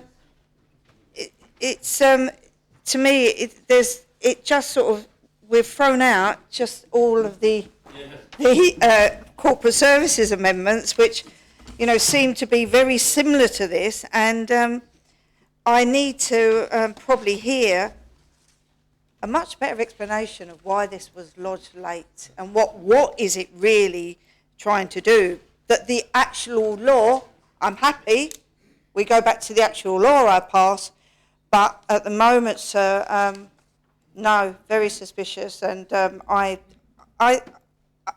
don't want to accept this. So I've probably voted against everything else, and I'll probably vote against this because I can't understand why this has been lodged so late, what it's supposed to achieve, and maybe is it trying to appease a few other people? And I wait for the explanations, but I need to know why it was lodged so late and what it really, really means. Thank you, sir. Deputy Mezek.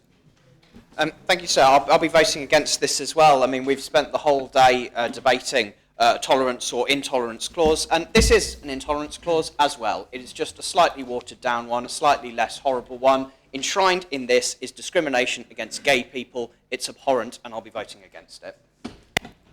Any other members should speak? Sir. Deputy Totally. Thanks, sir. I'm not sure why the Deputy Chief Minister is maintaining this. He's already told us that it was put in there as effectively as a safeguard because of the worst situation we would be in had the scrutiny panel's amendment gone through. And now that's fallen, we don't need this. The bottom line is that the LGBT community, if you see what I did there, they will be worse off if we pass this amendment today.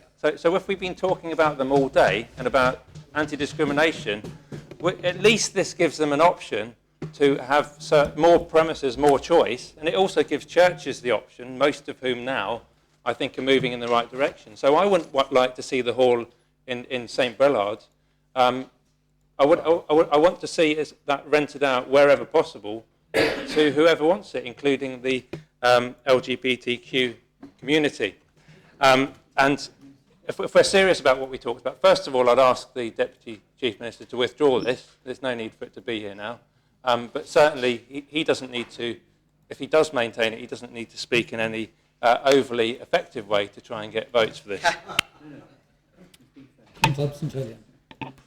Thank you. So just to be clear, are we saying if this is approved that the religious proprietor of the church hall, when meeting someone who comes to arrange the social event following their wedding, once he finds out or she finds out that this wedding is of a same-sex couple, is able to say, well, excuse me, actually, we're not going to allow that to take place in our hall because in some way it will spoil its atmosphere or whatever. And I think if that is the case, and I absolutely agree with the previous few speakers that we should throw this out because it has no place in this law.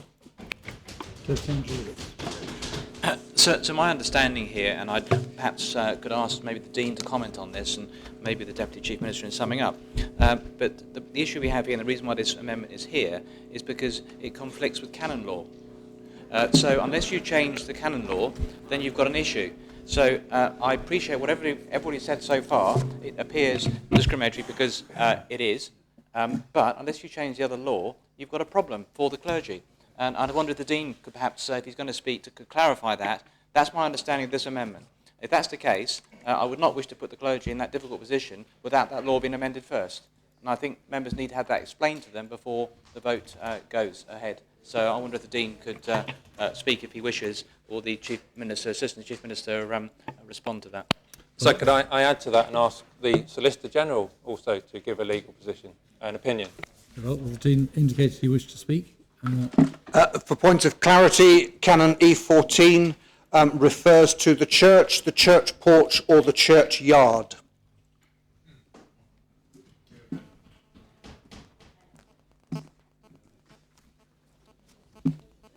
Does that help? So if I may, I'm just reading it. Does that mean that you do not That regard means this as a that necessity? the church wardens and their assistants and the rector, by canon law, can determine what religious activities take place within that curtilage, the church porch or church yard, during the time of divine service. They shall also take care that nothing be done therein contrary to the law of the church. And he goes on to being guilty of riotous, violent or indecent behaviour in any church or chapel. But that is the canon law states that the church wardens and their assistants, at the moment, that it is lawful for them to decide what happens within the curtilage with regard to religious ceremony within the church building, regardless of ownership, church porch or church yard. Sorry, sir, just for clarity, is canon law silent on church halls then?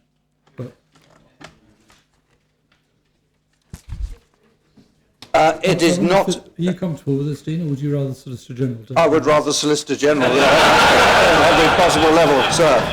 And I will gladly hand over the canon to him at this moment. While he's thinking about that, I call on the Chief Minister.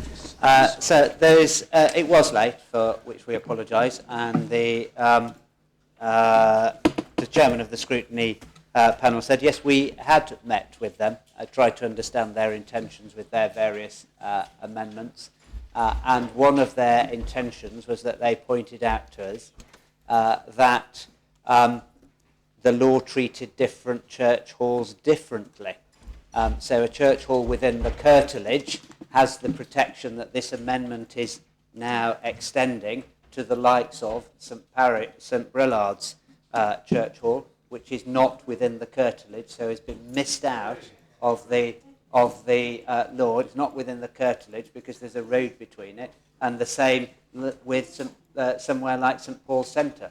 So the original law included church halls in this manner in the curtilage, but scrutiny had conversations with interested parties and said, actually, our church hall is used for exactly the same purposes, but doesn't have that protection of what's in the main law because it's not within the curtilage. We rightly thought that members would not, their other amendments wouldn't find favour, and therefore said that we would bring to deal with that anomaly as a separate amendment. It's entirely up to members whether they want to extend that same protection to those church halls outside of the curtilage as within the curtilage. This is a simple thing that the law does. And it's not, it allows, as the Deputy Chief Minister said, the same protection for non-Anglican churches as well, and it's they can say yes or no. It gives that protection. So, with the Chief, the Chief Minister sitting down. Sorry, I wanted to interrupt.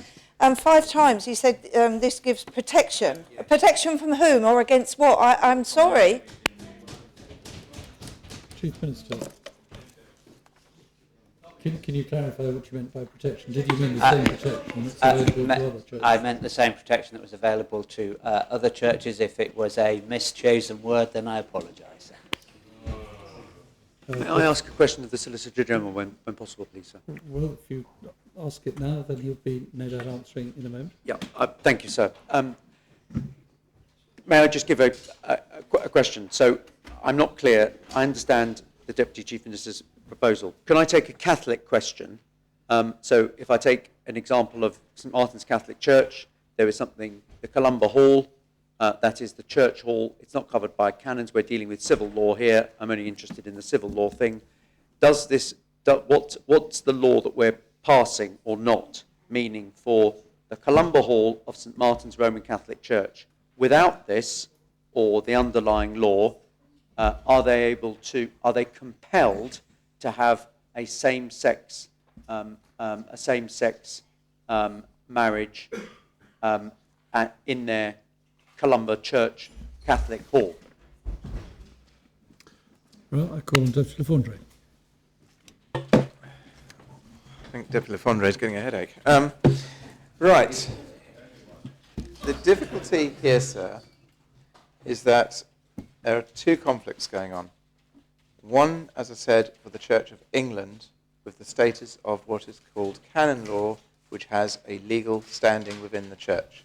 Anybody who breaches canon law in terms of clergymen can basically have their license withdrawn or be sacked.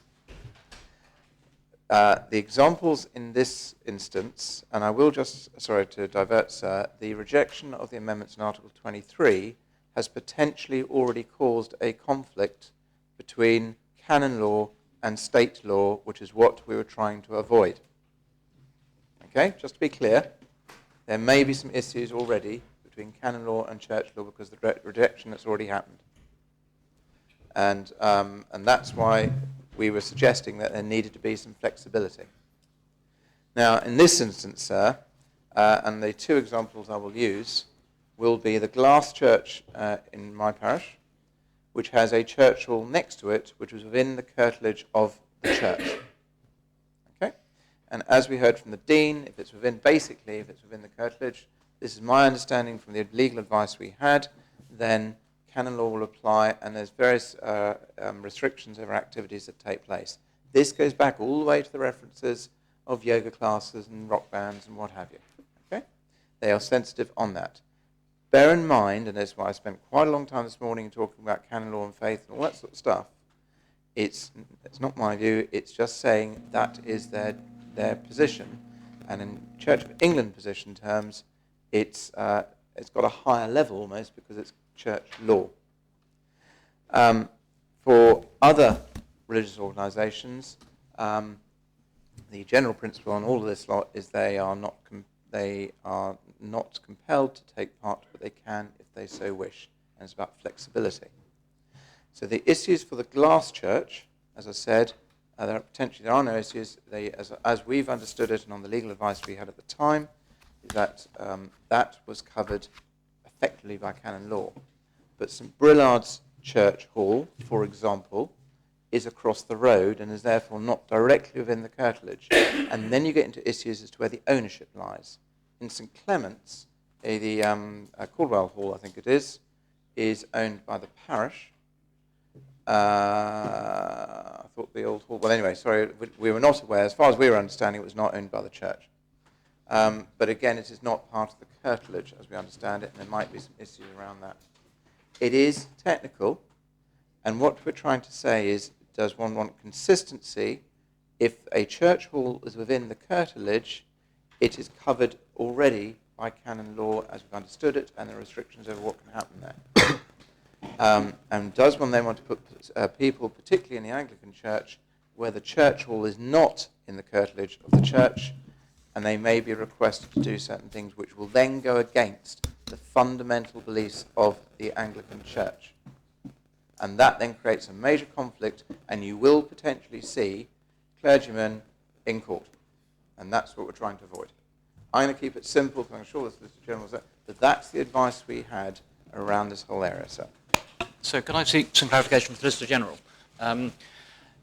Canon law can that be amended by this assembly, or is it a matter of an ecclesiastical court? Because the issue appears to be a matter of another law. If we have some control of that in this legislature, can we make the required amendment in order not to have this muddle? Or is it a matter for the ecclesiastical courts?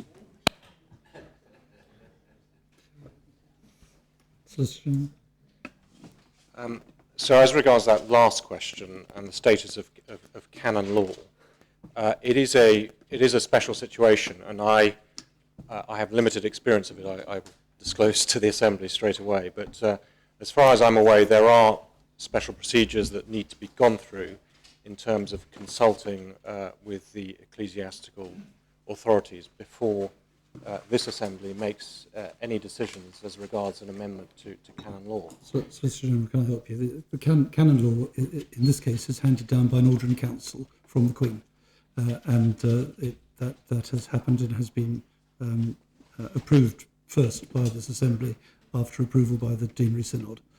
So we can't change the canon law without asking Her Majesty to change it. But we could ask Her Majesty to change it. Yes, indeed we can. Yes, we can.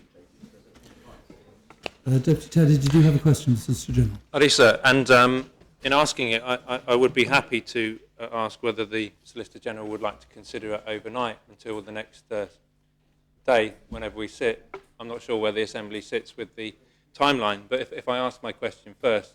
So it relates, if we imagine the scenario of the St. Brola's Church and St. Brola's Church Hall, it seems to me that if we don't accept this amendment, that the rector of the St. Brola's Church, someone approaches him and says, I would like to use the hall for a same-sex either function, celebration, or for the actual marriage.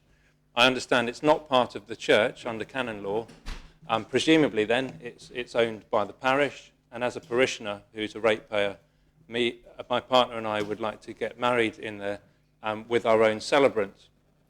So currently the rector, without this amendment, could say, that's fine, because I'm not allowed to marry you in my church because of we know why. But I'm quite happy if you want to use the church hall to do that, as long as you provide your own celebrant and as long as you're obeying the law, etc. Currently, that's the question, sir. It might have sounded like a speech, but that's the question. Currently, is it the case that the rector of St. Brola's would be allowed to do that? And by accepting this amendment today, it would actually mean that he couldn't do that because it would put the church hall, which is not currently under the curtilage of the church, under the curtilage of the church, and therefore he wouldn't be able to have a marriage there because of that reason under canon law. So may I just ask? Just a minute, please. Yep. So, Deputy, just so that the Solicitor General is clear about your question, I understood it to be gay couple come along to the rector of St. Brolard, say, we'd like to be married in the parish hall across the way. Will you? Is that all right? Can we do it? In the church hall, rather. Yeah. Yeah. Very well. Did you have any other questions? No, I thought it was. I thought the Deputy Tadio either. I don't know whether he was coming out or something, or whether he's asking because he said I. So I was just no. But is it a heterosexual couple or homosexual couple? Is that the issue?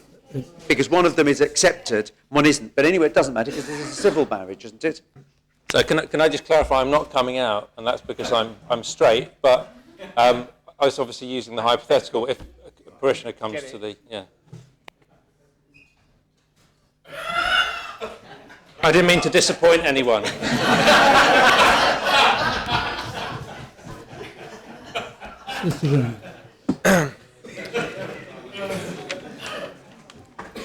So whilst I would personally be delighted to give members an off-the-cuff answer to these questions, so a number of different churches and church halls have all been mentioned, and I think I need to think about the use of the word location, which is quite a general word, and I think need more time to consider the questions and come back with an answer. I'm sorry to disappoint the Assembly, but I think it would be safer for me to do that rather than give an off-the-cuff answer which would be wrong. So may I test the mood of the Assembly then and ask to adjourn? Sir, rather than continue this to another day, because this is so important for people, I'm prepared to withdraw that amendment, sir. You need the leave of the Assembly to do that, but I take it from the standpoint that members agree. Does anyone, I think we have the appel, though, please. Does anyone disagree? Yes, sir. Yes, sir. Very well. Are we allowed to talk to this, sir? Just a moment. The Senator Green, you wish to withdraw the amendment? Yes, sir. And consider it and come back perhaps with a further amendment at a later date. At a later date, if need be, sir. But this is so important to so many people. I'd like to see it settled tonight. So I would like to seek the permission of the Assembly to withdraw this amendment. So seconded. So can I just ask a question, though? Would the clergy be at risk of breaking their own licence arrangements with their churches? In other words, contravening canon law. Is that the case or not?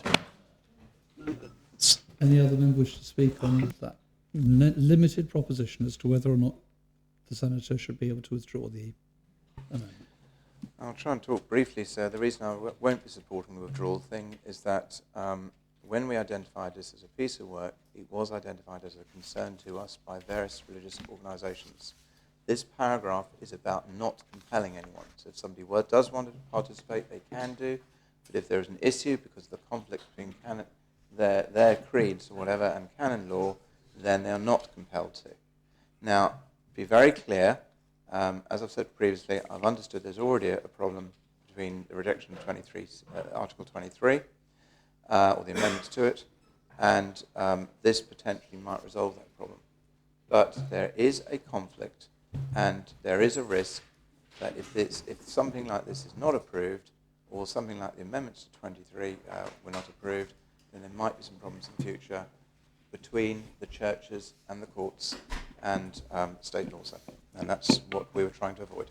Deputy Sir. I think this is one instance where regard should be had to the position of faith. And this is clergy, ministers who would have control, either be owners or trustees of these premises. I think they're unlikely to be parish property. They would also be held within some sort of trust. And as you know, trusts have got restrictions, so it's likely that a trust for a church hall would say that the trustees must only operate the church hall in line with the doctrines of the Church of England, let's say, or for the furtherance of the Christian ministry. So a minister doesn't have to,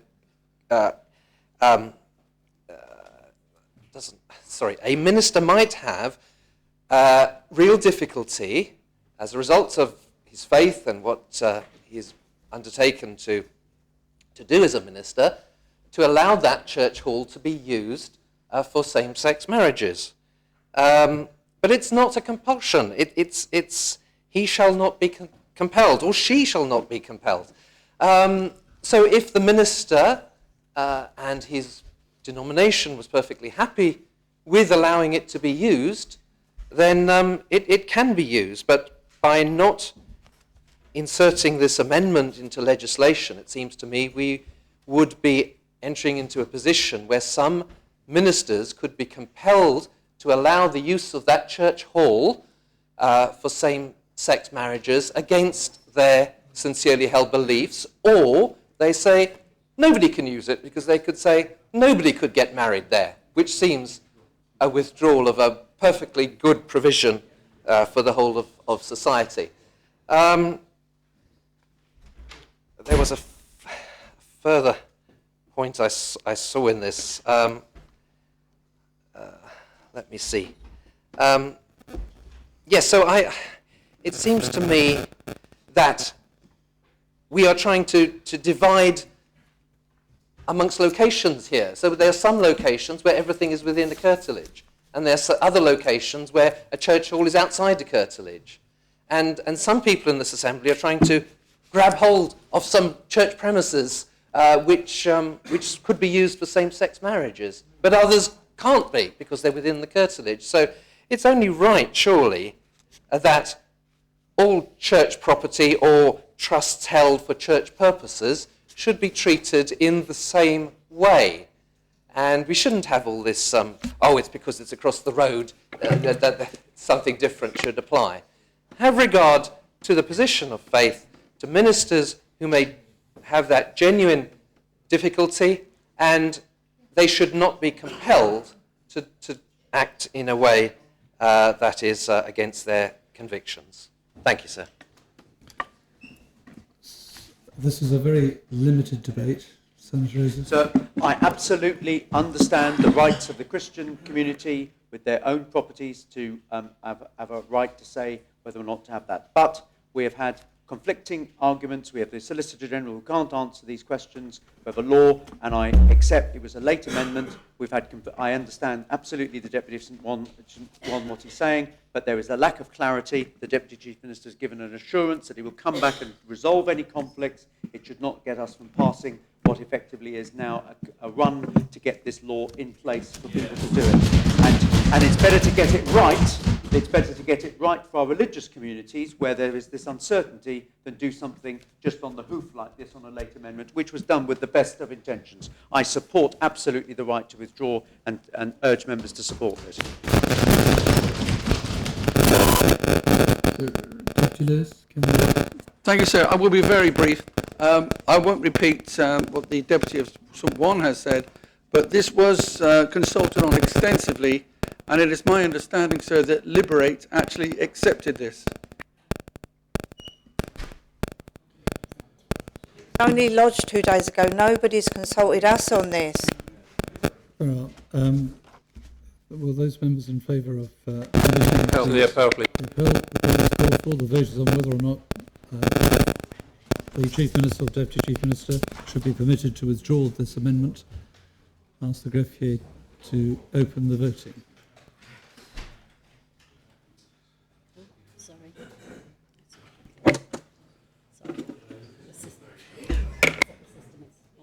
Well, the system's just been reset. I forgot to invite members to return to their seats, so I'll do that as well.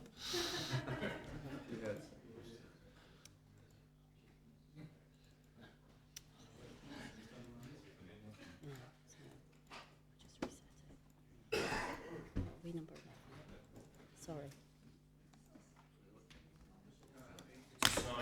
Okay. Wait.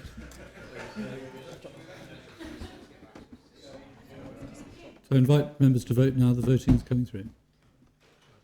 The vote is on whether to permit this amendment to be withdrawn. All members have had the opportunity of voting.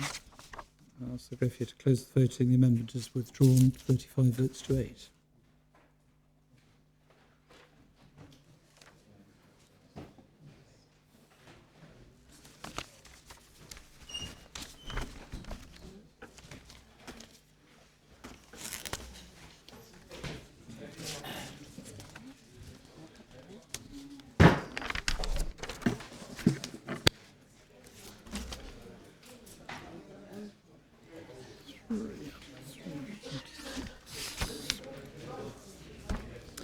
We now return to the main proposition. Deputy Chief Minister, you wish to propose Articles 3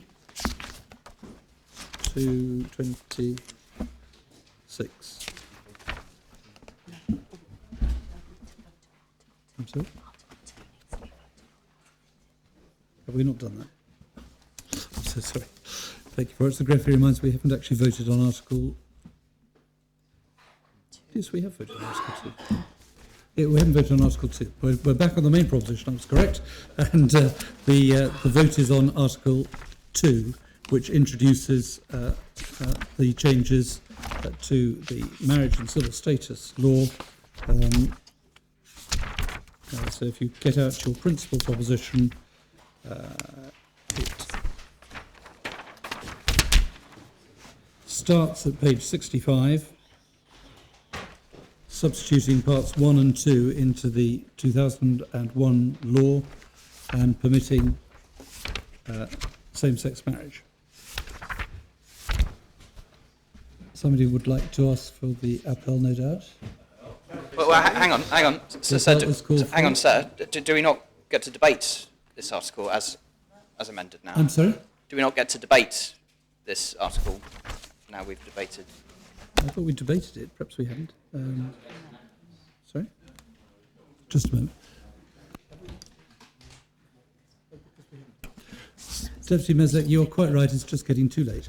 We are due to have a debate on this article, and the floor is open to members. Would any member wish to speak? Deputy Meslet. Thank you, sir. I was worried there because I'm afraid, have quite a bit to say on this. This is the main article that includes the changes which will allow same-sex couples to get married and associated clauses to do with that, and the articles that we'll be debating after this, I think, don't really have anything substantial that they're changing that will be controversial or likely to need much debate. So I'm going to use this to sort of talk about my disappointment, really, with, I think, where we find ourselves. I regret very much what an absolute shambles this process has been, actually from start to finish. And when I say that, I mean, when I say from start to finish, I mean from May 2014 until this point. I am really disappointed with how this law has been treated. And I regret that I'm also in the position where I will have to vote for this article, and I urge every member to vote for this article, because the fundamental thing it does, which is provide the ability for same-sex couples to get married, is absolutely the right thing to be doing, is a huge step forward for LGBT equality in the island, and at this point it must go through, even if it does have negative things associated with it that I'm disappointed have been included, and also disappointed that I will not have the ability to vote against them, because this is the package. You either vote for the package or you vote against it. So here are some of the things I'm disappointed in, and some are more serious than others. I am disappointed at how prescriptive it is over what can and can't happen in a marriage. There's clauses about what times you can have. I'm sorry, but I think that's ridiculous. If you want to get married under the moonlight in the evening, you should be allowed to. And I think it really is ridiculous that this law doesn't cover that. I think the prescriptions over what can and cannot be part of a civil marriage ceremony to do with what's got a religious element to it, I think that is ridiculous. I think the Chief Minister in a debate yesterday described himself as a free market man. Well, when it comes to marriage, I'm a bit of a free market man as well. I think people should be entitled to do what they want in their ceremonies, and I think it's really regrettable, and I think we'll miss opportunities that we otherwise could have capitalised on in terms of tourism, getting people to the island to get married here, and then to find out that they'll be so prescriptive in what they can and can't do, I think is really disappointing. Now, there's obviously another very serious element of this law, which I suspect I won't necessarily have the support of a majority of members on it, and it's something that I thought long and hard about what I would say, and ultimately, if I had the chance, what I would vote on. And it is the issue of the quadruple lock. I know that the quadruple lock is meant to be the compromise. It's meant to be our way of saying to the church that they, because they have a religious objection to same-sex marriage, won't be compelled to take part. We've obviously had the debate about extending that to businesses or church halls or whatever, and that hasn't gone through. The quadruple lock obviously exists in other jurisdictions. It was a big part of the UK legislation, and I've thought long and hard about it, and I can't support the quadruple lock. And it goes much further than that, and I'll declare my interest in that. I am a non-believer. I don't go to church. I don't worship. I'm not a Christian, so take that however you want to take it. But we have an established church. Rates money that we all pay goes to these churches. We have an official seat in this assembly for a church representative. When it is your state-established church, I think for it to be enshrined that it will be able to discriminate is wrong, and I can't support it. And I will say that I actually admire the position that the Catholic Church has taken on this, where they have gone the European route on this and said that they will have the ceremonies according to their religious beliefs, but they won't take part in the legal aspect of it. I think that is absolutely the right thing to do. And I have to be honest and say that if the future of the Church of England is that it hasn't got its head round this issue yet, it hasn't got the memo that being gay is okay, then I'm afraid that I think that they must be disestablished, and I do not think it is right for the state to say that something we are connected to, that is part of our state institutions, should have the right to discriminate. It's a point of principle. I cannot support the quadruple lock. I understand that it is meant to be the compromise position, but it's a compromise that accepts discrimination, and I actually think that when it's to do with the organs of the state, there should be no discrimination, and those that have a problem with it will have to get over it, and I think the process of being told you must get over it will actually help them reconcile it in their hearts much quicker than they otherwise would. So I know that that won't be a majority position. I know that I'm compelled to vote for it anyway because it's part of the package, but I want on record that I do not support the quadruple lock. I think it's wrong that we're going down this route.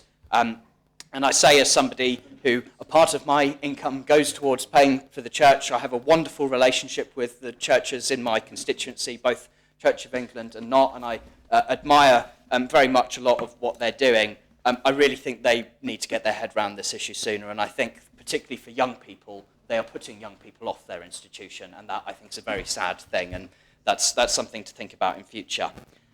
There's another element that's not really been brought up much in this debate. I think Senator Ossoff may have alluded to it earlier, and I think so did Deputy Tadia, and it's really to do with what is going to be the next big issue.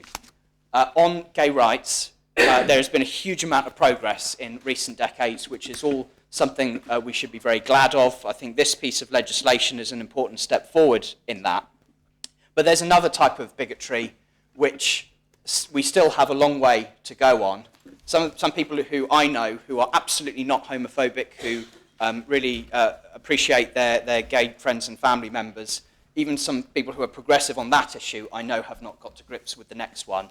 And that issue is transphobia in our society. And this law enshrines discrimination against transgender people. And I really, really regret that. And I actually am quite upset at the way that it's phrased in this law, where not only will the churches be able to refuse same-sex marriages, but they'll be able to refuse marriages of opposite-sex couples if they have reasonable grounds for believing that one of them is of an acquired gender. And I'm sorry, but I think that's disgusting. I really do. I think it is so unfair that people who go through what is unimaginably difficult, being born into a body that you don't feel comfortable in and going through the process of transitioning, a process which, by the way, is legal, and you can have your new gender recognised in law in Jersey, to then be told that you are still not really equal, I think is absolutely terrible. And the thing that upsets me the most about it is the statistics that I know Stonewall published last year, which is that 50% of transgender people at some point in their life will attempt suicide. It is really, really difficult in modern day society for transgender people, and I'm afraid that this law does not do anything close to helping them. I think that's really, really regrettable. I think it's disgusting is the word I've used, because the test is having reasonable grounds to believe that somebody is an acquired gender. What does that mean? What does it mean, have reasonable grounds to think someone is transgender? I'm sorry, but I find that a creepy thought. I find it creepy. I think it's weird, and I really am disappointed that this law includes that. So I say to members, please vote for this article, despite all the negative things it includes. Try not to be too disheartened at the shambles of a journey it has taken to get here. We were the first of the Crown dependencies to start this process. We are the last to finish it, and the final product we have is not good enough. And I hope that this will be revisited very quickly to try and reconcile some of these issues. I apologise to those members of the public who I think have been let down by having a law that isn't as good as it should have been, but I am happy that there will be this important step forward for the rights of same-sex couples. I hope that as many of these couples as want to take advantage of this law and live long and happy lives together, equal under the law as they otherwise would not have been. But I feel very sad at the position that transgender people have been left in with this, and I feel very uncomfortable that an organ of the state will still be able to legally discriminate. We still have a long way to go. Do not be complacent about it. There's still much more to be done. Senator Joseph. Thank you, sir. I brought the original update of the Marriage and Civil Status Law as a first job that I had in this Assembly. And I want to just address one very, very brief thing. I have some sympathy with some of the remarks, I think I understand them, of Deputy Mezek. But what Article 2, as I understand it, does is reflect the ability of the replacement État civil law, which was brought from the Marriage and Civil Status Law, which allowed religious communities, all of our faith communities, Catholic, Methodist, the Jewish community, to conduct the marriage bit in the eyes of the law in their church. Previously, under the old État civil law, it was only the Anglican communion that would be able to effectively confirm or do the modalities around the civil law. And the reason why I raise this is because I thought at the time I was doing equality to all our religious faith organisations. I thought it was unfair that the Anglicans could do civil law, their civil law marriage, and then get on with their religious service, when the other faiths couldn't. And so we brought in the law to change, and this is replicated here. Now, I understand that the Catholic community have said they're going to withdraw their ability to do this civil law if we actually change the definition of the law. And I say, what a shame. Catholics, if they want to carry on, presumably they're going to carry on marrying according to the Catholic doctrine, heterosexual couples. Why can't they respect the rule of law and carry out the modalities of doing the civil and religious law all in one? People know the situation in France. You have to have a civil law, and then you go to your church, if you've ever been there, in other European countries. In the English tradition, in the Church of England, and in the United Kingdom, in the Republic of Ireland, my understanding, and formerly in Jersey, it was only the Anglicans that could do the civil law at the same time. 2-for-1 offer, if you like. Now, I just ask the Catholic community, please consider again, carry on carrying out your religious Catholic weddings and marriages in your Catholic rites, but don't use this to criticise effectively the civil law of Jersey. And I just wish to say that bit, because I thought I was doing something to make all of our great religions, the Methodist communion, the Methodist, the Anglican, Jewish community all together, and now they're withdrawing from it. And I say, what a shame. Please reconsider, Catholic community. I'd love to see you continue to do what I wanted to do in 2001, which was be respectful. It's almost the reverse argument that we've been discussing today. It's the reverse argument. It's actually allowing the Christian communities to do what the civil law says if they want to. It's an opt-in. Please don't opt out, Catholic community. Carry on, and that would be great. Thank you, sir. And Dr. Higgins. Sir, I was going to rise and ask Deputy Mezek. One, I sympathise with what he just said. I hadn't picked up the fact that these people are still being discriminated against. And I was going to ask him, actually, why didn't he bring an amendment? If you had, I would have supported it. All I can say is that I shall be supporting the legislation going through. Thank you. Dr. Tadye. Thanks, sir. I think I might be able to speak to that if I heard the question right, is why wasn't an amendment brought? Is he talking about the trans? Yeah. I'm pleased to be able to follow on then from Deputy Higgins. I was in the process, and I had been writing to the greffier to submit an amendment on the very subject of the transgender discrimination that is being replicated in this law. I've got the email trail, and I'm happy to show that to anyone. It's pretty boring. And I realised that there were two major reasons why I didn't pursue that. The first was it becomes very complicated because actually the law that we needed to amend is the draft marriage and civil status law. It's for all marriage that we need to do that. It's not specifically for same-sex marriage. And I know that although that's what's in front of us today, we're specifically talking about the narrow issue of same-sex people, same-sex couples having the same rights as everyone else. And that leads into the second argument, is that I didn't want to conflate the two issues. I thought, and imagine how long the debate would have been today going into probably not Friday, but next week. And I need to obviously have that conversation with members. But a moment ago, I took a time just to have a brief conversation with Deputy Valois, or the Deputy of St John's, as she is formally known in this Assembly. And we reflected how sometimes it's easy to forget and get frustrated in the day-to-day. It seems that sometimes we take one step forward and two steps back. But in reality, if I look back in this Assembly as to where we've come in the 9 years, and some of us from the class of 2018, we've come a very long way in terms of the Assembly. When we first started here, we were fighting for things like the discrimination law with a council of ministers who didn't even recognise that we needed a discrimination law. And the answers that we were given in question time, well, I'm not sure that we need it. It would be good if everyone just behaved themselves anyway, to a point where we now have a council of ministers and a chief minister who it's obvious that, of course, you need a discrimination law, and that we've taken too long to get to that point. And so that's encouraging. And I'm reminded of one of the first ever debates that I took place in, the first big debates, if you like. And it was so long back that it was in the days when Senator Stuart Sivray was still in the Assembly, and it was on the introduction of the transgender provisions.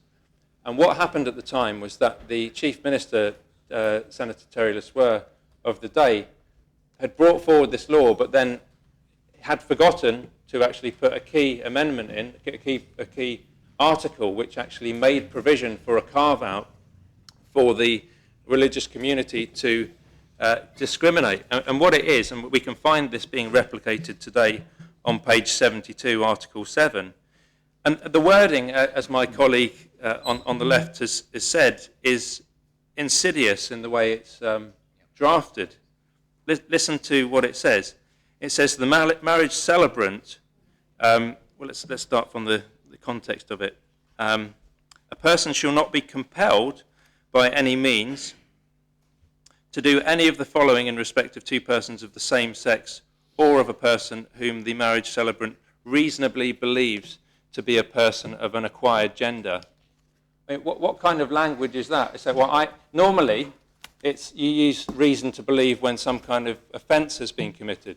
You know, a policeman may stop and search you if he or she has reason to believe, reasonable grounds for suspicion that a crime has been committed. We may enter your premises with a warrant if we have reason to believe that you are hiding something. But when we apply it to an acquired gender person, it's not if the person is of an acquired gender, it's if the person has reason to believe that they are of an acquired gender.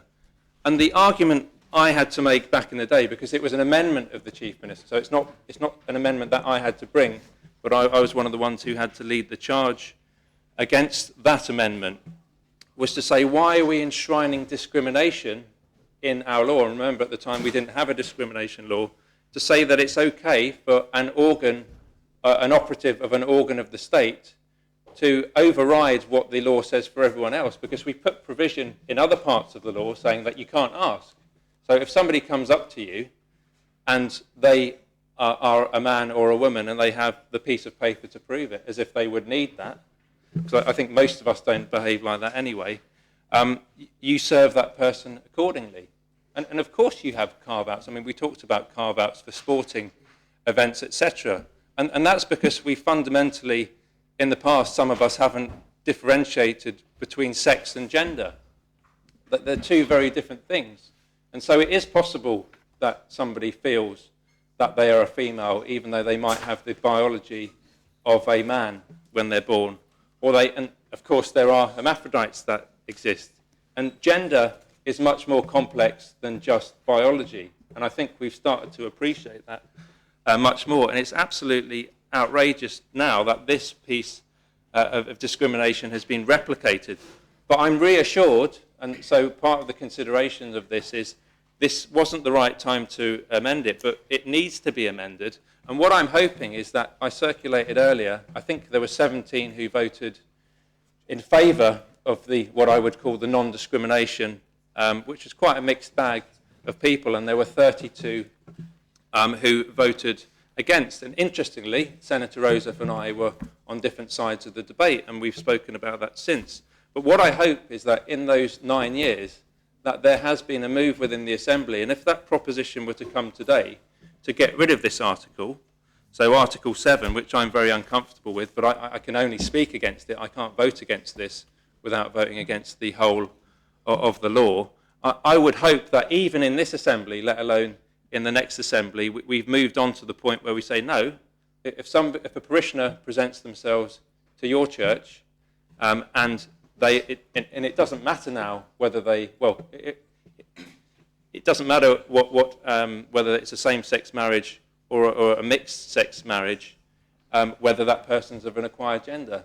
And it has the potential to become ludicrous, because as my colleague said, it could well be that a church says, I'm not going to recognise your new gender because you're now a man and you want to get married to another man. And therefore, because I don't accept your new gender, I can marry you.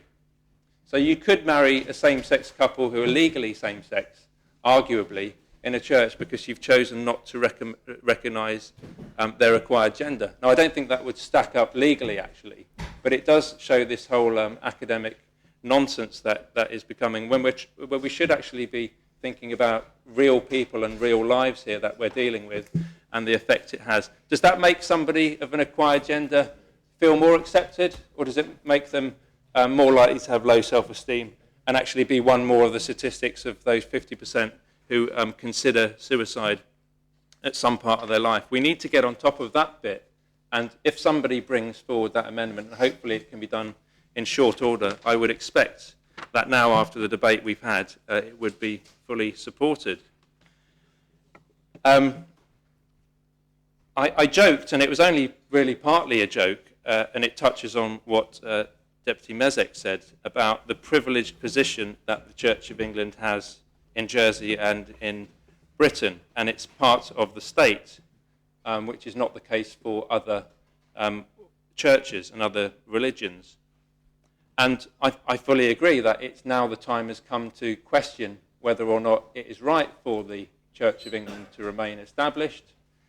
And it's not just us who say that. I think there are devout people out there who are subscribers to the Church of England congregation who also say that they agree that there should be a separation between church and state, on the basis that it is important that the church be able to criticise the government and the state and what their decisions are doing, and that the two remain distinct, the spiritual and the legal, if you like. And the two should remain in parallel. As I've said before, it works in other ways. But this is the only partly tongue-in-cheek. I'm waiting for the day that under Article 6, when we have the people and the entities that can solemnise marriage, we have superintendent registrar, clergyman, authorised civil celebrant, authorised religious official. We will see one day Facebook on that. And Facebook will be authorised to perform marriages because you simply click a box, and as soon as the other person clicks a box to accept that you're married, you become married, and Facebook, the global organisation that it is, will have the ability to marry a couple. And it makes divorce law a lot easier because as soon as one person unclicks it, you're no longer married. And that might seem like anathema to some people, but it does bring into question the whole meaning of marriage. Marriage is essentially a contract, and it is a piece of paper. So it's a legal contract. And Deputy, can you relate this to the debate? Yeah, I'm relating it now, sir. So I think we're on 25. We were last time I looked. And the reason it's relevant is that at the moment, I look at Article 17, paragraph 6, which says members of the public shall be permitted to attend freely the solemnisation of a marriage. And that's a little bit strange because I always thought that a marriage was a personal event between two people and you had the choice about who you invited to that ceremony. And we've all heard of gate crashing the reception, but it seems to me that there may be serial marriage attendees who turn up to meetings as if they were a scrutiny meeting or a state's debate or a royal court. Maybe people can do that. And of course, I was told that one of the reasons for that is because somebody has to be able to stand up and say if there's any lawful impediment whereby this couple shall not be married. Therefore, you have to allow the public to attend. But it could be strange that if you hire out a church and you're paying for it, anybody can come in and sit in the seats if they get there early enough, and that you haven't actually got enough space for your guests to attend. And why are we replicating very strange things? And it'd be good to hear from the Economic Development Department ministers that we've said a marriage must be solemnised between the hours of 8 a.m. and 7 p.m. What's all that about? Who thought that's a good idea to put that in there? What if you want to have a wedding at 7:30 in the morning or at 7:30 in the evening? Apparently that's not allowed. You might want to have a moonlight wedding at the great venue that is St. Bullard's Church. That starts at 10:30, that finishes at 12, and you can go out there in the moonlight and then have a swim on the beach. But apparently you can only get married between the hours of 8 a.m. or 7 p.m. because something will happen after that if you don't get married during those hours. I've already talked about religious symbolism. And then if we turn to Article 23 and bracket 6, approval shall not be given for solemnisation of same-sex marriages at a location that is the usual place of public religious worship according to the rights of the Church of England.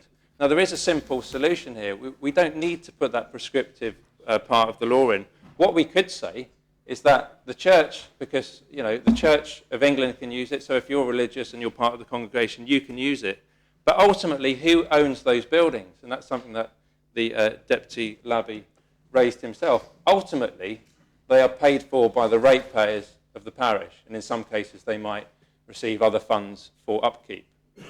And if the churches genuinely want to restrict who can get married in their churches, and this is dictated by the wider Church of England, not the Church of England in Jersey, then they should take over the churches themselves and pay for them entirely. If they want to do that, the ratepayers in the parish, especially the same-sex couples who are not being afforded the right to be married in these churches at the moment, they should get a reduction in their rates, if that's the case. It's completely discriminatory, and as is the case, I think, in Germany, they should be able to opt out of paying dues to a church which they're not allowed to use. If they were allowed to use it, that would be different. But they're actually being excluded from it. But there is a compromise position, which is to say, when we're not using the church, feel free to come and use it. If you're a parishioner and you're allowed to have a civil marriage, just tell us when you want to use the church. We can't get involved with it. I'm obviously... Is this totally relevant to the debate? It's absolutely relevant to the debate, because this is the law. I'm speaking to the law. Deputy, if I may say so, you are absolutely speaking to the law. You're entitled to say what you wish to say. I imagine from what you said earlier that you wish to support the adoption of the law despite the comments you're making, and I suppose it may be that you'll want to ask yourself whether it's helpful to members to continue making them in this forum at the moment, but you are absolutely entitled to do so. Yeah, so I take the direction. It's late and we're getting tired, and I did move the adjournment earlier, to be fair. And the problem is the way in which this law has been presented, it's just one big amendment to another law. What should have happened is that a new law should have been brought, which actually took out all the nonsense that I'm pointing out. So the nonsense about this 8 till 7 o'clock, the nonsense about whether or not you can have iconography, whether you can play this CD or that CD, whether you can have this hymn or that poem being read, who makes the decisions. If it had been done properly in the form of a proper law, and it might have taken a little bit longer, but I suspect it wouldn't, actually, we could actually talk to the articles, we could bring amendments to the articles. I could actually ask for the transgender discrimination to be taken out because it is abhorrent, but it's been presented as effectively one big amendment to another law. And that's why I have to speak on it now, and that's why I think it's strange. I've made all my points. I've got 3 pink bits of paper there, and I've spoken to all 3 pink bits of paper. But of course I support the law. I appreciate that in the last 9 years, and there are others who have been fighting this for much longer. We have made progress. It has been a slightly tortuous process, but it's a small price to pay for the immense difference that we're going to make in people's lives. And that's why I can tolerate these inconsistencies for the moment. But I'll be back with amendments in the next months, and I hope that we can get overwhelming support for the most important amendments, and the smaller details we can tweak in the months and years to come. Does any other member wish to speak? Then I call on the Deputy Chief Minister to reply. Thank you, sir, and I will contain my comments to Article 2 as amended, sir. My glass is half full, sir, not half empty. What we have here is a new modern marriage law. We spent a lot of time today talking about same-sex marriage because that was an important part of the new law, sir. But our new marriage laws allow, as we said, same-sex couples in Jersey to express their love and commitment, for people to have more choice over where they get married, including being able to get married outside, and more choice over who marries them. It will be significantly easier for people to book their weddings, and importantly, we will have a law that provides better safeguards against sham and forced marriages, sir. So we've had a long debate, and I think in the main a respectful debate, which I'm very grateful for. I'd like to just pick out a couple of things, sir. Some members have not only made really good speeches, but they've made moving speeches, and they have moved their position. And I thought particularly the speech from the Constable of Trinity, and I couldn't agree more with what he said. So the love of particularly a parent to a child is and should be utterly unconditional. And I have a simple rule in life that I try and apply to all the work that I do, that if I would want something for a member of my family, if something for my family is not good enough, then it's not good enough for anyone else's. And that's exactly apart from the overwhelming love that the Constable obviously showed for his family, he also wanted to support people in their relationships in the same way that he would support his own family. And I thought that was absolutely moving and fantastic, sir. And of course, the Deputy of St. Juan as well has moved a long way, sir, and I really appreciate. Just shows, although this has been a long debate, it just shows that debates sometimes do change people's minds, even if they are hard, sir. So we've come a long way with this marriage law, and I know that there will be changes to come in the future. The younger generation that I talk to, the 14, 15, 16-year-olds, don't know what we're all hung up about, to be honest with you, so I'm sure there'll be even more relaxation as we go forward. That's a complete contrast to when I was in the army, when 40-odd years ago, it was a court-martial offence to even declare that you were a homosexual, sir. So we've moved a long way, and rightly so, because love is love. An 8-year-old said in a letter they sent to me about the space, 8 years old, love is love, regardless of anything else. Love is love. So, sir, we've moved a long way. This has been a long debate. The Article 2 as amended, I propose, sir, and I call for the appel. The appel is called for, and right now must return to their seats. The vote is on Article 2 of the Amendment Number 4 law, and I'll ask the greffier to open the voting.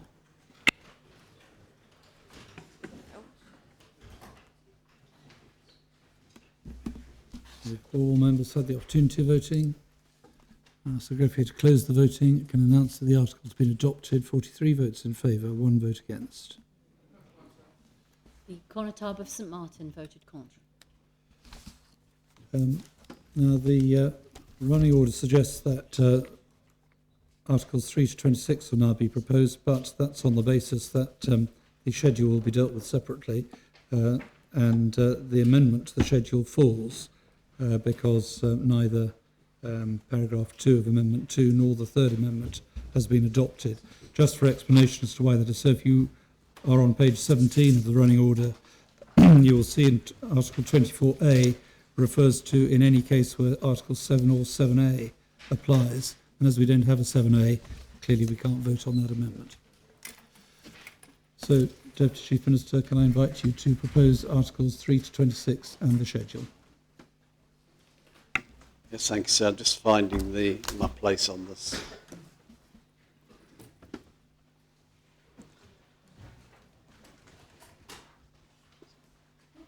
So now that Article 2 of P91 is adopted, as you say, we move on to Articles 3 to 27 of P91. These articles set out change to the existing 2001 law. Some of those changes represent amendments to existing articles and some are insertions of new provisions, but they come together to make a cohesive whole. So, mindful of the time, I will speak only about those articles that have a significant effect and relate to matters that we have not already touched upon. Article 6 amends Article 42 of the current 2001 law. In addition to providing for the role description for a parish registrar and for changes to their appointment process, as already discussed, it provides the superintendent registrar will and must develop in relation to parish registrars a training and monitoring scheme, a complaints and investigation process with associated procedures for suspending and removing registrars from their role, that the process will be subject to consultation with constables, and that any decision to remove any registrar will finally sit with the constable. So Article 7 amends Article 44 of the current 2001 law. It provides that the Superintendent Registrar's Office and or the historic records held by the Superintendent Registrar could be potentially relocated from the centre of St Helier.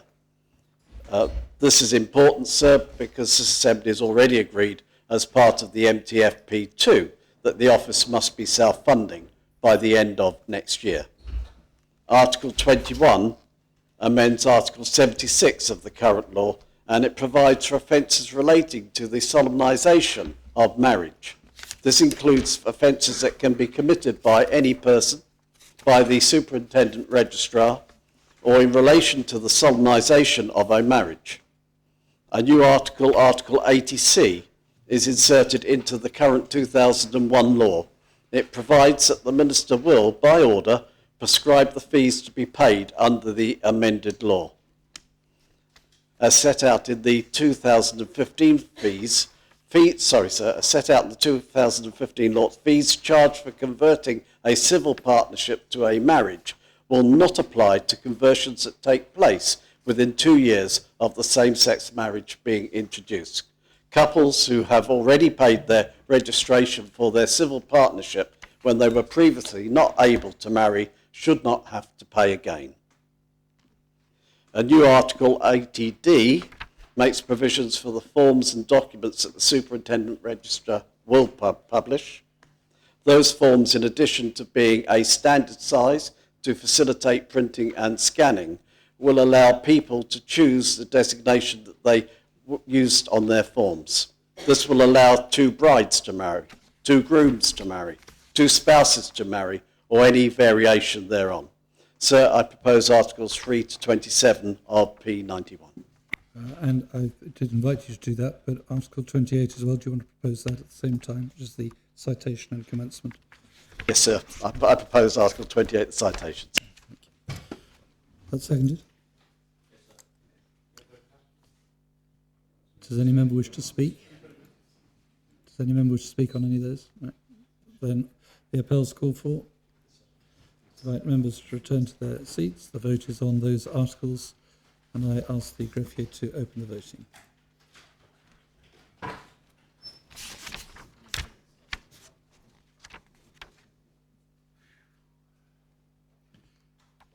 All members had the opportunity of voting. I ask the greffier to close the voting. I can announce the articles are adopted. 44 votes in favour, none against, and 1 abstention. The Conotab of St Martin abstained.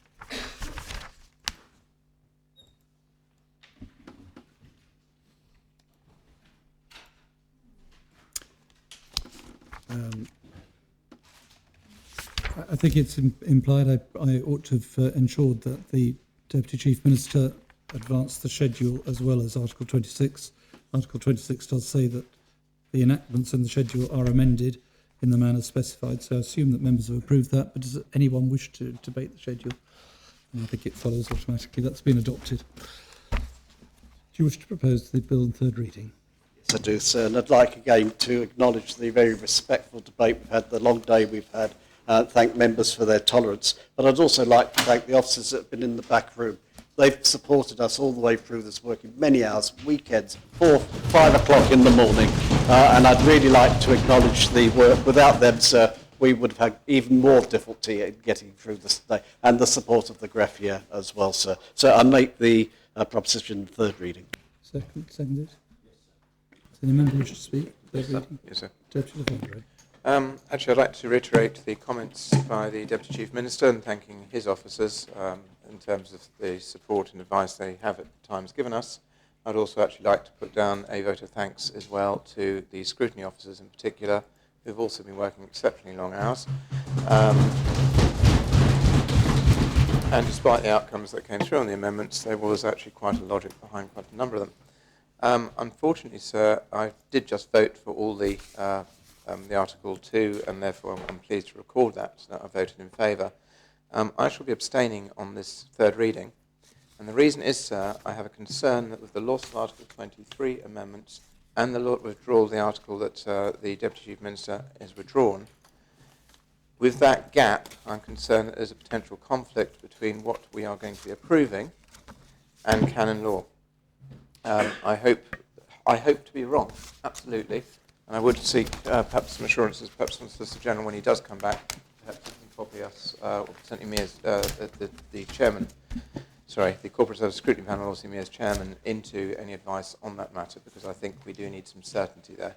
I am concerned on that front. If I didn't have that concern, I would be voting poor. On the other hand, because of the potential impact and conflicts between the two laws, I'm going to be abstaining, because I need some certainty there, so thank you. Senator Joseph. So I'll be very brief because we've had a very long debate.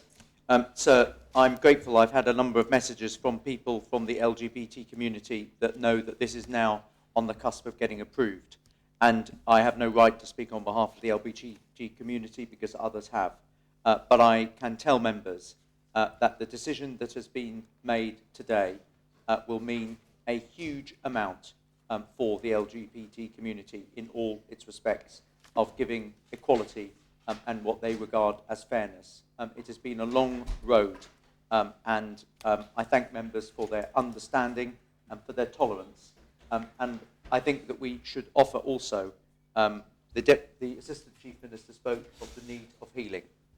It is a matter of regret that the Chairman of Corporate Services can't find it within himself to, I think, vote in favour of the third reading. I think that is deeply regrettable. This has been, let us be clear, we're in a happy stage, but we've taken it's been a damaging course along this way. There's been a visceral debate, which is a great shame, and there's still been some. I salute the Deputy of St. Juan. I know how difficult this has been for him. I salute the Constable of Trinity, and time heals with the effluxion of time. Societies change, they adapt and change. We need to show respect for our religious and the great faiths of the world and of our island that are so important for that. But we also have to respect the rights of minority groups, and we've done a great deal for gays, lesbians, transgens and other people. And that is going to be, I can't say from the bottom of my heart how much important that is. And there are some things that are going to have to be cleared up.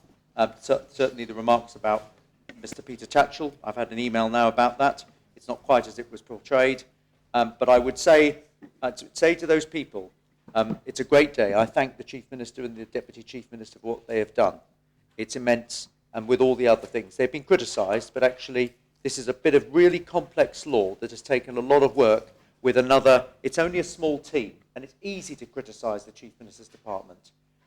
It's easy, so easy to say this is wrong, but actually they've done something quite Herculean here in quite short time, and I salute them too. But I ask those members who have caused the visceral debate, because there has been, they don't like hearing it, But I asked them to stand up and to actually recognise the hurt that will have been along this road. It pains me to say it, but we're there now. But please stop hurting other people. Please respect the rights of other people to live the life that which they wish to live in the eyes of the law. And now we have a civil law which has got marriage equality. And I'll end on that mark. But it must be remembered, the hurt that has continued. Because even in this debate, there has been people who have incited some unfortunate situations. Some members may know what I'm talking about. But there is a dangerous situation when one provokes something, but actually the end result has been good. And that is a matter for celebration. And I thank members from the bottom of my heart. Thank you, sir. Thank you, sir. I hope members will indulge me for just 2 minutes so I can speak about something we haven't spoken about today. And I know I should have probably dealt with this at Article 2, sir, and that is a bit of economic benefit that we're going to derive from this decision. We've spoken about civil partnerships and same-sex, sir, but we mustn't overlook the other benefits that this brings to the island. So Jersey has a great heritage as being somewhere for couples to come and get married, and that goes back generations and decades. Jurisdictions around Europe have seen all the benefits of allowing couples to choose scenic spots, and Jersey has an abundance of such locations. I think last year we had 152 weddings in Jersey where both participants were from outside of the island. And with what we've approved today, with all its faults, that figure is going to increase significantly, sir. I just wanted to make that point. Thank you. Any other member wish to speak? I call on Deputy Chief Minister as well. Thanks, sir. Thank all members that sorry, Deputy Chief Minister. Chief Minister wanted to say something. Sorry, sir. Yes, I'm sure the Deputy Chief Minister is going to say the same thing. I do want to put on record initially my particular thanks to the one official who has been in the office from at least 5 o'clock every morning this week. She has not seen her partner or her children. So I thank them as well, sir, because it has affected her family life. She, like me, sir, is an absolutely a great believer in marriage. So her heart and soul has been put into this work, and I thank her on behalf of all islanders for that work. I also, sir, want to just pick up on what Senator Ozef said. I said, sir, in my speech that leaders are called to build bridges, not walls, and throw stones. The Constable of St Helier said we shouldn't build a bridge into the abyss. Of course you don't build a bridge into the abyss. But we are not talking about the abyss. So we're talking about people who live in our community and work in our community and are important parts of our community, whichever side one found oneself on with this difficult debate.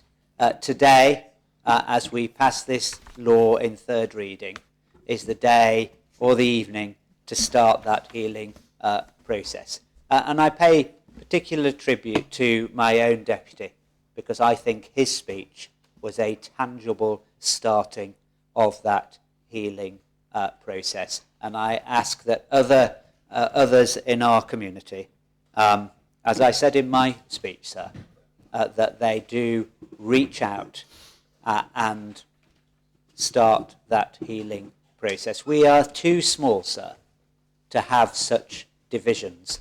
We have enough challenges outside without hating each other. Sir, we are all privileged to live in this place. We should not take that for granted. We can be different. We can believe different things. We can have freedom of speech. But at the end of the day, we should respect each other, each other's views, and we should work together in every way that we can to build a better future, not only for ourselves, but for our children and our grandchildren. Thank you, sir. Thanks, sir. I'll keep it very brief. There are 2 points that I want to make. The first is that we have a tradition of when we name people in this assembly, we do it sparingly. And obviously one of the names that was mentioned earlier was that of Peter Tatchell. And in the meantime, somebody took the liberty of emailing Peter Tatchell and clarifying what we were talking about today. And I don't need to put it on record, but I've sent the email around. It's slightly late now, obviously, but it clarifies his position, and I think it's quite helpful. And he is one of those individuals, segues into my next point, that Deputy Mezek is too modest to mention this, but it was around about 3.5 to 4 years ago where when some of us get tired of passing on the baton, someone new comes along and says, in their youthfulness and in their energetic way, I'm going to take on this issue, and the one thing I'm going to do when I get into the States, the first thing I'm going to do is put the same-sex and equality issue back onto the agenda. And he did it, and there are lots of people who are similar. They make promises in their manifestos, they keep their promises, and sometimes they don't win straight away. But I think the more that happens, that is one way in which we will reaffirm the positive aspect of this assembly, because I think we all come in here to try and make a difference. And sometimes it takes a long time, some of us get downhearted, and it's nice to have somebody to pass the baton on to and who does make the change. And I remember it resulted in some indignation. There were lots of people at the time saying, with frustration, there was an amendment, and it seemed to wreck it. It seemed to be a wrecking amendment. But nonetheless, that's where Jersey's first gay pride came out of. It came out of protest. And it was a strange event because we were able to share a platform with Senator Ossoff, somebody with whom we, on a weekly basis at the time, were perhaps sparring, robust debate, as is normal and healthy in politics, but we were on the same platform fighting for the same rights. But it's not the politicians who, from the safety and privilege of their own parliaments or from behind their computer screens, are the real heroes in this. It's those who have fought for all civil liberties, not just in the gay arena, but in all walks of life, often facing the truncheons and the rubber bullets, not of other countries, but of their own governments and their own police forces at a time when they suffered real pain and real discrimination. And it's those that we should be remembering throughout the course of history. Jersey should be proud. We have had, I think, an edifying debate. We've had to listen to all sorts of opinions, and I think we've come out of it stronger, and I think we can look back at this debate, and people will in the future, thinking, okay, I don't know why it was necessary, and why we need, it's certainly evolution. It's not revolution. It feels really like evolution, but we seem to be getting to the right point. So, of course, congratulations to all those who've done the work, the paperwork, but also those who have gone before us who simply won't be remembered, because they did it at a time when it wasn't popular and when it was real difficult and when real sacrifices were made. Just briefly, sir, because I can see people's faces really, really tired at the end of the day, and they remind me of the time in July, some time back, when I put on the agenda a discrimination law, and it went through because it was July, it was the last meeting, it went through on the nod. Who thought then that all those years later we'd be here making this sort of progress? And the fact is, anti-discrimination law doesn't end. We've got disability discrimination coming soon. We're already looking at trans litigation in order to make that area better. The work goes on. Congratulations. We're doing the right thing.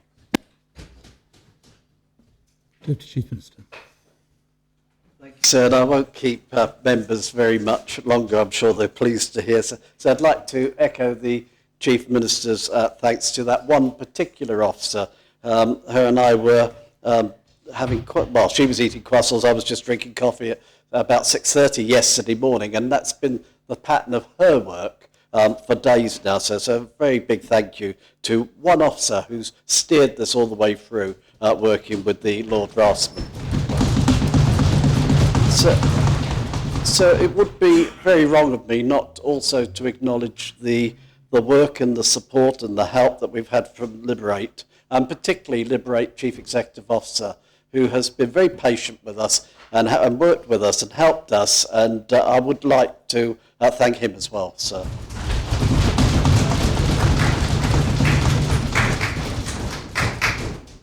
So the Chief Minister talked about bridges, and he's right in what he said. We've had difficult debate. We've got wounds, if you like, to mend. But so I'm reminded of the comment from Nelson Mandela, which I think Senator Ossoff mentioned earlier today, but it's worth just before we close thinking about it. If you want to make peace with your enemy, you have to work with your enemy. Then he becomes your partner. I don't like the word enemy, sir, but we have had some difficult times, and I'd like to change the word partner to colleague. Let's put out the hand of friendship to each other, to our community as a whole, and go forward as a cohesive, joint community that can enjoy the wonderful island that we live in. But we can all enjoy it equally, sir. Thank you. Make the amendment. Did you call for the appel? Yes. The appel's called for. The vote is on whether to adopt the draft Marriage and Civil Status Amendment number 4 law in third reading, and I ask the greffier to open the voting.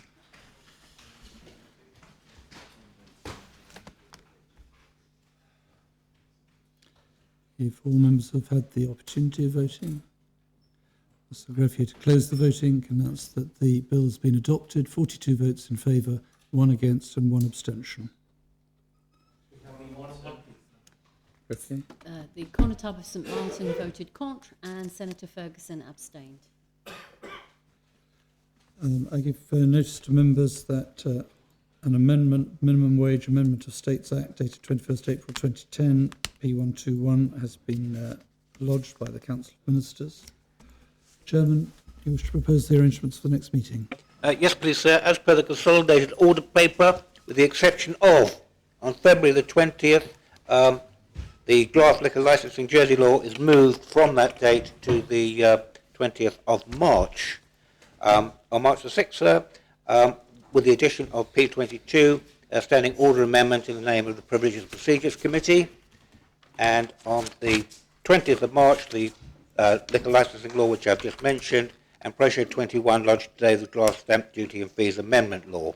And I would also ask, sir, that Pressure 118, which is currently shown as the first item on the agenda of the 20th of March, remains that way because of the requirement of the Attorney General to be here, sir. And on the next sitting, sir, I would anticipate it has, if all those items remain, it will be another 3-day sitting, sir. So members will know that the strengthening of governance proposal is down for debate at the next state sitting. I'm not sure if I've received a letter, but I'm aware that the sub-panel that have been set up to review those proposals are considering whether they require more time or not. So I will be in conversation and correspondence with them, sir. Members will also know, as I said in my speech yesterday, that there are certain elements of that proposal which are absolutely critical to get through before the next election. Perhaps others can wait until after the election, but some are very critical.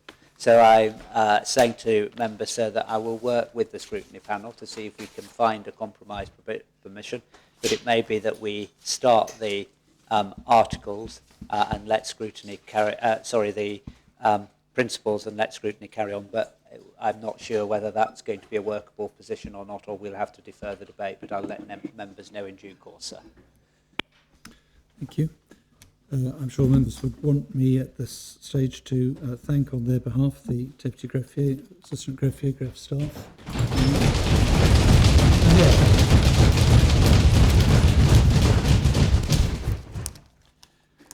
The states now stand adjourned until the 20th of February.